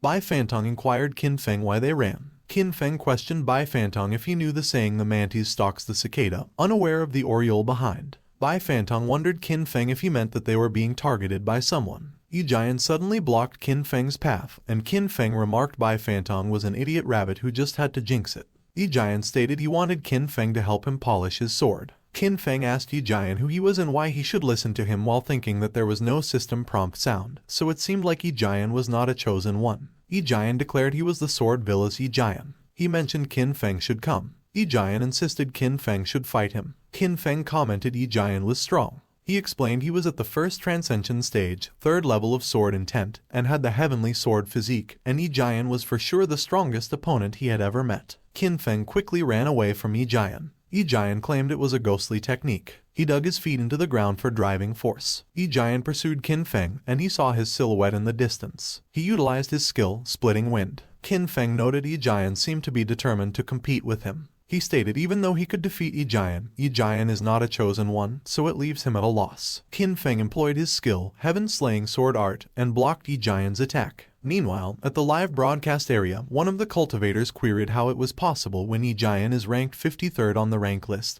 and he was way ahead of Qin Feng. And another audience member wondered if it wasn't some shady plot when the 153rd spot and the 53rd spot tied. The female host asked Ma Daiguo what he thought about the fight. Ma Daiguo stated Qin Feng is the godson of the Yinyu dynasty and that it was all he would mention while he would have no comment on everything else. One of the audience remarked, sure enough, there is something shady going on because there is no way a rich playboy that indulges in pleasures all the time suddenly jumped from 30,000 to the top 100. Another audience commented the experts are reliable as they are honest, and another audience affirmed they are indeed. On the other hand, the female host inquired Ma Daiguo if he didn't have any conscience, and Ma Daiguo just cleared his throat. Back in the fight, Yi Jian questioned how that was possible and mentioned he was at the path of the Dao stage. Suddenly, Bai Fantong lunged at Yi Jian from the side. Bai Fantong declared he is fast, accurate, fierce, and is a hunter. Yi Jian quickly jumped away from Qin Feng and Bai Fantong. Bai Fantong asked Qin Feng if he did well, and as Qin Feng responded he was amazing. Bai Fantong stated Yi Jian did not even see him coming. Yi Jian scoffed and remarked they were petty tricks, but his vision became blurry. Yi Jian quickly raised his sword. He utilized his skills, splitting wind, prospering sea, and hurling forest. Yi Jian's slashing attacks approached Qin Feng at an incredible speed. Qin Feng mentioned it was not good. He employed his skill, ancient double pupils. Yi Jian's slashing attacks became slow in Qin Feng's eyes. Qin Feng dodged those slashing attacks, and Bai Fantong noted Yi Jian was very angry, so he won't do that again. Meanwhile, the emperor expressed he was afraid Qin Feng was going to lose because his swordsmanship may be amazing. But once he encounters a strong opponent and fails to kill him with one strike, he is unable to continue. On the other hand, Moon Celestial stated it was still too much for the brat Qin Feng to be able to deal with a path of Dao cultivator. Back into the fight, Qin Feng stood back on the ground safely. Yi Jian asked Qin Feng if he was going to use the supreme bone and the double pupils. Qin Feng responded Yi Jian didn't deserve them. He mentioned even the sows will go crazy was more suitable for a baby. Yi Jian asserted there must be a limit to Qin Feng's childishness. Qin Feng replied he is not a good person, so he doesn't have a limit. He employed his skill, swirl of the falling leaves. Yi Jian swung his sword to block Qin Feng's attack, and as Qin Feng stated it was the moment, he talked to the system in his mind and mentioned he wanted to use the sword intent upgrade card. The system congratulated Qin Feng for using the sword intent upgrade card and for advancing the sword intent to the 3rd level. Qin Feng used his skill, the heaven-slaying sword technique. Yi Jian remarked Qin Feng was foolish to use the same move repeatedly against a swordsman. He blocked Qin Feng's attack. Yi Jian explained it was not the same heaven-slaying sword technique as before, and Qin Feng claimed Yi Jian underestimated him. Qin Feng's slashing attacks filled the area. Yi Jian and Qin Feng stood in a standstill after the attack dissipated. Meanwhile, at the live broadcast area, one of the audience asked if Qin Feng lost. Suddenly, Qin Feng coughed up blood. Princess Nanfeng wondered if Qin Feng lost and if Fang Chang saw that Qin Feng was defeated. On the other hand, Fang Chang declared Qin Feng was a scoundrel who tarnished his reputation, and he will never share the sky with him. Back into the fight, Yi Jian also coughed up blood and knelt on the ground. Princess Nanfeng was surprised when she saw that. The emperor stated Qin Feng was something else. Meanwhile, Moon Celestial mentioned it was just Qin Feng's basic maneuver. She explained when she got back, she must properly deal with Qin Feng, as he has already broken through to the 3rd level of sword intent yet he still plays dumb in front of her. And she wondered who he was guarding against when she raised him with all her efforts. On the other hand, the other masters were jealous of Moon Celestial. Meanwhile, the emperor commented Qin Feng withstood a direct hit from the sword Kai and only sustained a minor injury where he could even heal itself, so Qin Feng is no simpleton. Back in the fight, Qin Feng noticed Yi Jian. Yi Jian stood back up even though he was already a bloody mess. He released his powerful aura and asserted he had not lost yet. Qin Feng cursed and asked if it was never going to end. He declared they would see how Yi Jian would handle his skill. On the other hand, the emperor wondered if it was the firmament domineering body. Yi Jian yelled as he poured everything he got into his attack. Qin Feng readily blocked Yi Jian's attack. A huge explosion occurred as the two powerful forces clashed. As the dust from the explosion dissipated, it was revealed that Yi Jian knelt on the ground while Qin Feng remained standing. Qin Feng stated the firmament domineering body seemed to be much more powerful than he imagined because not only does he not feel tired during battle, but the longer the fight, the stronger his body becomes. Bai Fantong mentioned it looked like he didn't need to make a move himself. He remarked he could finally quietly enjoy his carrots. Suddenly, Bai Fantong announced the birds had arrived, and as Qin Feng asked what birds he was talking about, Bai Fantong explained that the mantis stalks the cicada, unaware of the oriole behind, and asked Qin Feng if that wasn't what he taught him. Qin Feng stated it doesn't matter because he only wants the bird. Meanwhile, Yi Jian asserted he and Qin Feng have a long future ahead, so they should meet again.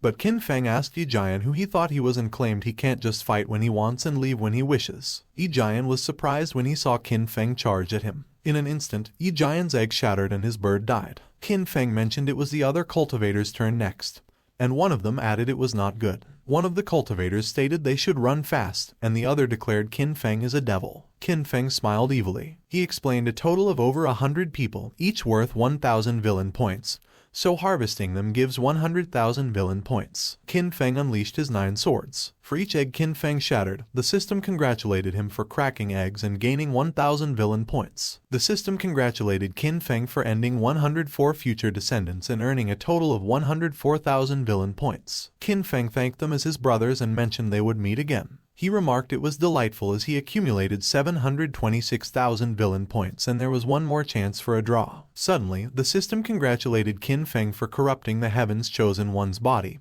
and soul, so he earned 300,000 villain points. And it also congratulated him for leaving a permanent psychological scar on the chosen one, so he earned a chance for a draw. Qin Feng got curious when he heard about the corruption. He saw Fang Chang on top of the flustered Bai Rai. Qin Feng wondered if it shouldn't be Bai Rai on top and Fang Chang at the bottom. Bai Fantong asked Qin Feng how Fang Chang could go on top when he shattered his balls, and Qin Feng stated it was true. Qin Feng mentioned Bai Fantong should look at how virtuous he was, tirelessly working to make them focus on cultivation, even at the cost of bearing a bad name by smashing their eggs, and Bai Fantong remarked it was going to get dark soon. Qin Feng cursed and declared he must find a place to stay before it gets dark or those people will definitely seek revenge, and Bai Fantong asked him if he wasn't full of virtue. A few moments later, Bai Fantong asked Qin Feng if the place was safe, and Qin Feng responded yes because it was specially made for the competitors to rest, and once one enters the cave, there is no more live broadcast and fighting is prohibited. Bai Fantong remarked he could sleep peacefully in that case. Meanwhile, Qin Feng declared it was time to upgrade. He clicked the system screen to draw a lottery. The system congratulated Qin Feng for obtaining the god-level sword technique, Great River Sword Art. Qin Feng was alarmed. He was quickly transported in the middle of vast water filled with monsters. Those monsters threw swords at him. Qin Feng couldn't move as the swords all came at him. Suddenly, Qin Feng woke up. He was out of breath, and he mentioned it was a great sword art. The system asked Qin Feng if he would like to spend 1 million villain points to exchange for a great completion voucher, and Qin Feng clicked yes. Qin Feng explained currently, other than the heavenly slaying sword art, he can't perform any other sword moves, which puts him in an awkward position if he can't kill the opponent with one strike. So the Great River Sword Art couldn't have come at a better time, and by adding the 300,000 contributed by Fang Chang, it was just enough. The system congratulated Qin Feng for spending 1 million villain points to successfully exchange for the Great Completion voucher, and for successfully using it, elevating the Great River Sword Art to the realm of complete mastery. Qin Feng was back at the vast waters, but this time he had control over the monsters and the swords around him. He raised his hand and made the swords move over him. Qin Feng commented it was not bad at all. He was back to the cave and stated, as a reward to himself, he should draw another one. The system congratulated Qin Feng for drawing the god-level mark, Indomitable Will, as the bearer of the mark is immune to any spiritual attacks in the world.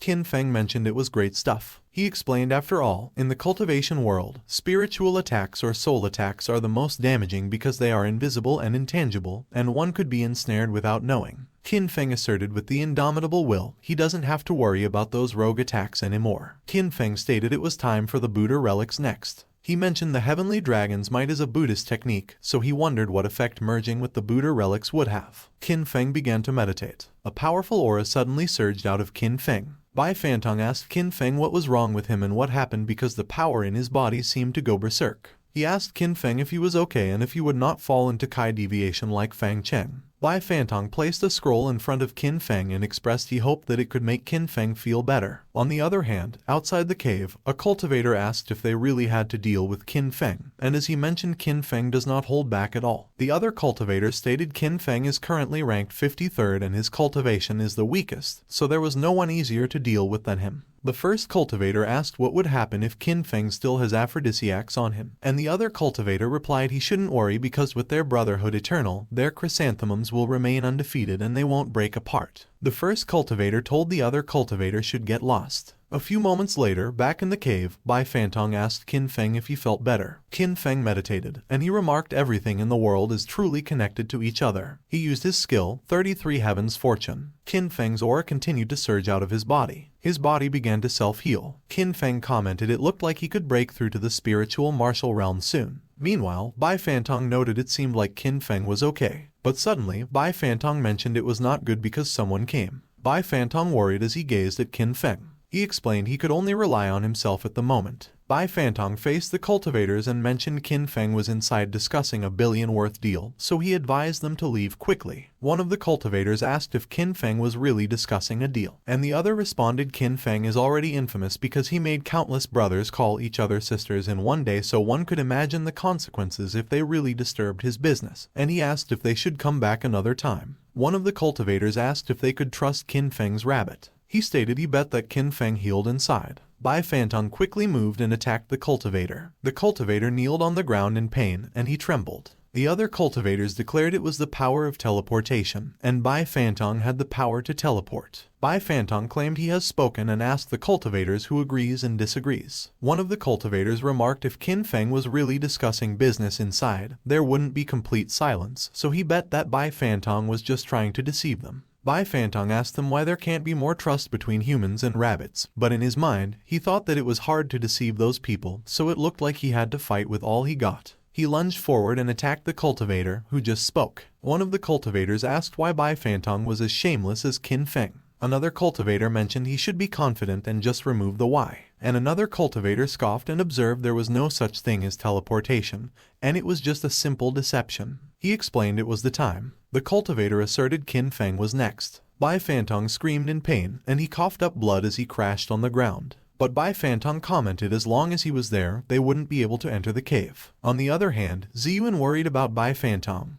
While Moon Celestial noted Bai Fantong usually lacks principles but is quite reliable at critical moments. The cultivator asked Bai Fantong if he indicated he could protect Qin Feng like that, and Bai Fantong asked him if it was funny. Bai Fantong added the sword should come. The sword quickly came out of the cave and floated around Bai Fantong. The cultivators expressed it was the vast Sky Nine Swords. Bai Fantong released his aura, and the cultivators became wary of him. He replied if heaven did not create him, the path of the sword was as eternal as the long night. Meanwhile, Moon Celestial indicated true to Qin Feng's upbringing.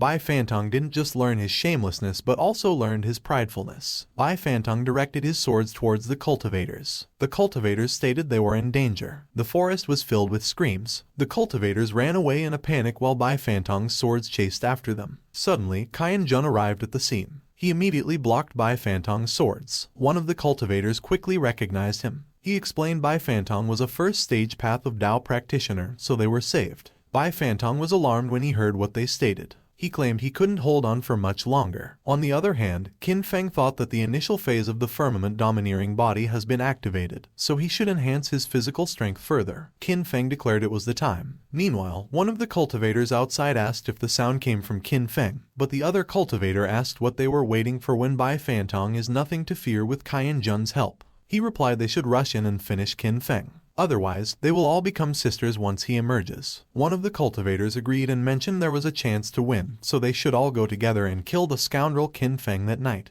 But Qian Jun stated they should wait a moment. Qian Jun approached Bai Fantong. One of the cultivators observed it seemed that Qian Jun planned a one-on-one fight, and another cultivator remarked Qian Jun is mighty, so Qin Feng is doomed that night. He added if they capture Qin Feng alive, he will tie him up and let him taste the agony of getting his balls crushed. On the other hand, Bai Fantong asked Qian Jun what he did, interrupting his master's business talk, and he asked him if he had a death wish. But in his mind, Bai Fantong whimpered, and he mentioned he hadn't sold Qin Feng's first time, so he requested that Qin Feng sell it for a good price if he died. Qian Jun suddenly crouched down, and Bai Fantong cursed in his mind as he wondered what that was all about. Qian Jun introduced himself and declared his admiration for Qin Feng was endless like the rolling river and uncontrollable like the flooding of the Yellow River, so if Qin Feng doesn't accept him that day, he will kneel to death outside that cave. The other cultivators were surprised with what Qian Jun did. Suddenly, Qin Feng walked out of the cave. He questioned the cultivators for daring to bully his rabbit in his absence and asked what the meaning of that situation was. The cultivators explained it was not good because Qin Feng had emerged. 15 minutes earlier, Qian Jun got curious when he saw the cultivators running away from Bai Fantong's swords. He quickly jumped towards them. Qian Jun landed on the ground and blocked Bai Fantong's swords. When he saw that Bai Fantong was a rabbit, he wondered what was going on. The other cultivator asked why they should wait when a mere rabbit is nothing to fear with Qian Jun's help, so they should quickly finish off Qin Feng. Jun wondered if Qin Feng was inside, the one with the supreme bone, unrivaled double pupils, and the heaven-slaying sword technique, who broke Huanggu records multiple times, defeated Yi Jian, and jumped from 30,000 to the top 50 in ranking. And he declared if he was not mistaken, Qin Feng must be undergoing a breakthrough inside the cave, and judging by the momentum, Qin Feng might have even mastered an extremely terrifying sword technique that perfectly aligns with him. He remarked the universe is not set in stone and everyone is a dark horse, and with his current strength, it is hard to win, so it would be better to choose a strong ally. He explained Qin Feng was not only the godson of the Yinyu dynasty but also the eldest son of the great Zia's Qin family, so he seemed like a good choice as he was deeply connected with two dynasties. He commented those people wanted him to take the fall when they couldn't win, and they were idiots, so he won't be a part of that. Meanwhile, the other cultivators suggested they should run quickly. Qin Feng claimed they hit his rabbit and thought of leaving without facing the consequences. The system congratulated Qin Feng for breaking balls and earning 1,000 villain points for each cultivator he attacked. Jun stated it was terrifying and that, luckily,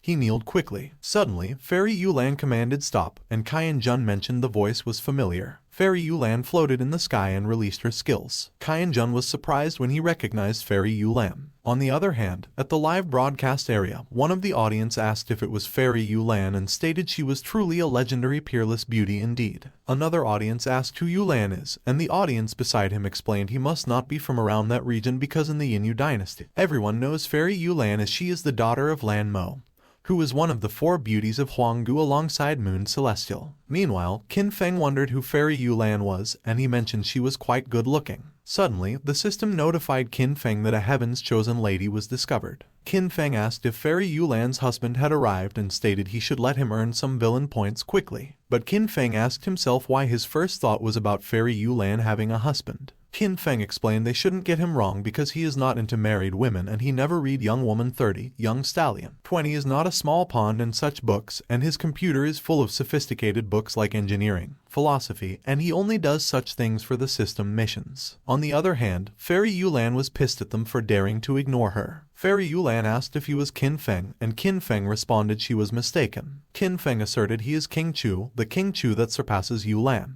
The cultivators inquired about King Chu and Yulan, and one of them remarked that it sounded a bit strange. Fairy Yulan commented that Qin Feng was exaggerating things and inquired why he humiliated others like that. Qin Feng responded by asking if she wanted him to kill them all then. The other cultivators became terrified upon hearing what Qin Feng replied. Fairy Yulan questioned Qin Feng if he was strong enough, and Qin Feng countered by asking her in which aspect. Qin Feng considered that Fairy Yulan was heavy and stacked like the snowy mountains. He pondered if he should use dragon leading into the sea and fire returning to the source to fight Fairy Yulan. Qin Feng laughed mischievously. Fairy Yulan commented that Qin Feng truly was despicable, as the rumors described. Suddenly, Bai Fantong remarked that Qin Feng finally came out. He observed that those people were despicable, as he had nearly assumed he would lose the chance to personally sell Qin Feng's first time. Qin Feng stated that Bai Fantong should already sleep, as he had worked hard that time. Jun introduced himself to Qin Feng, and he declared that from that point onward, he was his man.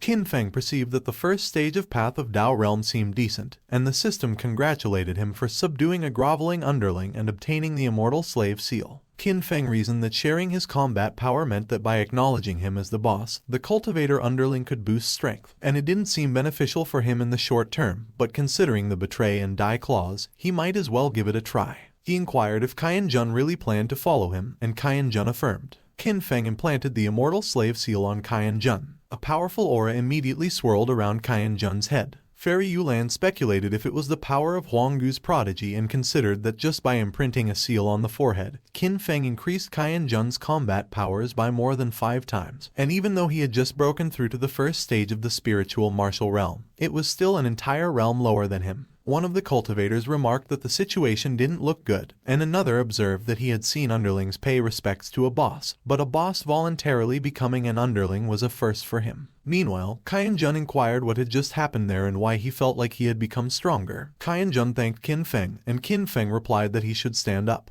Qin Feng pondered if he would receive a lot of rewards if he placed an immortal slave seal on Fairy Yulan. On the other hand, Fairy Yulan considered why Qin Feng was staring at her like that. The system congratulated Qin Feng for increasing Fairy Yulan's favor by 1 and earning 100 villain points, which made Qin Feng mutter in his mind, and he speculated if Fairy Yulan was a tsundere. Qin Feng remarked that Fairy Yulan truly lives up to her name, with unparalleled grace and beauty, not only gorgeous but also kind-hearted, willing to expend her energy to ensure everyone's safety, and he admires such magnanimity. Fairy Yulan instructed Qin Feng to cut the chatter because if he wants to kill the others, he will have to defeat her first. The system congratulated Qin Feng for increasing Fairy Yulan's favor by 3 and earning 300 villain points, and Qin Feng realized that it really works. Qin Feng declared that no one could guarantee that no innocent will be harmed if they swing swords and knives, so he proposed that they fight barehanded, and if Fairy Yulan wins, he will spare the others' lives. Before Qin Feng could finish his sentence, Fairy Yulan accepted, saying that it was a deal. Fairy Yulan stated that they should start. Suddenly, there were a lot of explosions in the sky, and one of the cultivators wondered who was bold to be fighting a small dragon. One of the cultivators observed that it sounds chaotic, so it seemed like a group fight, and another cultivator inquired if they should go too because if they kill a small dragon, they could get lots of points and treasures like their dragon pearls. The cultivator urged them to hurry and go or they would miss out, and another cultivator told him to wait for them. Fairy Yulan questioned if they were leaving already. She announced that she was going too, but Qin Feng suddenly grasped Fairy Yulan by the wrist. Qin Feng questioned Fairy Yulan if a cultivator of her level must disdain those who bully the weak and enslave small animals, while concluding in his mind that he finally met a heaven's chosen lady, so there was no way he could let her go. Fairy Yulan affirmed that, of course, she was not going to fight the dragon with them. Suddenly, Bai Fantong cried that it hurt so much, and he proposed that Qin Feng should just end his suffering because he was just a worthless animal anyway. Bai Fantong suddenly brightened when Fairy Yulan healed him. Fairy Yulan declared that she would save Bai Fantong, as he was not a worthless animal. Qin Feng observed that Bai Fantong was seriously injured, and if not treated soon, it might be fatal, and as he proposed that Fairy Yulan come with them, Bai Fantong insisted that he was fine and his life isn't valuable, so he shouldn't trouble the lady. But Fairy Yulan agreed and announced that she would come with Qin Feng. Qin Feng thanked Fairy Yulan, and he concluded that the plan was successful. In the cave, Qin Feng declared that he would leave Bai Fantong in Fairy Yulan's care. Fairy Yulan replied that helping the weak is the duty of a cultivator, so there was no need for thanks. Qin Feng informed them that he was stepping out for a moment and instructed Qian Jun to take good care of Fairy Yulan and Bai Fantong, and Qian Jun agreed. A few moments later, Qin Feng traveled through the forest at an intense speed.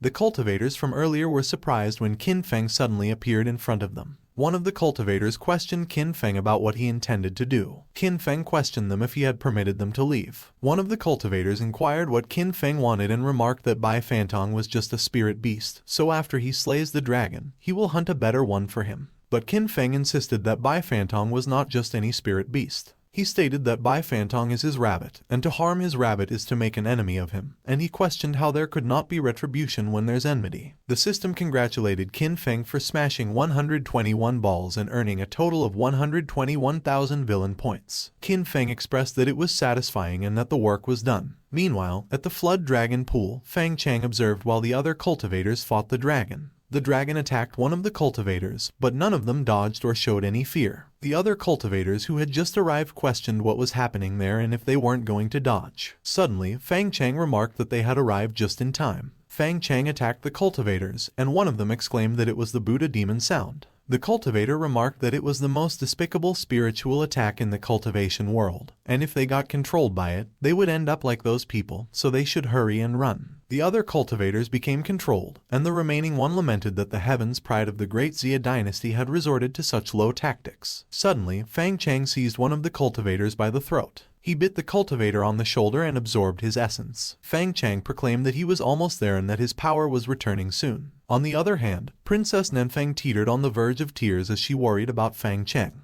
The next morning, Qin Feng, Fairy Yulan, and Qian Jun stood in front of the dragon's lair. Qian Jun inquired of Qin Feng what they were doing there and whether he was contemplating slaying the dragon. Qin Feng questioned Qian Jun on what he believes. Qian Jun replied that Qin Feng was truly going to slay the dragon, while Fairy Yulan speculated if Qin Feng had given up on the flood dragon last night because of the real one, and she considered that since the beginning of the life and death elimination competition, no one had managed to defeat the small dragon that is barely a flood dragon in disguise, let alone slay the actual one. So she mused if Qin Feng wasn't a bit arrogant to think that he could slay the dragon whose power was at the 5th stage of Path of Tao with his 1st stage of spiritual martial realm. The system informed Qin Feng that his favor with Fairy Yulan decreased by 1 point, and he pondered what was wrong, why his favor had suddenly dropped, and if it was because he had been busy with his task and wasn't paying Fairy Yulan enough attention. Qin Feng assured that Fairy Yulan needn't worry because after he slew the dragon, he would share the equipment with her. But Fairy Yulan was angered, and she considered Qin Feng indecent for touching her hand.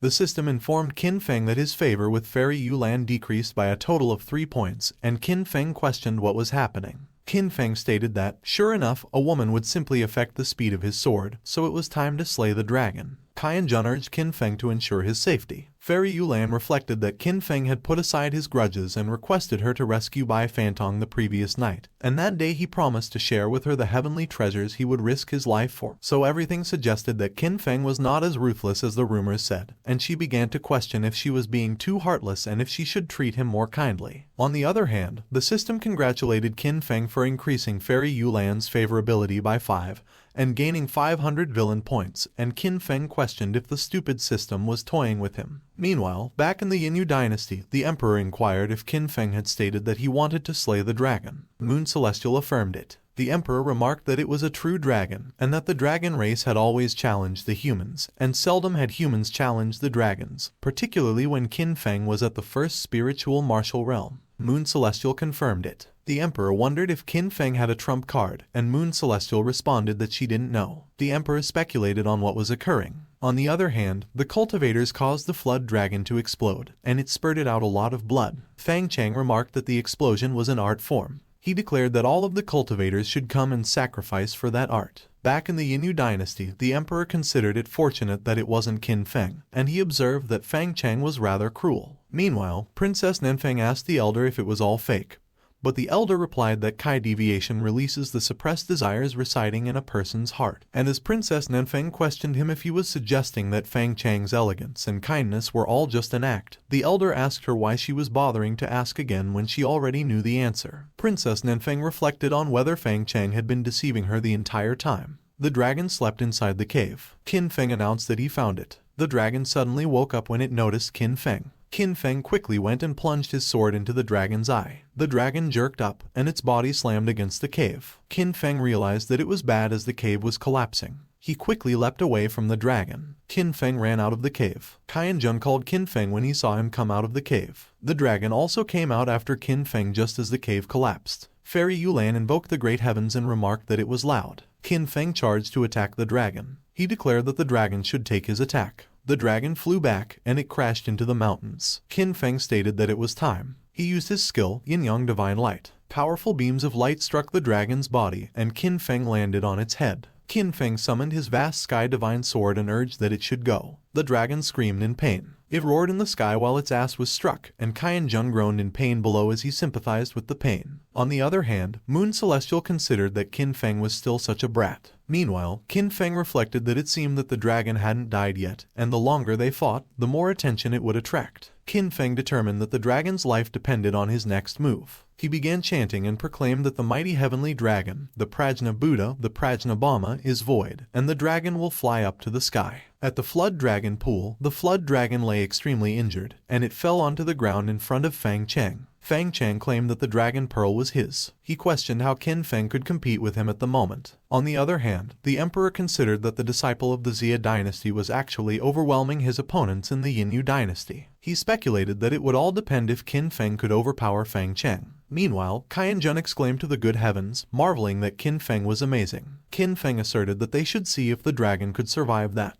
He controlled his vast sky divine sword that stuck on the dragon's body. The dragon was startled and became distracted when it noticed the sword moving in its body. The dragon was tackled on the ground by Qin Feng's golden dragon, and he pushed his companions away as the dragon's tail came at them. Qin Feng took a direct hit from the dragon's tail. He flew and crashed into a huge rock. Kai Jun inquired if Qin Feng was okay, while Fairy Yulan and Bai Fantong called to him with worry. Qin Feng responded that he was fine. He quickly absorbed the dragon. Qin Feng announced that the news of the dragon's death would soon spread throughout the battlefield, so they should get out of there quickly. Fairy Yulan offered that Qin Feng should lean on her. The four of them quickly teleported away from the place. Meanwhile, Fang Chang remained at the flood dragon pool, and he declared that the first place was his. He proclaimed that he was the invincible genius of that world, and he laughed. Suddenly, Fang Chang wondered if someone had slain the dragon. He quickly checked the ranking and noticed that Qin Feng was in first place. Fang Cheng deemed it completely impossible. Fang Cheng remarked that even if Qin Feng slew the dragon,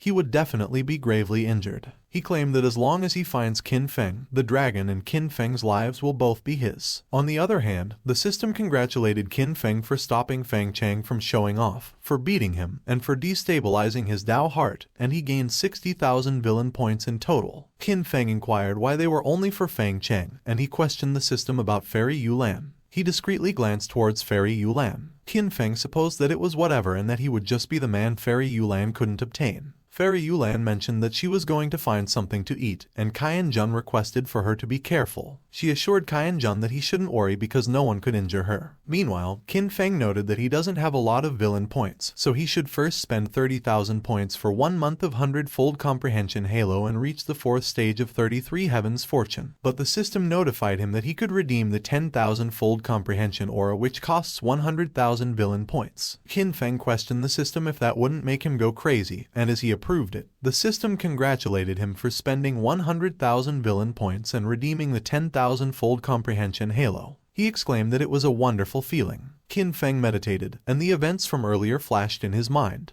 On the other hand, Fairy Yulan asked Bai Fantong what else he eats besides radish, and Bai Fantong responded that he only eats radish and heavenly treasures. Fairy Yulan was unaware that a man was aiming an arrow at her from behind. The man released his arrow. The arrow struck Fairy Yulan at the back of her shoulder. The man hiding behind the bushes grinned evilly. He quickly emerged from hiding and went to Fairy Yulan. But both Fairy Yulan and Bai Fantong were gone, and he wondered where they went. Meanwhile, Fairy Yulan acknowledged that the arrow was laced with poison that is life-threatening, and Bai Fantong urged her to hang in there as they would be there soon. As soon as they approached the cave, Fairy Yulan collapsed, and Qian Jun grew worried. A few moments later, Qin Feng pondered if the Heaven's Chosen Lady was that unlucky because she got shot the moment she left. Suddenly, the system congratulated Qin Feng for triggering the selective mission where he would get God tier baguette if he did nothing and spoke with no qualms. He would get the Slaying Dragon treasure sword if he killed Fairy Yulan with one strike. He would gain immunity to all poisons if he helped Fairy Yulan detoxify the poison.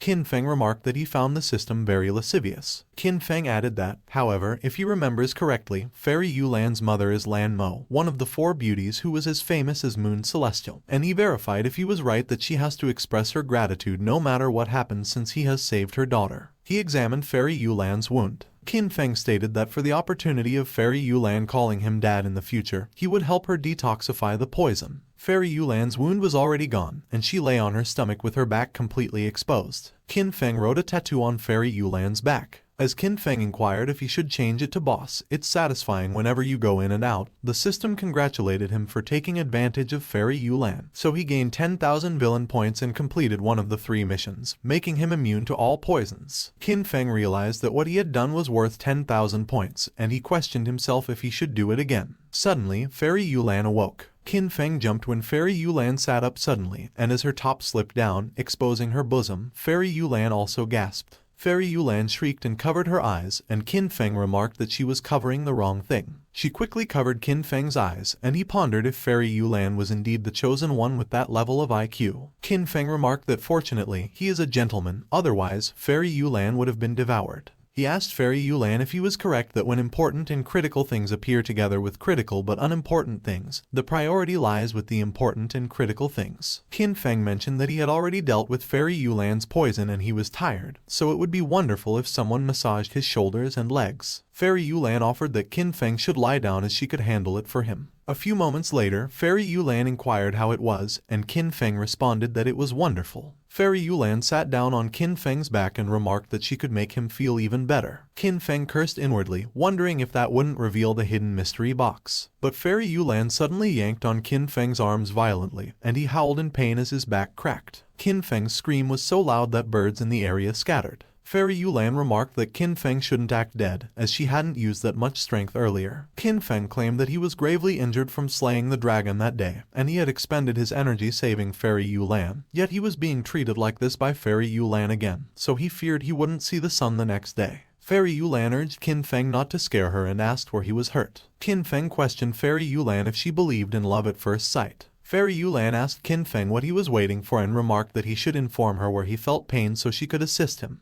Qin Feng replied that there was no need to trouble Fairy Yulan because he understood his own condition, but he simply had an unfulfilled wish. He inquired if Fairy Yulan could kiss him, and Fairy Yulan was taken aback. Qin Feng admitted that before he encountered Fairy Yulan, he had never believed in love at first sight, but she had led him to reassess his prior beliefs because, from the moment he first noticed her, his heart had been captivated, and his heart, filled with deep affection, had since been beating solely for her, making even death by her hand a willing fate for him. He questioned if Fairy Yulan grasped what he was expressing, and Fairy Yulan pondered whether she should fulfill his final wish before he passed away. Fairy Yulan placed a kiss on Qin Feng's forehead. However, Qin Feng swiftly leaned forward and, as he kissed Fairy Yulan on her lips, the system commended him for taking advantage of Fairy Yulan, awarding him 100,000 villain points. While Fairy Yulan was flustered, Qin Feng promptly seized her undergarment. Qin Feng questioned Fairy Yulan if she had changed her clothing and why the undergarment appeared different from what he had observed earlier, and the system praised him once more, granting another 100,000 villain points. Fairy Yulan quickly demanded that Qin Feng return it to her. She collapsed on top of Qin Feng, and he asked her what she intended to do to him. Qin Feng boasted that he was aware of his attractiveness and the strength of his allure, assuring Fairy Yulan that she need not worry as he would not resist. As the system once again congratulated Qin Feng for earning 100,000 villain points, Fairy Yulan exclaimed that Qin Feng was shameless and threatened to tear his mouth apart. While Qin Feng and Fairy Yulan continued to argue, Wan Ma arrived.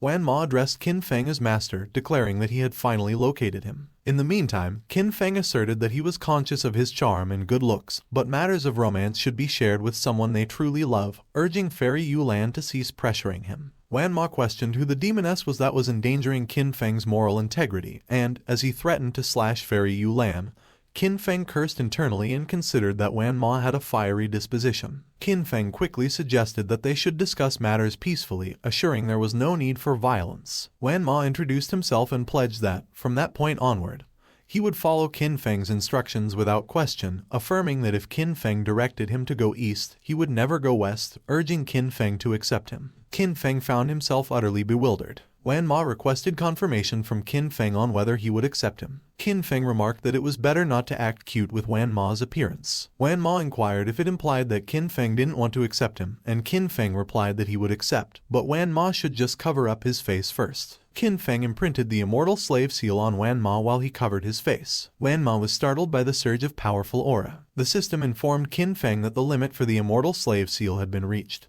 but he could unlock higher limits by improving his cultivation. And when Qin Feng observed that there was a limit, he considered himself lucky that those two guys weren't weak. Wan Ma felt excited as he looked at Qin Feng. Qin Feng considered that Wan Ma was originally named Qin Wan, and he is the son of the leader of the Qin family's 13 protectors, so his appearance must be the doing of the Qin family's ancestor. He reflected on whether Wan Ma was there asking for help due to trouble in the Qin family or if the ancestor had sent Wan Ma to assist him. Wan Ma announced that there was bad news because Fang Cheng was coming after Qin Feng, and Qin Feng assumed that it seemed like the Qin family was not in trouble. Qin Feng questioned Wan Ma why they should fear Fang Cheng. He realized that under the enhancement of the 10,000-fold comprehension aura, he had not only mastered the 4th stage of the 33 heavens fortune, his injuries had also healed, and he had also gained insights into the supreme bone, double pupil, heaven-slaying sword technique, and great river sword technique. Qin Feng noted that Fang Cheng was always so precise with the timing, and if Fairy Yulan wouldn't call him daddy, he would make Fang Cheng call him daddy. Qin Feng laughed, and as Qian Jun questioned Wan Ma about what had gotten into Qin Feng, Wan Ma responded that he didn't know either. A few moments later, Fang Cheng arrived with the horde of cultivators he had controlled.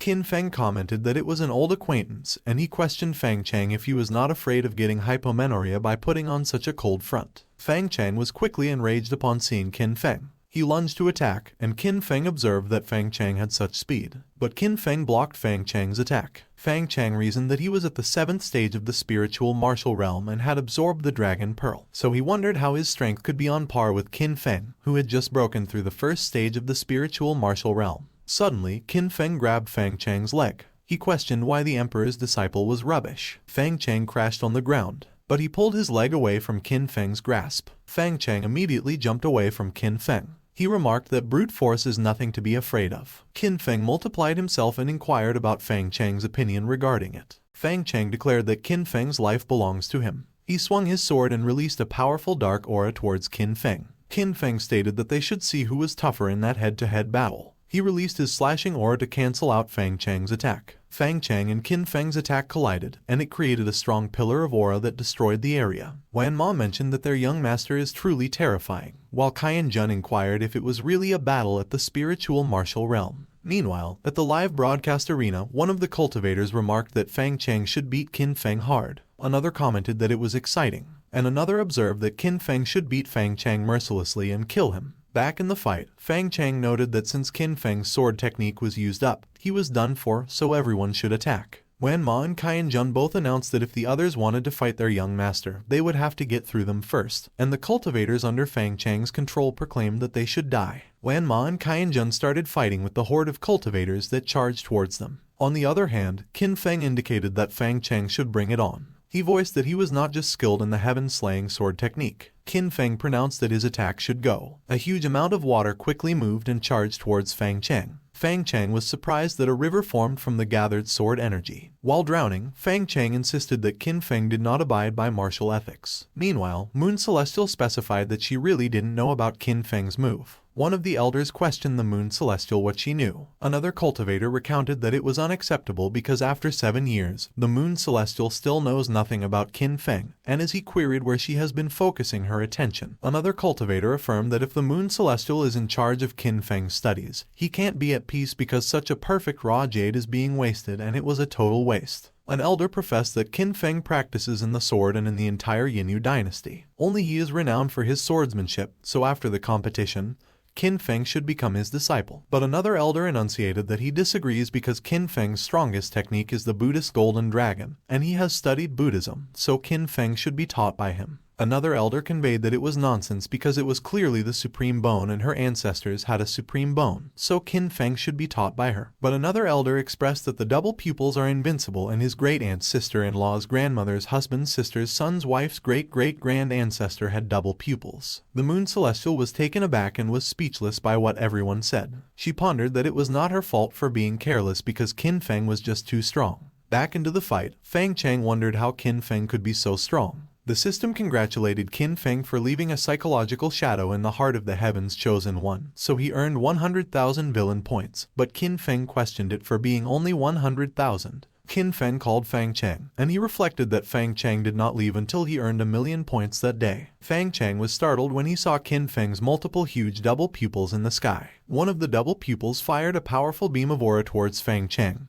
and the system congratulated Qin Feng again for leaving a psychological shadow and earning 100,000 villain points. Fang Chang screamed in pain as the other double pupils fired their powerful beam of aura towards him, and the system congratulated Qin Feng 2 more times and he earned 200,000 villain points. Fang Chang declared that Qin Feng had forced his hand, and even if he had to sell his soul to the devil, he was going to kill him that day. He yelled and began releasing a sinister, dark aura. The aura that Fang Chang released was powerful that it surged towards the sky like a pillar. Qin Feng stated that he might have overdone it as he forgot that Fang Chang was the Heaven's Chosen One. He inquired if there wasn't anyone in charge there and voiced that he wanted to report Fang Chang for using a substitute fighter. The Moon Celestial pondered that Qin Feng really hasn't changed at all. Back into the fight, Fang Chang's eyes turned black, and they were sinister as he got possessed by the dark aura. Qin Feng remarked that minor fights are entertaining while major battles harm the body, so maybe they should just call it quits. Suddenly, a powerful lightning-like aura appeared in the sky, and Qin Feng reflected that his savior had arrived. Fang Chang noted that the brat from the Yinyu dynasty has actually reached such a level. The emperor mentioned that he didn't expect his senior to still be alive. However, that life and death elimination tournament is a contest among the younger generation, and it doesn't seem quite right for a senior like him to intervene. Fang Chang questioned the emperor what would happen if he insisted on intervening. The emperor affirmed that he would have to offend Fang Chang. Fang Chang laughed and added that the emperor was a young lad, so he couldn't kill him. He flew towards the sky while leaving a trail of his dark aura. The emperor queried if Fang Chang thought of leaving and observed that it was too late. He flew towards the sky and chased after Fang Chang. Qian Jun couldn't believe that the Six Paths Emperor referred to the Dark Energy as senior and the Dark Energy called the Six Paths Emperor a brat. And as he cursed and pointed out that Fang Chang used a really good substitute, Wan Ma commented that luckily their young master is safe. Fang Chang's and the Emperor's auras clashed in the sky. The Emperor's aura dominated over Fang Chang's. Fang Chang cursed the Emperor, and as he specified that he dared to reduce his 1,000 years of cultivation so he should just wait, he also cursed Qin Feng and indicated that he would be back. The system congratulated Qin Feng for weakening the Heaven's Chosen One's fateful encounter, so he earned a lottery ticket, and for inflicting serious injuries on the Heaven's Chosen One, so he earned 300,000 villain points. Qin Feng considered that the Chosen One really doesn't play fair, but he hoped that Fang Cheng wouldn't go off and buy even more powerful cheats behind his back. He demanded the emperor if he just let Fang Cheng go like that. Qin Feng probed if he was wrong and if it wasn't incompetence that the Six Paths Emperor let Fang Cheng go and Fang Cheng used cheats to fight him. He began writing and expressed that on X year, X month, the Six Paths Emperor weakened his opponent, preventing him from honing his skills, so he would demand compensation of 10 million top-grade spiritual stones. At the cave entrance, Qin Jun inquired what was going on. One of the cultivators stated that they were saved and that the heavens have truly blessed them. Suddenly, Bai Fantong slammed his hand. He caught the attention of the cultivators. Bai Fantong declared that everyone should line up. He proclaimed that his master Qin Feng is handsome and dashing, unparalleled in the world, with peerless elegance, highly talented, the embodiment of justice and wisdom, adored by all, a pear blossom overshadowing the begonias, known as the most handsome man in Huanggu, has saved their lives. So the men should be grateful and line up to pay the protection fee, while the women should be prepared to offer themselves in gratitude. The pretty and married ladies are given priority. One of the cultivators queried Bai Fantong if he wasn't a bit too domineering in how he handled things. Qin Jun glared at the cultivator. He questioned if there was anyone objected. Bai Fantong remarked that it was how they do things. The cultivator gulped in nervousness. In an instant, everyone began to line up. One of the female cultivators inquired of Bai Fantong if she really had a chance to become a concubine to Qin Feng. Bai Fantong responded that the female cultivator won't do because her chest is too small, and he called for the next one. The next female cultivator probed Bai Fantong about his opinion about her. Bai Fantong noted that she was too big so Qin Feng might suffocate, and he called for the next one. On the other hand, Fairy Yulan commented that it was despicable, lewd, as Qin Feng just took someone's first kiss and now publicly selected concubines. Meanwhile, Qin Feng mentioned that he wondered what he would draw at that time when the system notified him that the Heaven's Chosen Lady's favor had decreased a total of 6 points. Qin Feng wondered what happened. He went out of the cave. While Bai Fantong called for the next cultivator, 2 female cultivators greeted him by the entrance. Bai Fantong pressed Qin Feng if he was satisfied with how he handled things. Qin Feng pondered that it was no wonder the favor dropped crazily, and that he should really thank Bai Fantong. Qin Feng stated that Bai Fantong shouldn't call him because he doesn't know him. But Bai Fantong remarked that Qin Feng has always been money-hungry and lustful, and inquired why the sudden change. Qin Feng wondered what the brat babbled about and that it seemed like it was time to save his image. He declared that money has never been his goal because to live under others' roofs is a blessing. But a gentleman can't live with no ambition, let alone be unable to earn his keep. And he is hungry for more, and lust has never been either, but beautiful things are meant to be admired. That was all, so he was not lustful but simply has a love for beauty. Qin Feng mentioned that Bai Fantong has no manners and offended them all, and he requested that they forgive him. He voiced that they embrace each other and are connected by fate, so on that battlefield he shall protect them. But the problem is that he already has a set goal in mind and couldn't promise them anything, so after leaving that place, they should forget about each other. The system congratulated Qin Feng for taking advantage of a young lady reasonably, so he gained 200 villain points, and the young lady asserted that everyone says that Qin Feng is heartless, but she is the only one to know that he was actually righteous. The young lady gave Qin Feng a kiss on the cheek. She announced that she has nothing to give Qin Feng, so she will give him a sweet kiss instead, and the system congratulated Qin Feng for taking advantage of a young lady reasonably, so he gained 500 villain points. The next young lady stepped forward and gave Qin Feng a hug,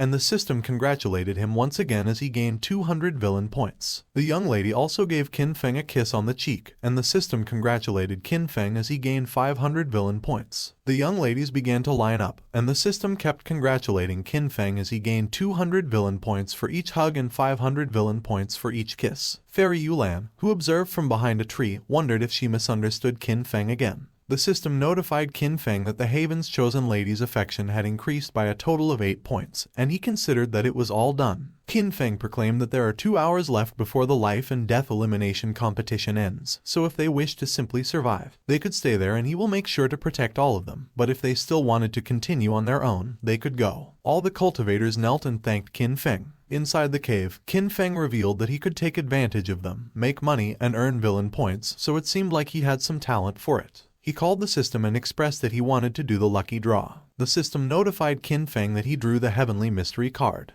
The system notified Qin Feng that he could peek into the mysteries of the heavens and find the heaven and earth's fortune after using the card. But it warned him that the heaven and earth's fortune is not found everywhere, so the card needs to be used cautiously, and it was best to start by spying upon a heaven's chosen one to easily find it. When Qin Feng heard about the heavenly mystery card and the heaven's chosen one, he questioned himself with whom they should start. One of the elders called the moon celestial and declared that he did not point fingers, but he queried her what she had done with such a talented fellow, if she couldn't give Qin Feng a better home and more money, and how that was any different than forcing a righteous person to do something wicked. But the moon celestial replied that she truly didn't restrain Qin Feng like that. Meanwhile, the emperor reflected that it was time for Qin Feng to get his own residence. He announced that he would declare Qin Feng as the third son of the Yin dynasty and bestow him with a highly spiritual peak where he could recruit subordinates and build his place. One of the elders agreed, and as another commented that it was the treatment a genius deserves. Another elder remarked that he wondered if the emperor had found a suitable person to be Qin Feng's master and was about to suggest to the emperor to let him, but he was cut off. The emperor stated that he already had someone in mind for Qin Feng's master, so the elder shouldn't waste his efforts on that, and besides, he will send a group of envoys to the Qin family to assist in mediations. The moon celestial and the others were surprised when they heard about the mediations. She believed that by using Qin Feng's identity as the third holy son, they could try to win over the Qin family, and if they are successful, the great Xia dynasty will lose the entire eastern territory. If they fail, such a big move will certainly raise the suspicion of the great Xia's emperor,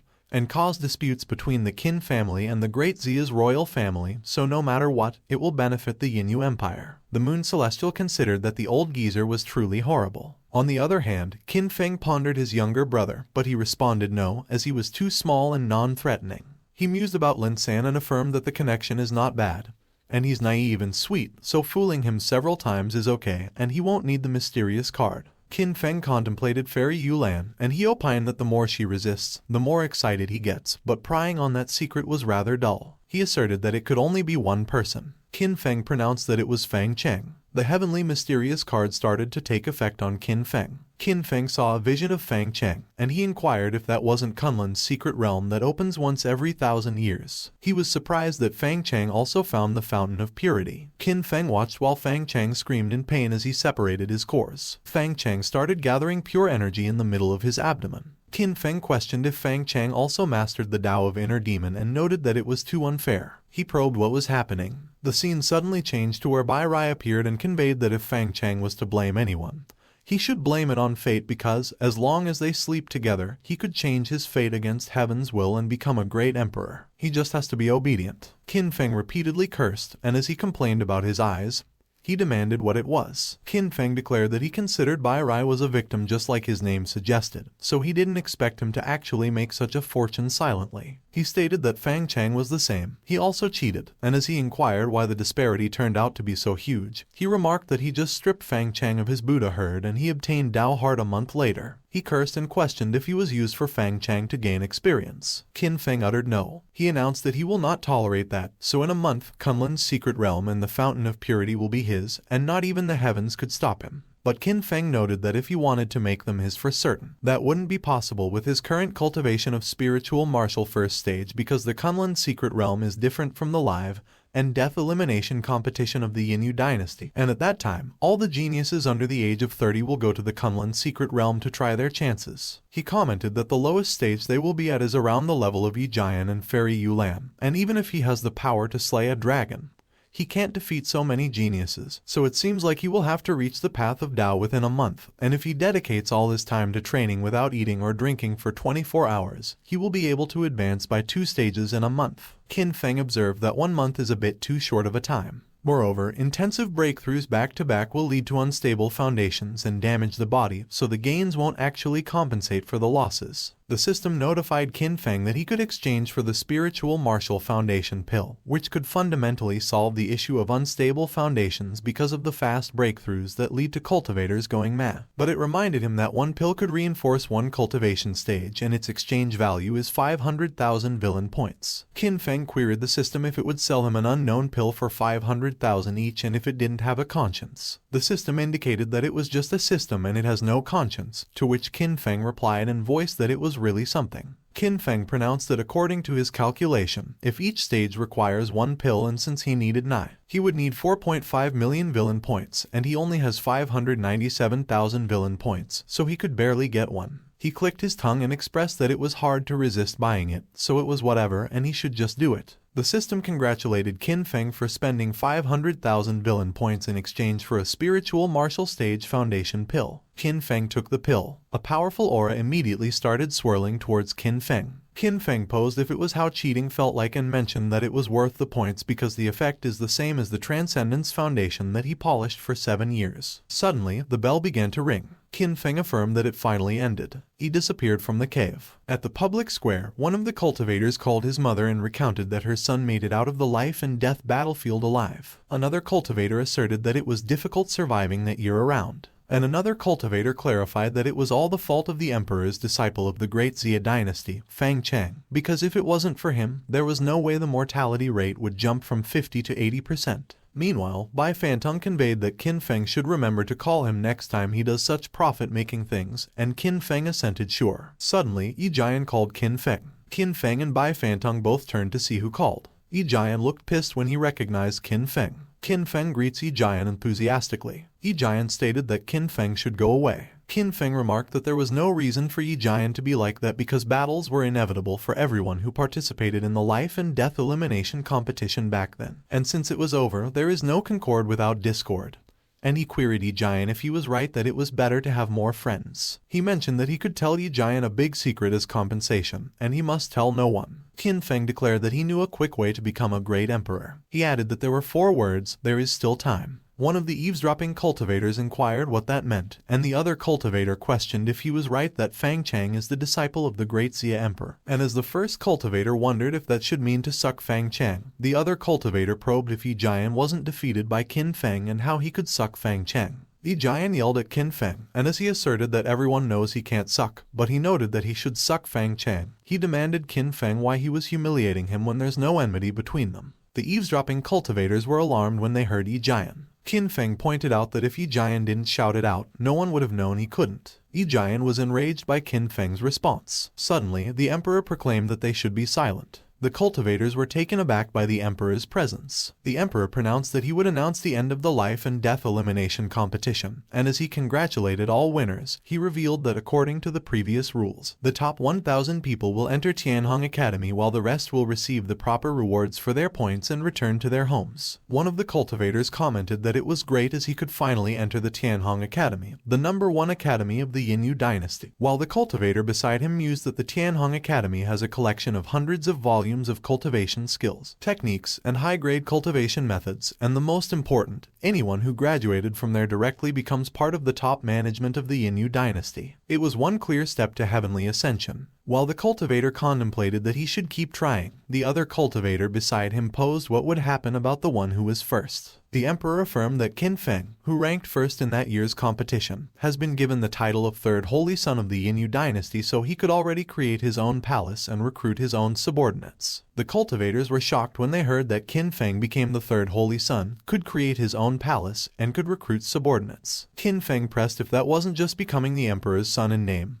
getting a palace and a group of people to protect him, and why the others were surprised. To which Bai Fantong quizzed Qin Feng if he didn't know that the life and death elimination competition is held every 10 years, but the Holy Son title isn't given each time. He indicated that only peerless geniuses who have defeated everyone could get it, and above all, the palace and subordinates indicate that Qin Feng could legally establish his own force and join the ranks of top in the Yinyu dynasty. Qin Feng inquired if he didn't deserve all of that. Yi Jian and the others were enraged at Qin Feng, and Qin Feng interrogated them if he said something wrong. In the crowd, Qian Jun and Wan Ma called Qin Feng, and they congratulated him for becoming the third holy son. Wan Ma remarked that Qin Feng is truly amazing, and Bai Fantong inquired how Qin Feng could not be when he is his master. Wan Ma queried Qin Feng who he looked for, and as Qin Feng stated that he looked for a woman, he considered that it was a woman who could get him 4 million villain points. Both Qian Jun and Wan Ma were confused when they heard Qin Feng mention a woman. Suddenly, Qin Feng spotted Fairy Yulan, and he assumed that he had found her. On the other hand, Fairy Yulan supposed that she always felt watched, and she wondered if it was just her imagination. Qin Feng quickly excused himself through the crowd. Meanwhile, the people declared that Princess Nanfeng should hand over the murderer, Fang Cheng.